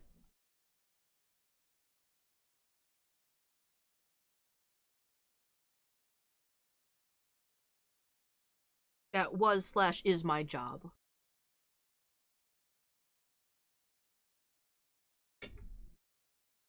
Is there a way I could get a phone wallpaper of your model? You want me to release like a wallpaper version of my model? I could. Oh yeah. Here's a funny little thing. So recently, there was an update to the emotes that affiliates and partners can have. Which is to say, I previously had put out a feeler for what emotes we wanted on this channel. So, you know, I was like, oh, like I have a couple of few slots. What would you guys like really prioritize over it? So I need to make 20 emotes now. 10 animated emotes and 10 like non-moving emotes, just like normal emotes. I should do the boob stare. I was gonna say I don't like doing ones that are traced over other art, but something similar, I guess. That is what my stare is, or my look emote is, kind of based around. I don't know, I would have to see. Yeah, I don't want any of my emotes on my channel to be direct references to a lot of memes. Isn't that like all emotes now? What do you mean?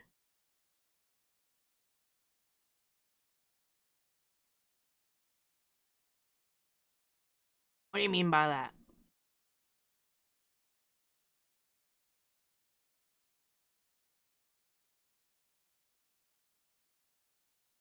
They're all like direct references to memes. Well, I mean, like, none of my like some of my emotes are a reference to a meme, like my Pikachu one. I think my Pikachu emote, like the Pika stare, is the only traced meme I have.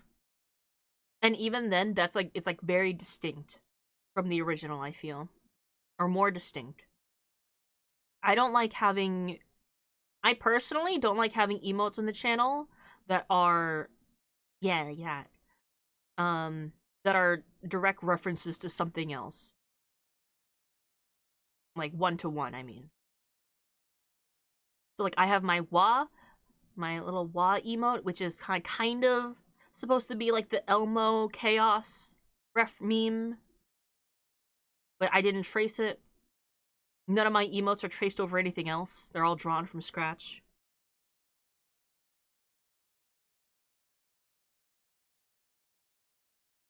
Because I just much prefer having them the original, you know?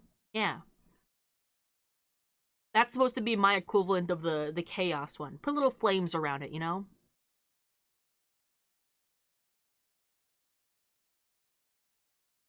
This one is me. That's why, as cute as they are, I don't really like...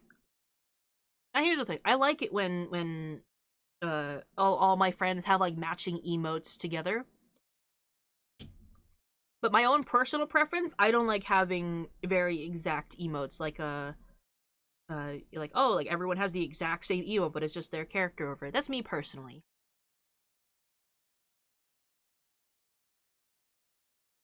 I like to have you as a wallpaper, so I can look at a cutie all day. Would you like me to, like, of my exact model?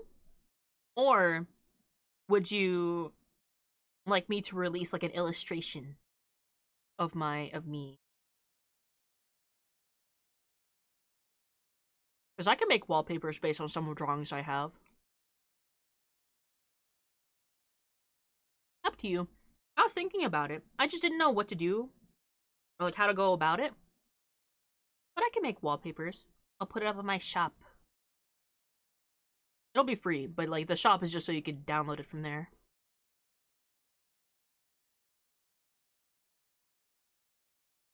Actually, that kind of sounds cute.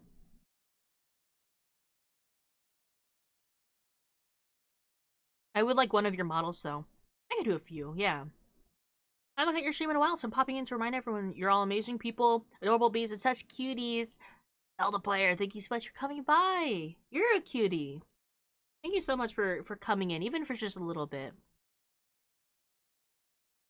I saw your Ziggy Wiggy VOD. What does that mean? What is that?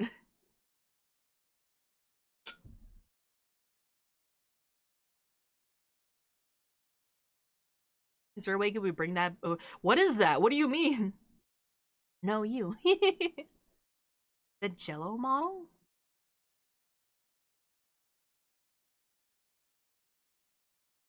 Jello. That's what you called it? I call a lot of my models various things. Wait, was it like... You don't mean this one, do you?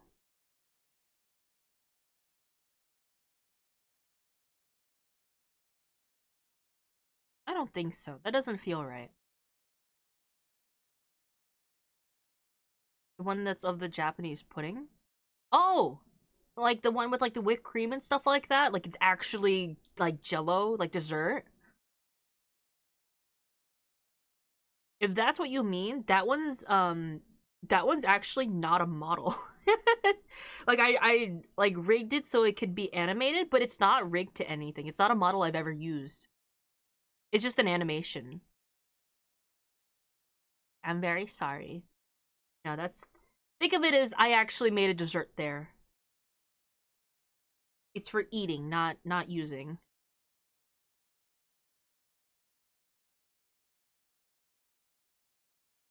I should use it for something. I do like the design.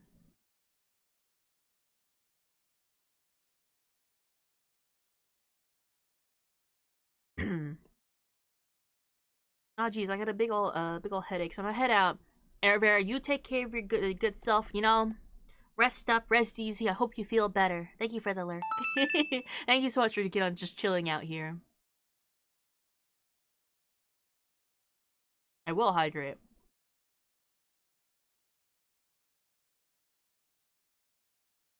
I'm almost done with my food.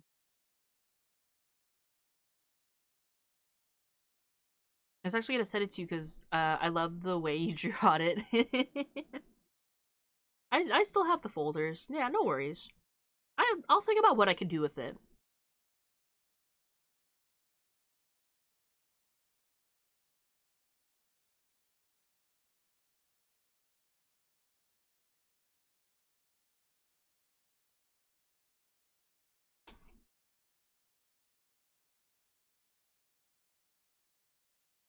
That's right for the thing. Oh. Yeah, it's not a style I draw very much in, like the lineless style. It's easy. But there's only so much detail I can get with it. I'm gonna be looking since I'm not really much of a chatter. If anyone needs a compliment, though, I'll be here. Of course I'll player. As always, it's very appreciative that you come in here. Always calling me in the chat cute. You're a good egg. You want me to do so as a reminder? No, it's okay. Like, listen, if the inspiration comes to me, it will. I always look back at my old stuff and consider, like, what to do with them. Thank you, though.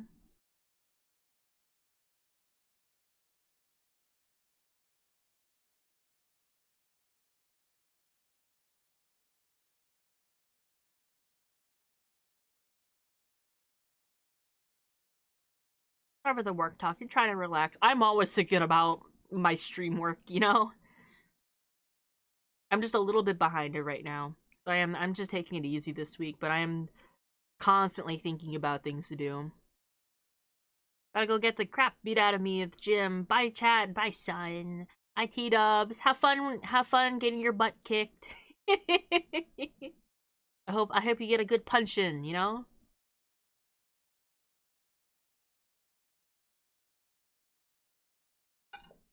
Okay.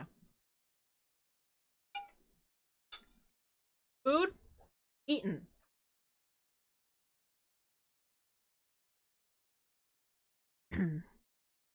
Water?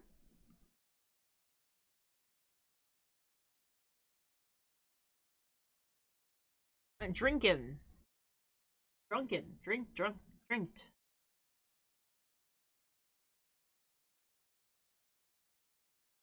Lozenge. In my mouth. Ooh, it's grappling week. Oh my god, that's so fun. Actually, grappling is really fun to do. Okay, that goes there. Pause this. Head back here. We get back into the case. Are our tummies full? Are we all rested up? Tummy's full, bladder's empty.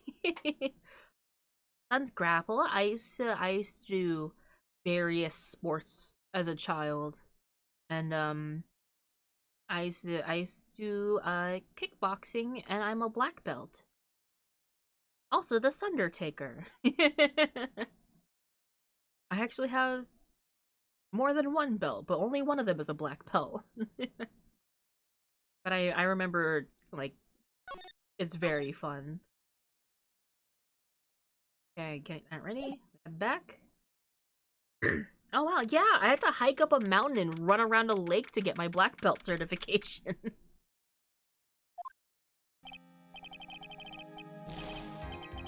Dude, I can't believe that Adrian... No way! Not cool and collected Adrian Andrews. She's your manager. It would have been very easy for her to pull this off. Parents didn't let me take anything that would give a belt. The only person who had easy access to the knife you used at dinner was, well, her. So, after the ceremony during the break, huh? Sleeping like a log the entire time. See, she could have easily planted that blood-covered button in your Hakama. Because she was the one to come wake me up? Then, dude, you're saying it really was her? Yes, she's the real killer. She was the one who murdered Juan Corrida. I'm big, so I get to be a walrus. Sun is right, so it's so fun. But why? I thought she was buds with what? Matt on guard's really looking at these two going, yeah, they're friends. They're like roommates, basically. You know, they're just their nightly rendezvous, sneaking into each other's rooms. They're friends, they're buds. She has her own agenda. Oh no, I'm 220 pounds. I hope I don't lay directly on top of your ribcage. Adrian and her former roommate Celeste, yeah.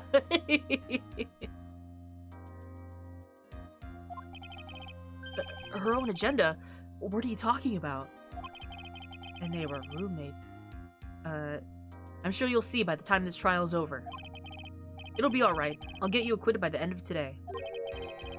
Get me a verdict that's refreshing like a spring breeze, okay, Mr. Lawyer Dude? Phoenix.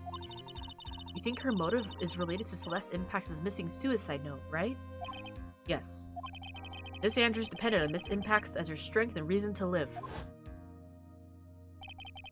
This guy really had this little piece of straw sticking out his mouth like all these years. But then Miss Impact suddenly killed herself. Mia Pearl jump scare, I'm sorry. I forgot that that's where we left off with. It sounds like she left a suicide note, and the person thought to have hidden it is Juan Carita, the victim of the murder. And that's why I think that Miss Andrews got close to Mr. Carita. All to get the suicide note back. That sounds plausible. But one thing bothers me. What? Who was it that first told her about the relationship? Better stated, Miss Andrews' dependency issues with regards to Miss Impax? It was Edgeworth. Looks like he's still the one in command of this ship. Don't let your guard down yet.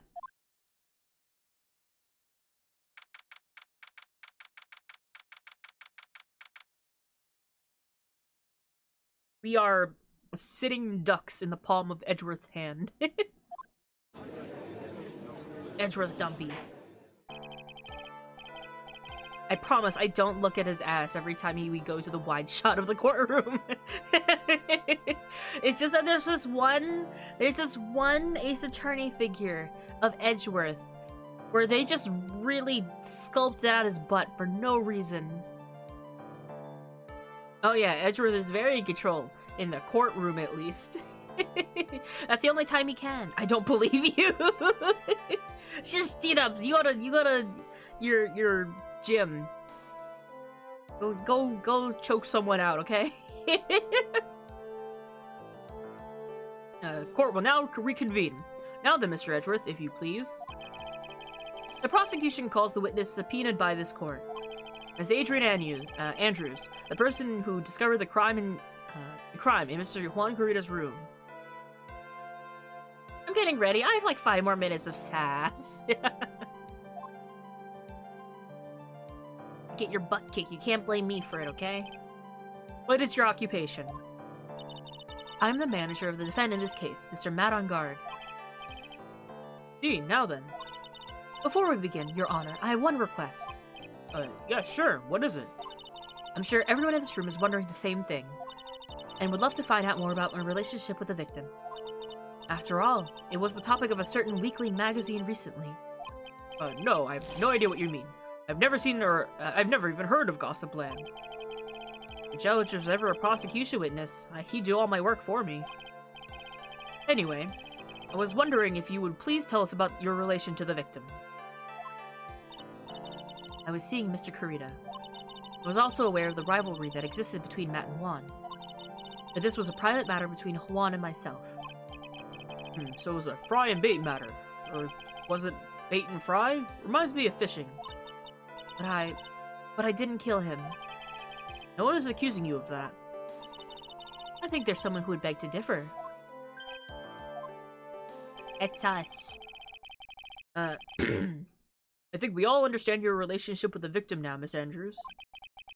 Very well then. Witness, please testify to the court. I swear this judge got this judge got ADHD. It's got all 80 of them. Hold on, something there. About what happened when you discovered the murder that had taken place.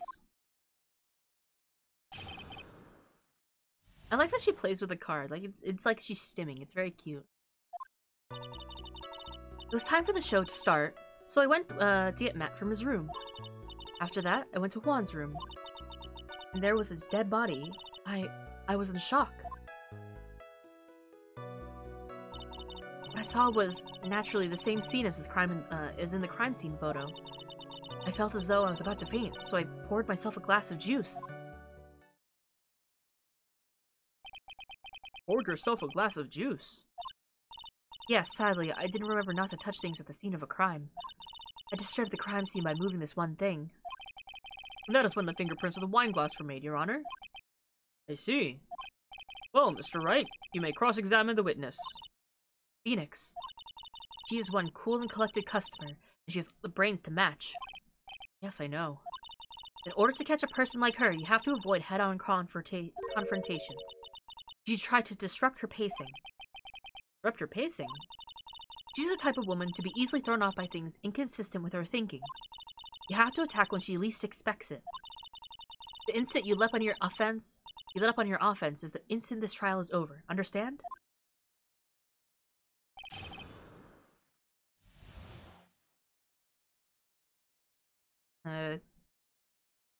Everyone in this room is thinking the same thing.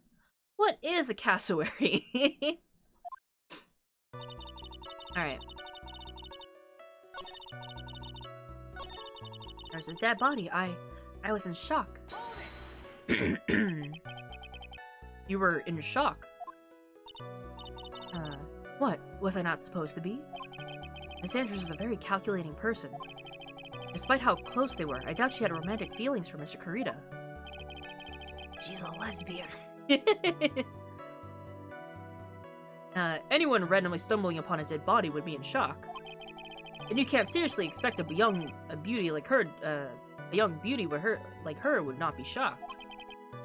Somehow, I don't think beauty has anything to do with being shocked or not. I see.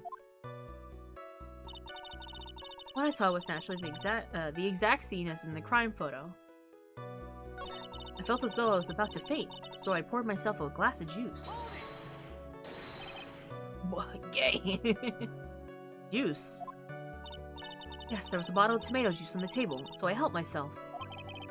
But you didn't drink any of it, did you? Huh? There was no lip marks left on this wine glass to suggest that anyone drank from it. I wasn't feeling terribly great, so I sat the glass down, without drinking it.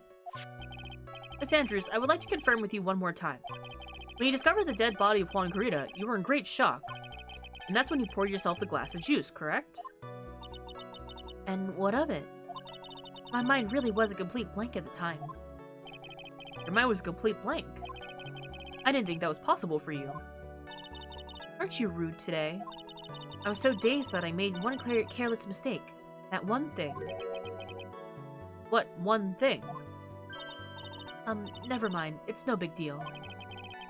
What was she starting to say just now? Tell me. Miss Andrews! I'm convinced that, as what you said, you made a mistake at the scene of the crime.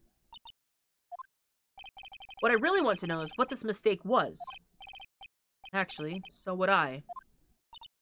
I'm sorry. It's kind of embarrassing. When I set the glass down in the dresser, I accidentally knocked the flower vase over. Why is she standing like that? Why is she standing so sassy? The flower vase? Are you talking about the one on top of the on top? Ugh. Are you talking about the one in the floor in the crime photo? This mess of glass shards? It was originally on top of the dresser, but then I bumped into it with my elbow. It fell onto this guitar case. Why did you withhold such an important piece of information? I'm sorry. I thought that since the crime scene was already in disarray, that people would simply assume the vase was just another part of the mess. It seems like another fact has come to light here. Please add this and anything else you have to reveal to your testimony. I'm sorry, but I have nothing more to add. I didn't touch anything else.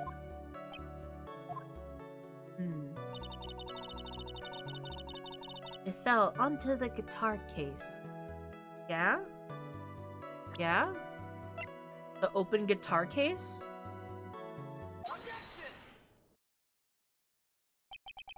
You testified that you knocked the flower vase over. Is this correct? Off to work. Have fun at work. I hope you have a good time. Or hope at least the day goes well. Yes. Are you sure it fell onto the guitar case? Is there some problem with what I said? It's not some problem. It's a major problem.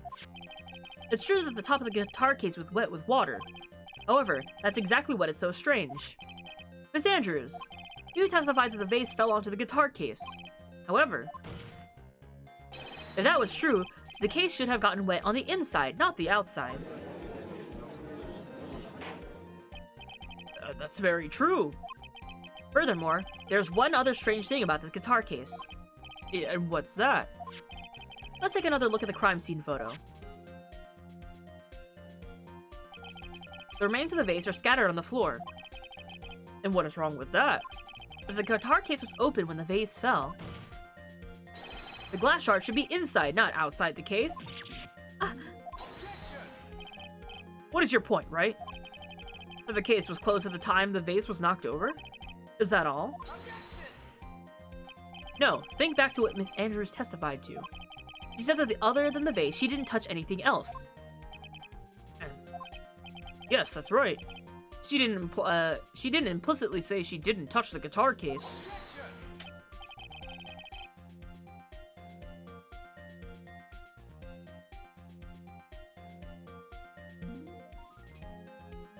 I dropped something.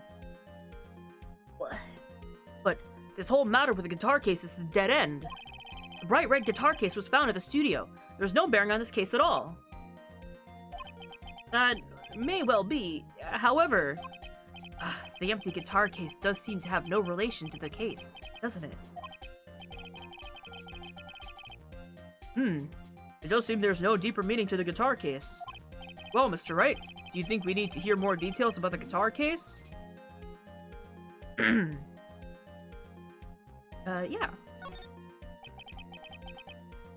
The empty guitar case. I believe this is a crucial piece of the puzzle. Huh. I can't believe anyone would reach for straws like this, but it is you. Can't believe I'm doing this either. Alright, I'll follow along, for now. Miss Andrews, please testify to the court about the guitar case. Yes, Your Honor.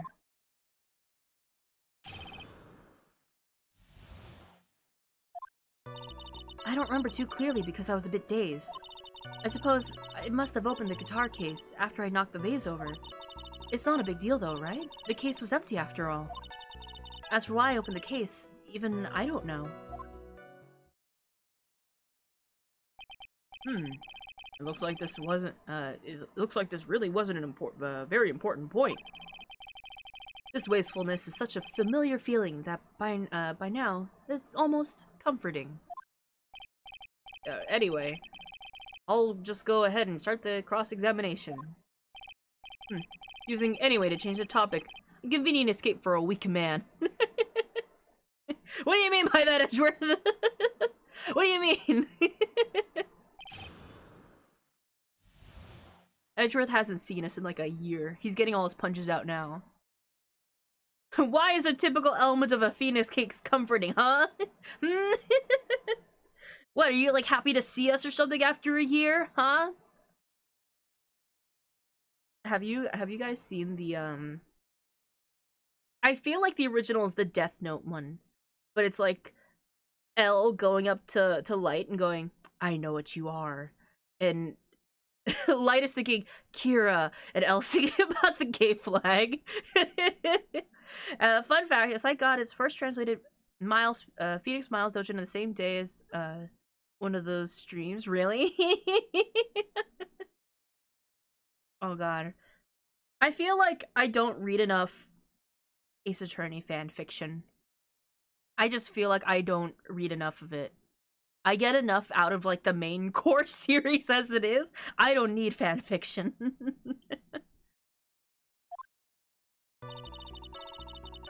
I don't remember, oh yeah, so I don't remember too clearly because I was a bit dazed.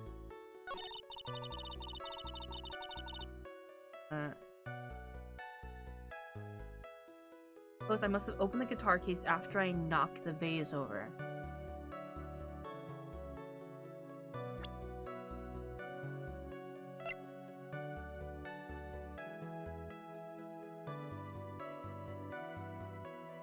But her fingerprints aren't on it.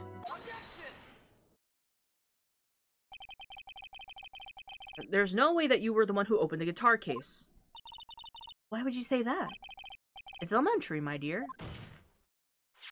Because the only fingerprints on this guitar case are those of the victim. Ah! What is it, Miss Andrews? You shouldn't assume that I left...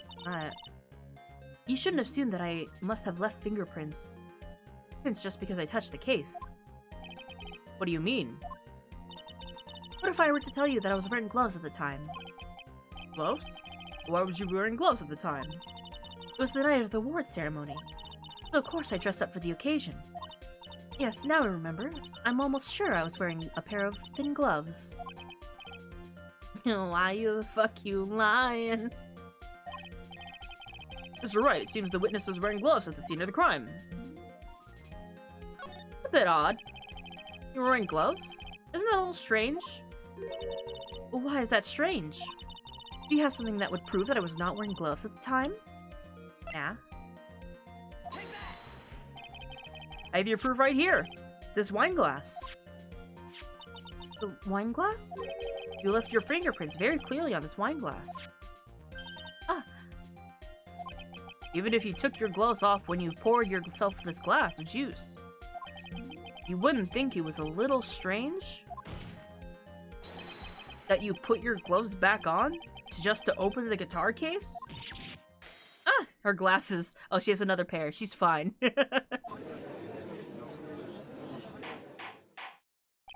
Order, order, order! Looks like you hit the nail on the head this time. But what do you mean? I believe that guitar case plays a very important role here. But it's just an empty case. I wonder if it really was empty, though. But the guitar, the bright red guitar was at the studio. Phoenix, drop all of your presumptions. What was in the guitar case was not a bright red guitar? You don't mean that was a bright white guitar? Wait, no, that's not right either. I mean, it would be unnatural for someone to do that. It's an air guitar case! Whoa! The Jammin' Ninja!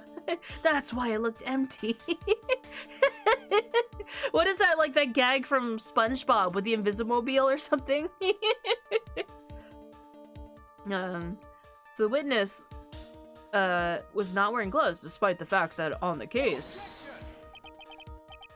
Your Honor, this is obviously the defense's usual misdirection tactic at work. Steer the court towards an unrelated topic and lull us all into his misguided... No, Your Honor, please recall that Miss Andrews had testified that the vase fell onto the guitar case, which means that the case was closed when the crime took place. However, it is wide open in the photo of the crime scene. I'm sure this guitar case has some relation to the murder. If you're so sure, right, then I'm sure you could somehow substantiate your outrageous claim, correct? I really want one moment where the judge goes like, put Mr. Edgeworth. Doesn't Mr. Wright's misdirection tactics often lead us to finding the true culprit? Oh, Edgeworth knows. Edgeworth knows our bullshit by now. Please, enlighten us as to why the guitar case has anything to do with this murder. Can you do that, Mr. Wright? Well... Let's suppose for a second that the bright red guitar was not the only thing that could have been in the case. Bright red guitar not the only thing. You don't mean to suggest that a bright black guitar was... So you intend to push your theory that the case was not empty. Is that it, right? I wouldn't say something that I didn't intend to prove. Deflate that head of yours. You haven't proven anything yet. Come over here and deflate my head for me. Edgeworth? Now then, let's have it. What was inside the case at the time of the murder? I think I know what happened.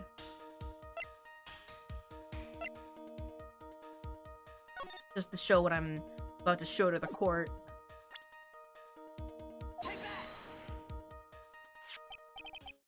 This is a photograph. Yes, but what is important is what is in the picture, Your Honor. In this picture? It doesn't take a genius to see what I mean. What I'm proposing is...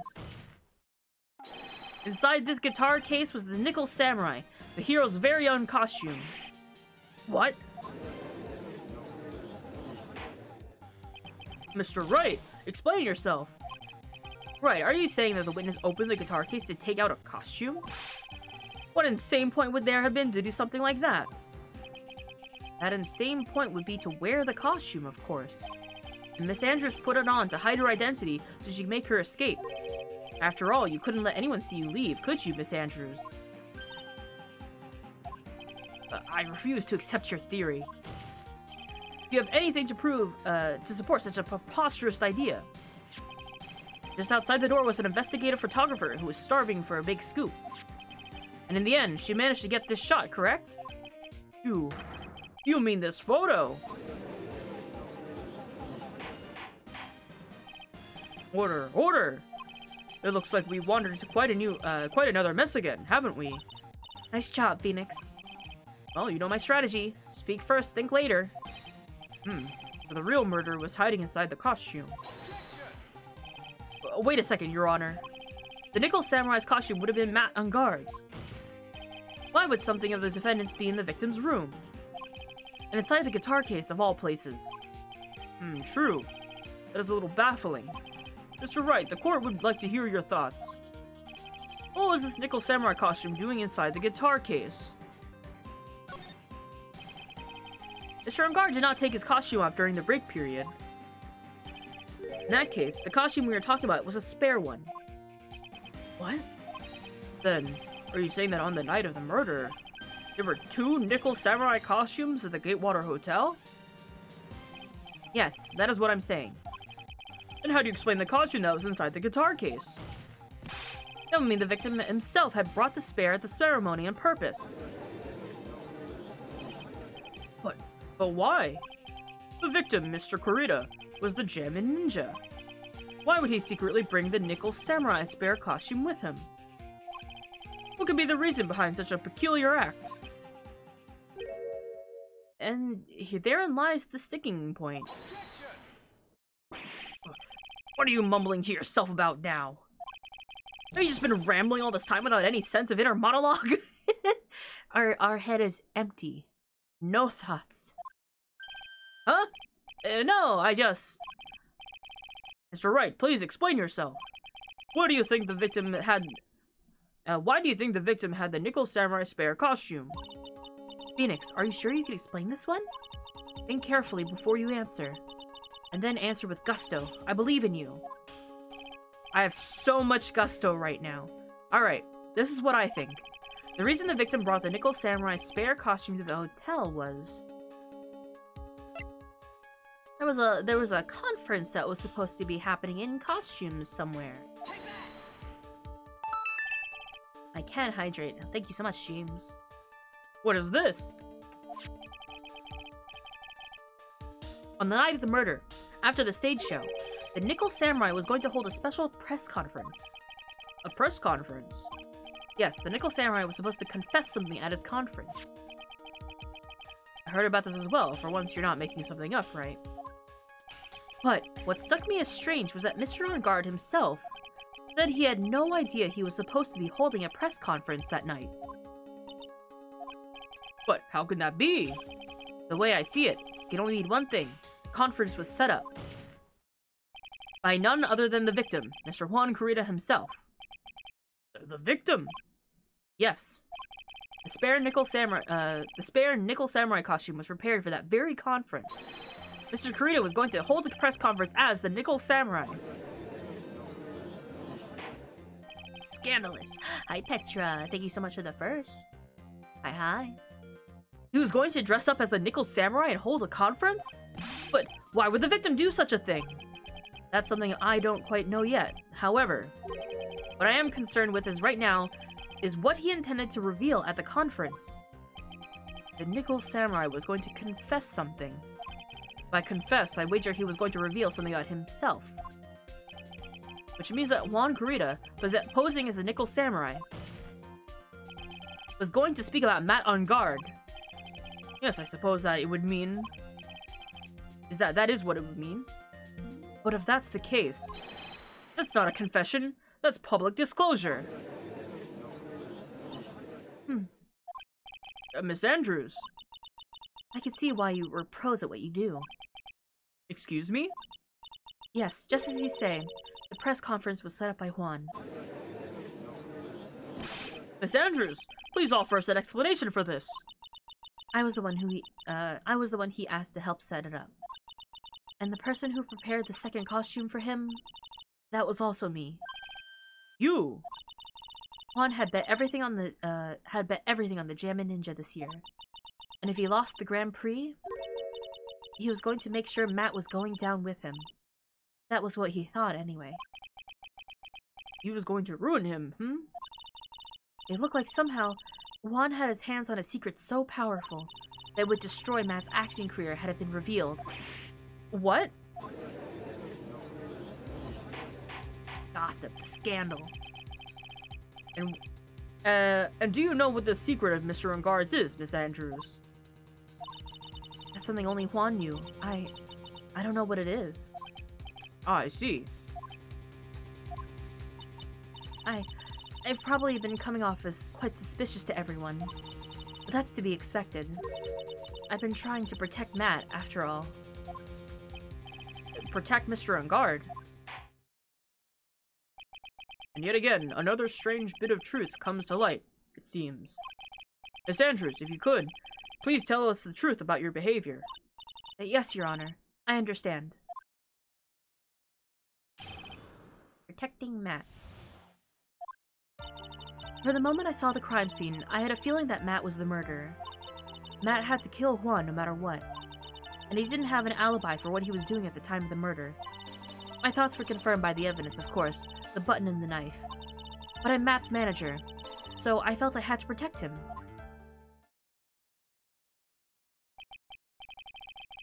This does account for everything. Well, I am the logical type. Finally seeing her true self. He's more nervous than a scared rabbit. Edgeworth is extremely invested in this Power Rangers actors discourse drama. Edgeworth secretly loves the Steel Samurai, and that's one of my favorite things about him. He's like secretly a really big fan of this kind of stuff. And the defense can find no fault with the testimony. I'm ready to make a ruling. He does? I forgot about that. He does. He like gets really into it. Please keep in mind as you cross-examine Mr. Wright. Looks like somehow everything has swung to the opposite scale of the... Somehow, everything has swung to the opposite end of the scale again. That just means I have to put my weight into this and turn her logic upside down.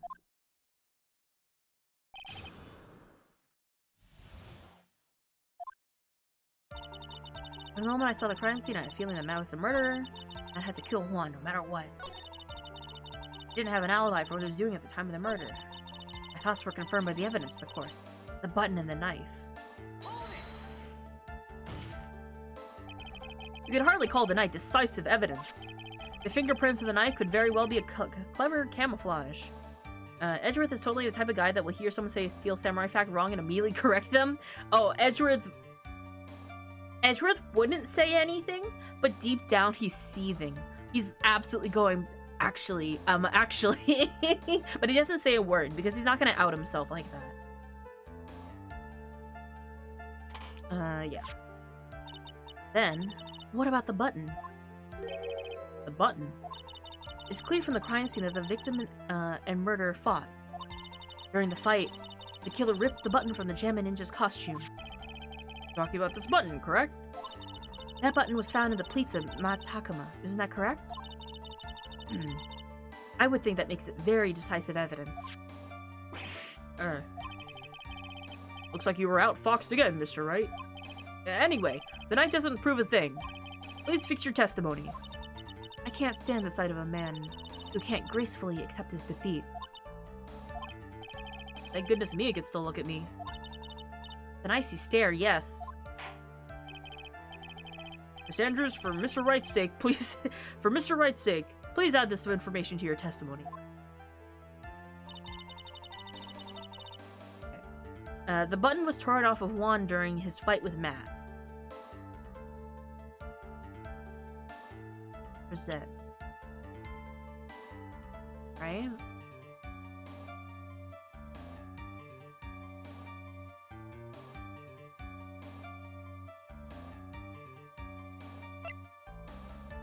The autopsy report. Oh, here it is.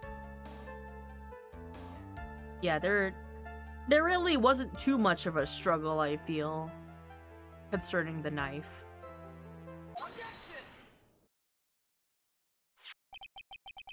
This is the victim's autopsy report. Objection! That event took place at the start of episode 33, not the end of episode 22.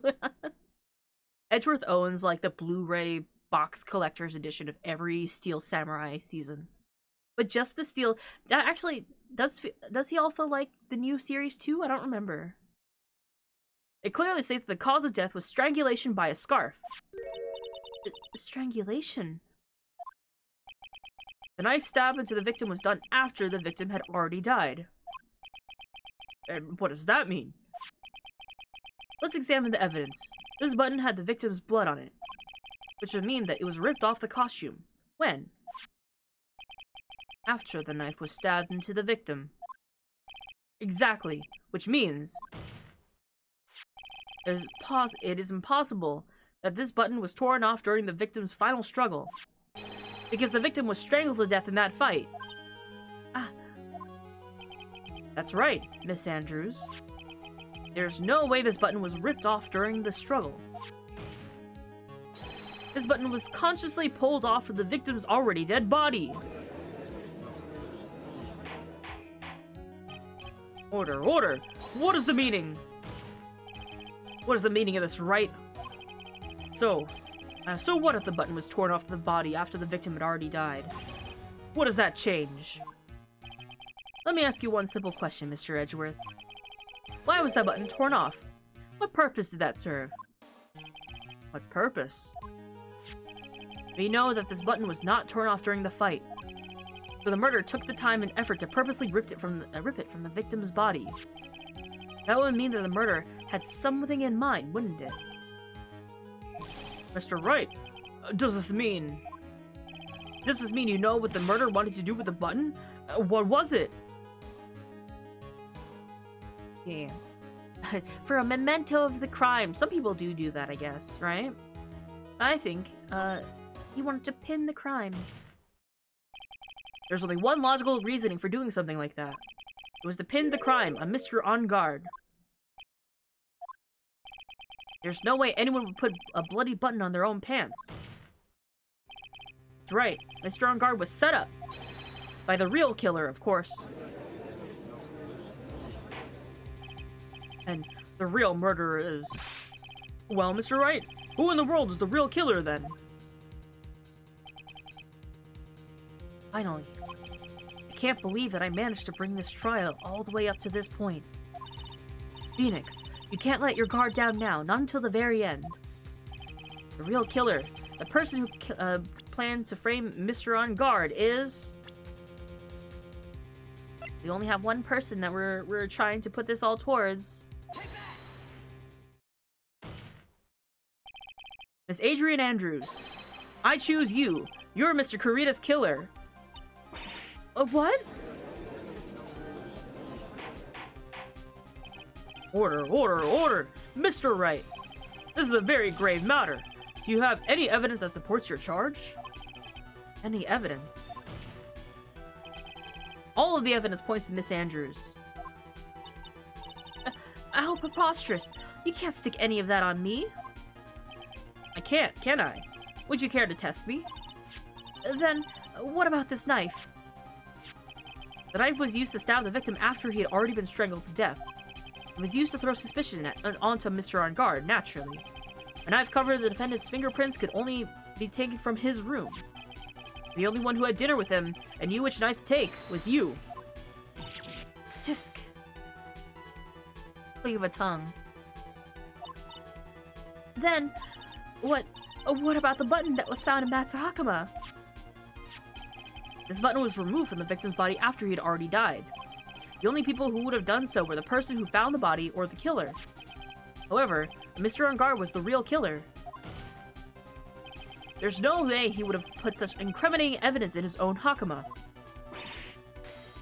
Ah! She has so many glasses. The only person who would have put this button onto Mr. On Guard's Hakama is the person who went to wake him up from his nap, which is you, yet again, Miss Andrews. I see. What about the empty guitar case?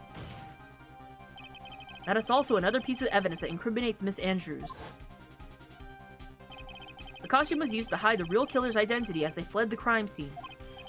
Now, who could have known that there was such a costume inside the guitar case? It could only have been the person who prepared the costume for the victim. And that person is you, Miss Adrian Andrews.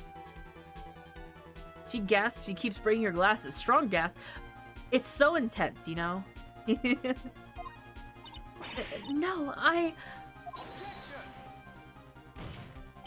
But Miss Andrews' fingerprints were nowhere to be found in the guitar case. And it was you who proved that she was not wearing gloves at the time. Oh, that's right. That's because she did not intend on leaving any prints. If anyone had found out that she had touched the case, they would have asked her why. So to avoid leaving any prints, she used a towel or something else to open it. But the glass of tomato juice is a different story. Miss Andrews purposely left her fingerprints on the glass to show that yes, indeed, he was in the classic dazed discoverer of a dead body. Ah! And on top of all that, there's this photo. Photo of the killer as they exited the scene of the crime. No reasonable person on Earth could believe that this Nickel Samurai is Mr. On Guard. He would be much too short for his own costume if it was him. I want someone to count every time she breaks her glasses. I'm sure there's a counter somewhere. Speaking of how tall people are, if you just call her short, Phoenix, I swear. Miss Andrew. God damn it, Phoenix, you can't just keep calling people short. Miss Andrews, you're also kind of short in stature, are you not? I called it, didn't I? I literally said. Please stop. Damn, you're a short bitch, ain't you? Well, what about it, Miss Andrews? Admit it. Tell the courtroom that you're short. Got her this time. Miss Andrews. Short. I refuse to testify. What's that? There's a law. It says that I can't be forced to testify about something if it can incriminate me. Well, yes. You are absolutely correct, Miss Andrews. The law does provide us with a way to avoid self-incrimination by allowing witnesses to not testify if the testimony can cause damage to themselves. What? Phoenix, you went to law school. You should know this. Pleading the fifth is not something most people would think to do on the spot. Actually, thinking back to yesterday in Mr. On Guard's room. Adrian Andrews? Yes. Think hard about what we just discussed. Understood? Alright.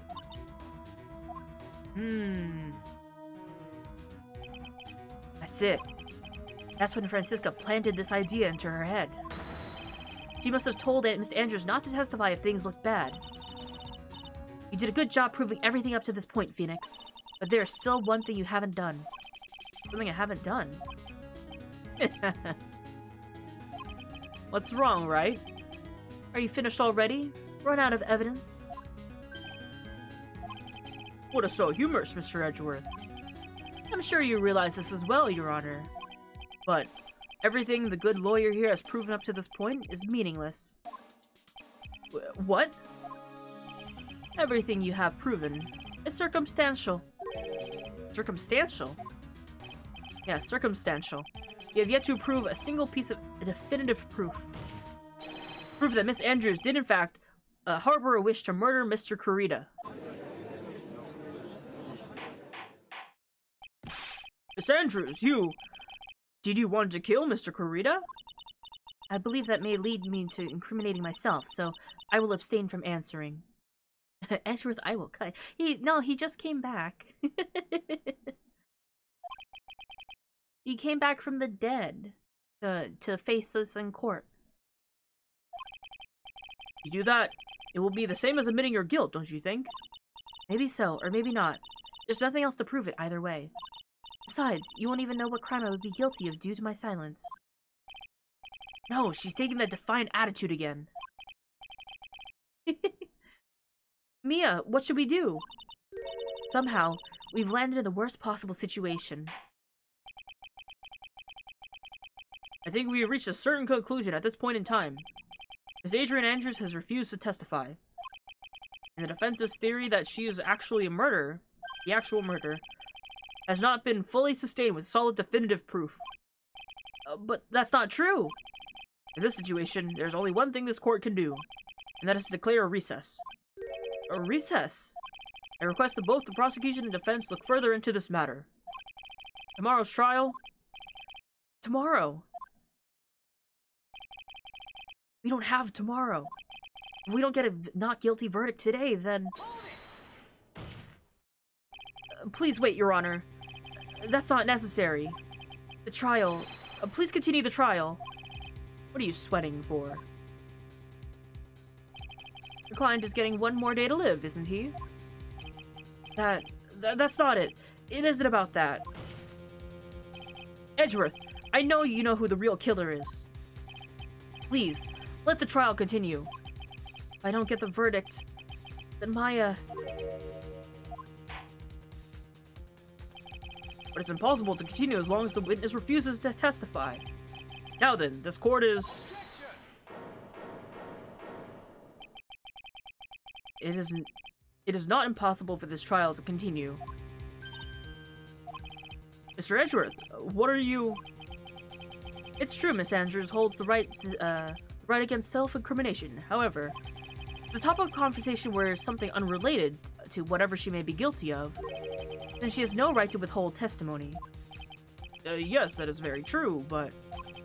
Yeah, Edgeworth! Edgeworth is a big tsundere in court, you know?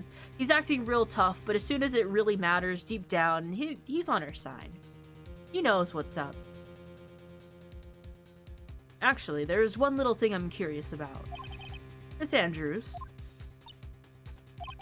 when you found the victim's dead body, you poured yourself a glass of juice. Yes, and? I can't help but think how unnatural that is. Usually when one finds a body, they're shaken up, not stirring a glass of juice. So my actions were unusual, but I've already...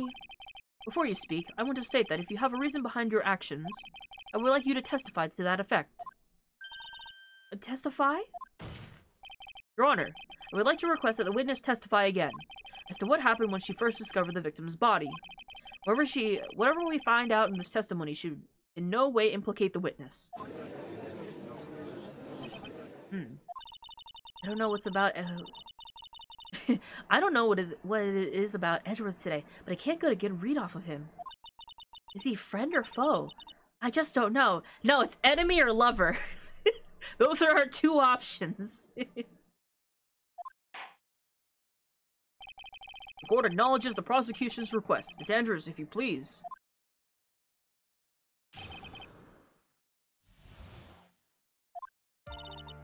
That glass of juice, I didn't really pour it for myself.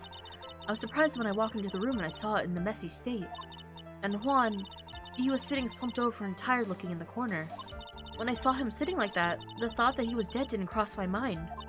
To be honest, I thought he had just fainted or something, so I went to pour him some juice. When I realized that he was dead, that's when I knocked the flower vase over.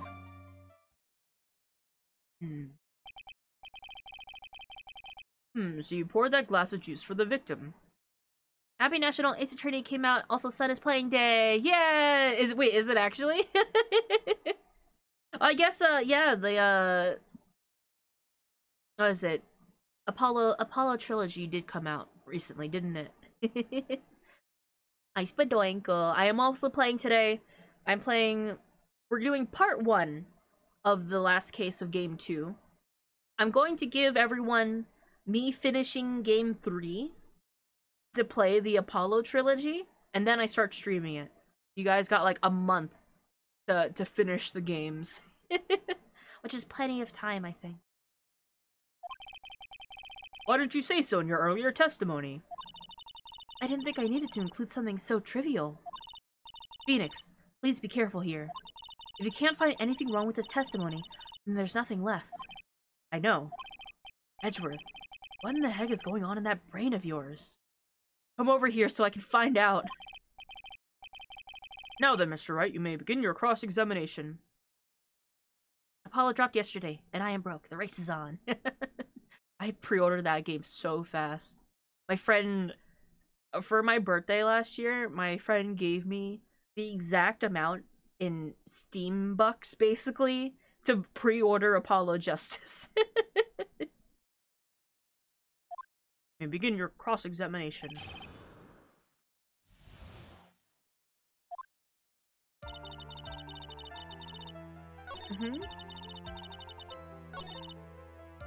He was all tired looking. When I saw him sitting like that, the thought that he was dead didn't cross my mind. I didn't...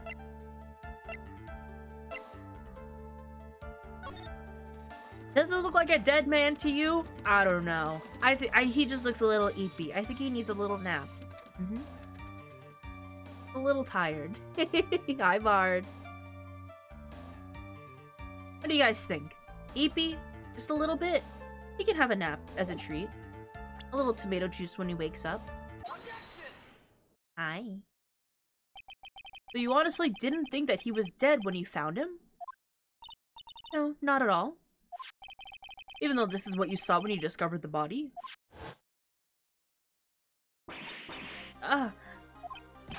What is the meaning of this? Isn't it obvious, Your Honor? Are you racing? Yeah. There's a knife sticking straight out of Mr. Kurita's chest. Anyone who saw this scene would have immediately thought that there was a dead man. That's... Well, you see... Mostly just your blood pressure. I doubt a single person in the world would mistake for this for someone who fainted. And then so nonchalantly go pour something to drink. Your point is, Miss Andrews, your testimony just now, it was all one giant lie. And your lie has proven one thing very clearly, that you were the real killer. No! No! It looks like the defense has somehow brought the ugly truth to light. The defendant, Mr. Madangard, is not guilty after all. But that's impossible. You're wrong. Miss Andrews, try to have some composure. It wasn't me. It wasn't me, I tell you. It was Matt, I swear it. He's the one who killed Juan. But you were the one who refused to testify. And your reason for not doing so was that you might end up incriminating yourself. That's because... Miss Andrews, I will give you one last chance. What exactly are you hiding that may incriminate you? I refuse to testify.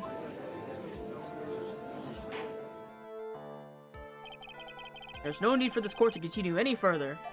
Mr. Madangard's innocence has been clearly demonstrated. Is it over? Have we found the truth at last? What's wrong, Phoenix? Usually the real killer confesses his or her guilt.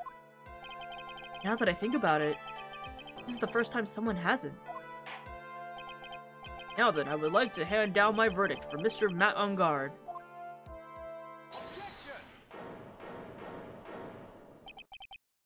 Your Honor, the prosecution feels that it would be premature to pass down a verdict at this time. What? The reason is quite simple. The witness has yet to speak the absolute real truth.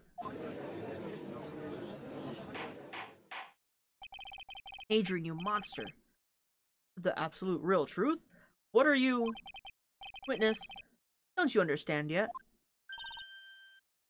Edgeworth sitting there like, fuck, what do I do? He has to milk out this court case for as long as possible. It has been over a year since he last saw us. Usually when I break them psychologically... Usually I completely break them psychologically. Really didn't melt like a wicked witch. I don't know who planted this silly idea in your head, but as long as you protect yourself through your silence, Matt on guard will go free, and in his place, you will become the guilty party. That's a lie. I don't believe you. What? I was told if I spoke, then it would be all over, and Matt would never be declared guilty. What in the world is she talking about? Has she lost it? I can't speak about it. I'm too scared. It's Francisca von Karma. Huh? Don't you remember, Phoenix? Miss Andrews lives by gripping tightly to the words of another, because she doesn't have the strength to believe in herself. Then right now, Miss Andrews is... Yesterday, she was tossed a lifesaver by Miss von Karma. Don't say a word, no matter what happens. If you do, Matt on guard will be acquitted. Miss Andrews undyingly believes in those words right now and is clinging on to them. Then what should we do? This is the first time I've ever come across something like this. Oh man, I can't see. There's a sun in my eyes. Hi, Tex. I love this game. It's so good. But Miss Andrews has to be the killer, right? All we have to do now is not get her guilty. That's my only priority. Get her not guilty. Howdy. I hope you're having a good one. We're nearing the end of this chapter, I believe. I won't be finishing the whole chapter. We're ending this half of the chapter soon. Please, it wasn't me. I'm begging you, please believe me. I didn't kill Juan. Help, please. Someone help me. It's wild. It's great. This case is one of my favorite murder mysteries of all time. This case, really? It is so interesting, honestly. Mr. Wright. Yes, Your Honor. The court can't continue like this. Therefore, I'd like to hear what you intend to do. What I intend to do? What am I supposed to do? What am I supposed to say? Right. I suggest you think very carefully about this. Think about what this witness did and what she did not do. And think about who is the real mastermind behind this crime. Who's the real mastermind? Isn't that obvious? There's no one else it could be except for the one crying over there. Right? I'm probably trying to save every puppy he finds. This is a case of Wright going beyond what is your average defense lawyer would do. That is every case that he does. He just goes above and beyond without asking. Not intentionally either. Come now, what will you do? What kind of man are you, Mr. Phoenix, right? Oh, you would know, huh?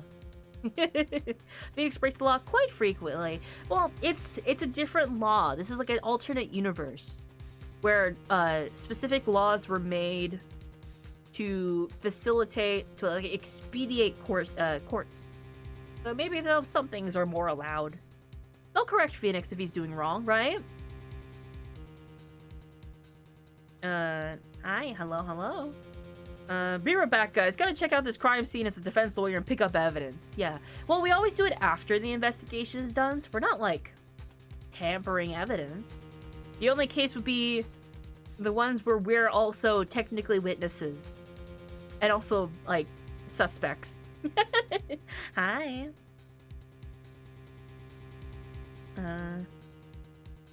Edgeworth knows all about the man Wright is. Oh, absolutely.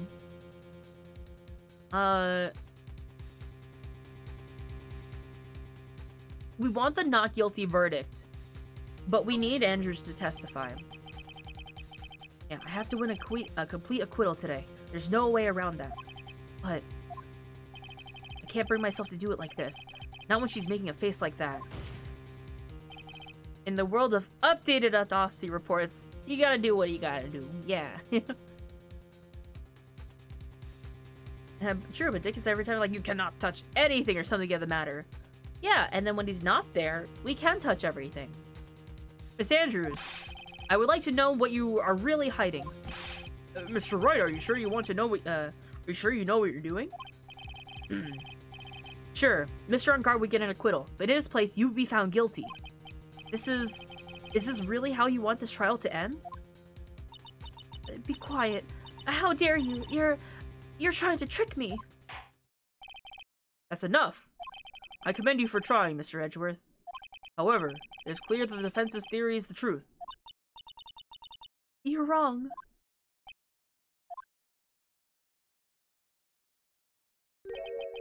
What a shame. I had hoped things wouldn't come to this. However, what is it, Mr. Edgeworth?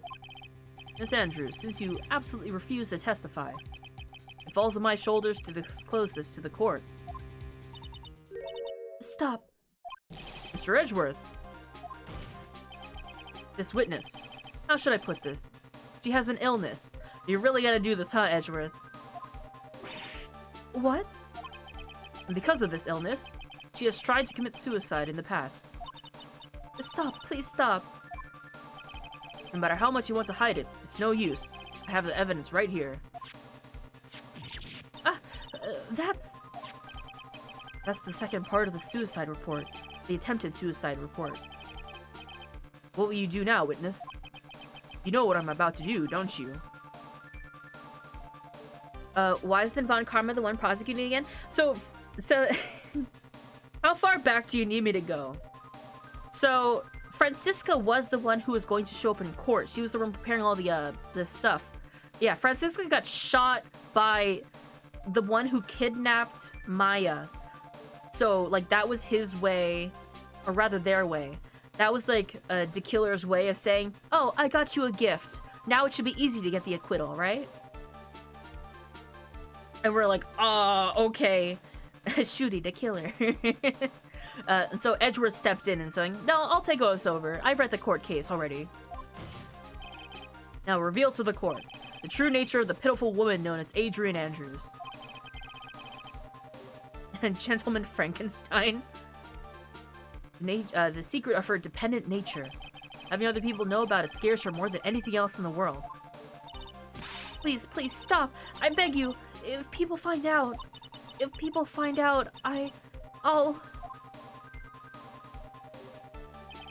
If you're going to say that you would choose death, that is no concern to me. Edgeworth, how could you be so cold? This is coming from a man who literally left the country for like over almost a year, saying that he was gonna die or he was dead.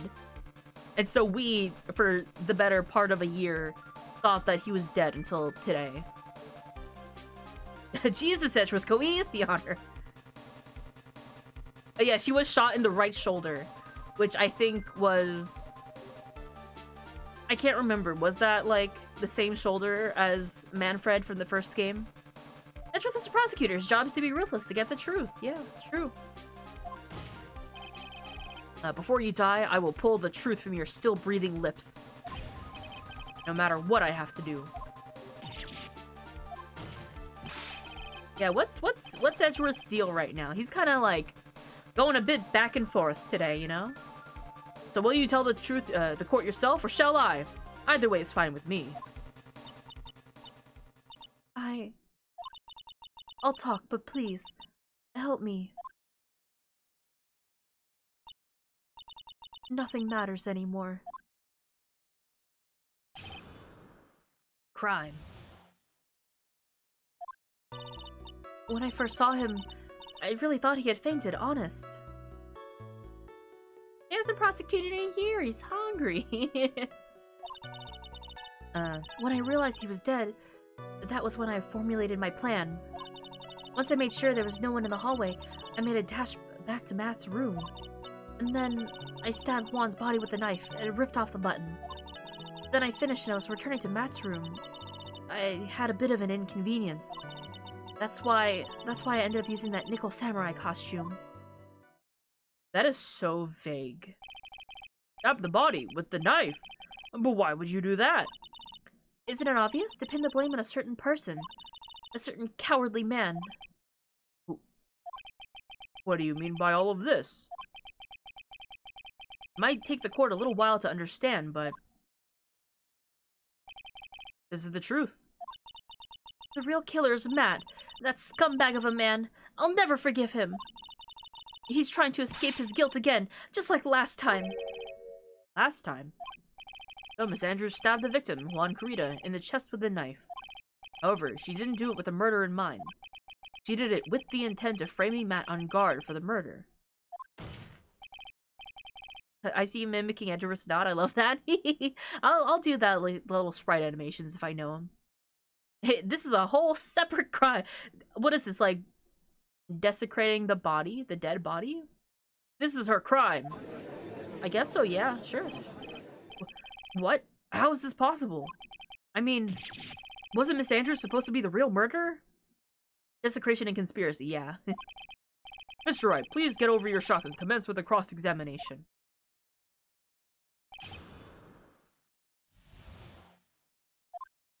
What do we have? No? You could tell from the state of the room that I was in, there must have been a fight. Are you telling the truth when you say that you did not know that he was dead? He had a scarf around his neck. That scarf is part of the Jammin' Ninja's costume, so I didn't think anything was strange. His head was also tilted down a bit, so I couldn't see his face that well. That's why I thought I'd wake him up, and went to pour the juice. When I realized that he was dead, okay, that's when I formulated my plan. What is this plan you had? I knew right away that the murder was Matt. I knew because Juan, he was going to expose Matt's weak point. Matt's weakest weak point to the world. So Matt did this to stop Juan and silence him for good. That's when I thought I should forge some evidence and pin this crime on Matt. Forge pieces of evidence for the knife and the button. The first thing that came to mind was the plant of the knife. Once I made sure there was no one else in the hallway, I made a dash back to Matt's room. So that was so you could get the knife, correct? The knife Matt used at the dinner had his fingerprints all over it. I thought if I used that, then the police would certainly turn their eyes towards him. Matt was napping in his costume at the time. I slipped in, took the knife, and returned to the scene of the crime. And then I stabbed Juan's body with a knife and ripped off the button. I still sketched the scream. Blah. I could still catch the stream. Yay. I'm getting a little tongue-tied at this point. But yes. Hello. We're wrapping up this part. You were the one to stab the victim with that knife. It gives me goosebumps to think about it now. What a horrible thing I did. But at the time, I couldn't control my own body. It moved on its own. Then, when I stabbed Juan's dead body, I suddenly realized something. If I used the button somehow, it could make Matt look even more suspect. You thought to rip one of the buttons off and then plant it in Mr. On Guard's hakama. Yes, that's what I had planned to do. But things never go that smoothly, do they? When I finished, I was returning to Matt's room. I had a bit of an inconvenience. An inconvenience? There was a woman with a camera at the ready, loitering at the hallway. I'm willing to bet my spikes it was Lotta. Your spikes? There was also a woman with a ray gun that was... There was also a woman with a ray gun at the ready, pacing back and forth. Man, that ray gun, huh? That's Miss Oldbag for you. I'd already been caught and made into a big scoop for the weekly tabloid once. I couldn't very well go out and looking like myself and get caught again. That's why I ended up using the nickel samurai costume. You were the one who prepared that costume, weren't you? Yes, I took it from Global Studios. I also put it into Juan's guitar case the day before the award ceremony. You did this in preparation for the press conference, correct? Yes. Juan wanted to wear that costume and hold a press conference in it. He was going to disclose Matt's big secret there. And what was this secret? That, I don't know. Anyway, I thought that if I were to leave Juan's room in the nickel samurai costume, then people would think that Matt was the real murderer. I was very careful not to leave any fingerprints when I opened the guitar case. I absolutely did not want anyone to know about the costume. I think we've heard enough. So after that, you went back to Mr. Unguard's room and planted the button? Into Matt's Hakama? Yes. After that, I folded up the costume I was wearing and put it into a bag. Then I snuck it out of the hotel and got rid of it. My word. What does this all mean? Mr. Edgeworth, is it? The real criminal is Matt Unguard. Yesterday, that woman prosecutor sat me down for a talk. Francisca, huh? She said that I should, under no circumstances, confess that to what I had done. If I just kept quiet, then Matt would be found guilty for sure. I had no choice but to believe in her words.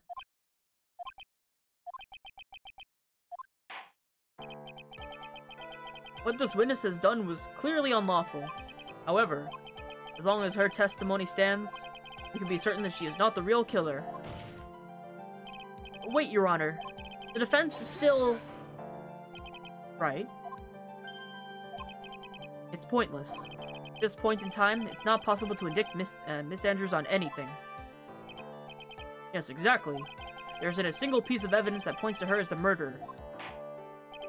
The cross-examination of the witness is over, and so is today's trial. Couldn't establish that the witness was the culprit. Please let it go, Mr. Wright. But what if... We need this. Mr. Edgeworth, please place Miss Andrews under arrest for further questioning.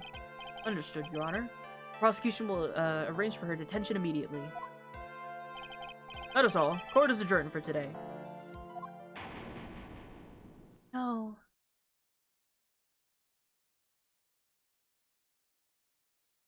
Well, the chair's empty. I think that's our first time seeing that so far. Poor Phoenix. Today's trial is over. The fact that didn't know the cause of death is kind of important. Oh, the fact that she didn't know the cause of death is important, Phoenix. Just a little bit. But the trial's over. Wasn't there a command for gay but styled like objection? Yes, it's exclamation point gay. This isn't a very gay moment right now, though. This is actually incredibly sad. Because... Gay. Because if we didn't get the not guilty verdict by the end of today, there's a kidnapper who kidnapped Maya and threatened to kill her if we didn't get not guilty by one day. Things could be sad and gay. Today's trial was over, and I didn't win an acquittal. That's why we were so desperate to keep this case going. I forgot about the one-day thing. Yeah, we just ended the trial for today. Witness, would you mind if I asked you something? Hello? Edgeworth? What is it? Before you leave court today, I wondered if I might look at that one thing. That card in your hand. It's had my interest for quite some time now. What exactly is it? Oh, this? Mr. Wright also asked about this. Although, I didn't remember at the time you asked me about it, Mr. Wright.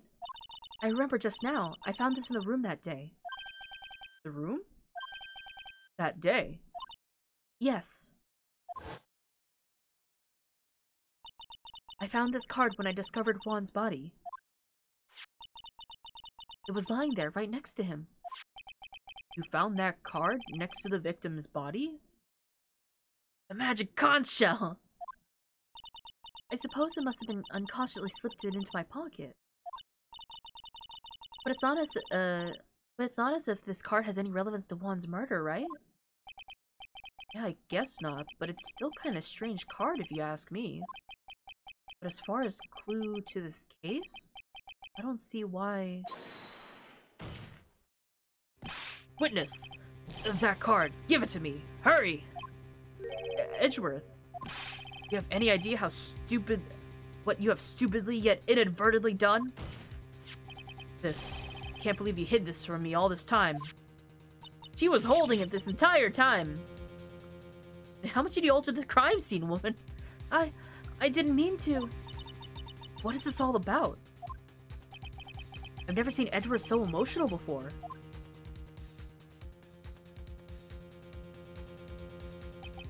That card. What in the world is it? What does it mean? He continued.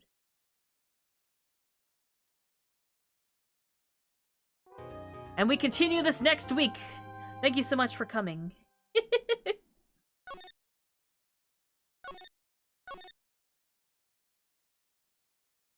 That is where we'll have to end off for today. I'm sorry to end off on such a dramatic cliffhanger. Damn, she really did fuck up this entire case, huh? We'll have to find out exactly what that is. Thank you for the stream. Thank you guys for chilling out with me today. I believe that this is roughly the halfway point of the case. So we'll be continuing the rest of this case either Tuesday or Thursday. We'll see about that. Dang, made it right in for the dramatic cliffhanger, yeah. We'll see. We'll see how things go. I'll probably continue with, like, just going on Thursdays. Alright. I gotta close some things up. But thank you guys so much for hanging out with me. It was very good. It was a very chill day. Yay! Yeah, we made it to the end for today. Maya might be dead! We didn't get the not guilty verdict. What does the card mean? Find out next time.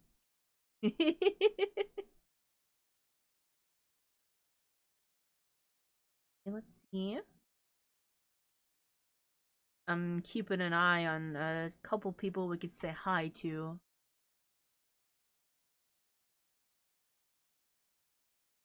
Alright. Next time on Dragon Ball Super Sun. Alright, I think I know who we're gonna say hi to. Let's see. Not that button. This button. We might slowly be getting towards the end of Gary's Super Gary-thon. Let's go say hi to Gary. He's playing Tekken. What do we want to go in as our raid message to Gary? What are we thinking?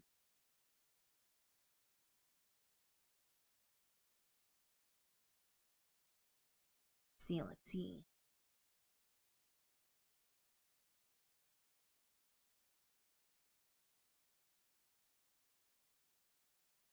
If not, if anything, got Happy's an objection. Goblin is bawling. Something with objection in it, you know? I think that's very fitting. So we're gonna say hi to Gary. Be nice to Gary, my good friend. I'm gonna raid into him. And I'll see you guys next week, okay? Take care of yourselves. I'll take care of myself. And I'll be hopefully much healthier by next week to continue, you know, arting and streaming you silly games, alright? I love you guys very much. I'll see you then, okay? Bye. Bye-bye.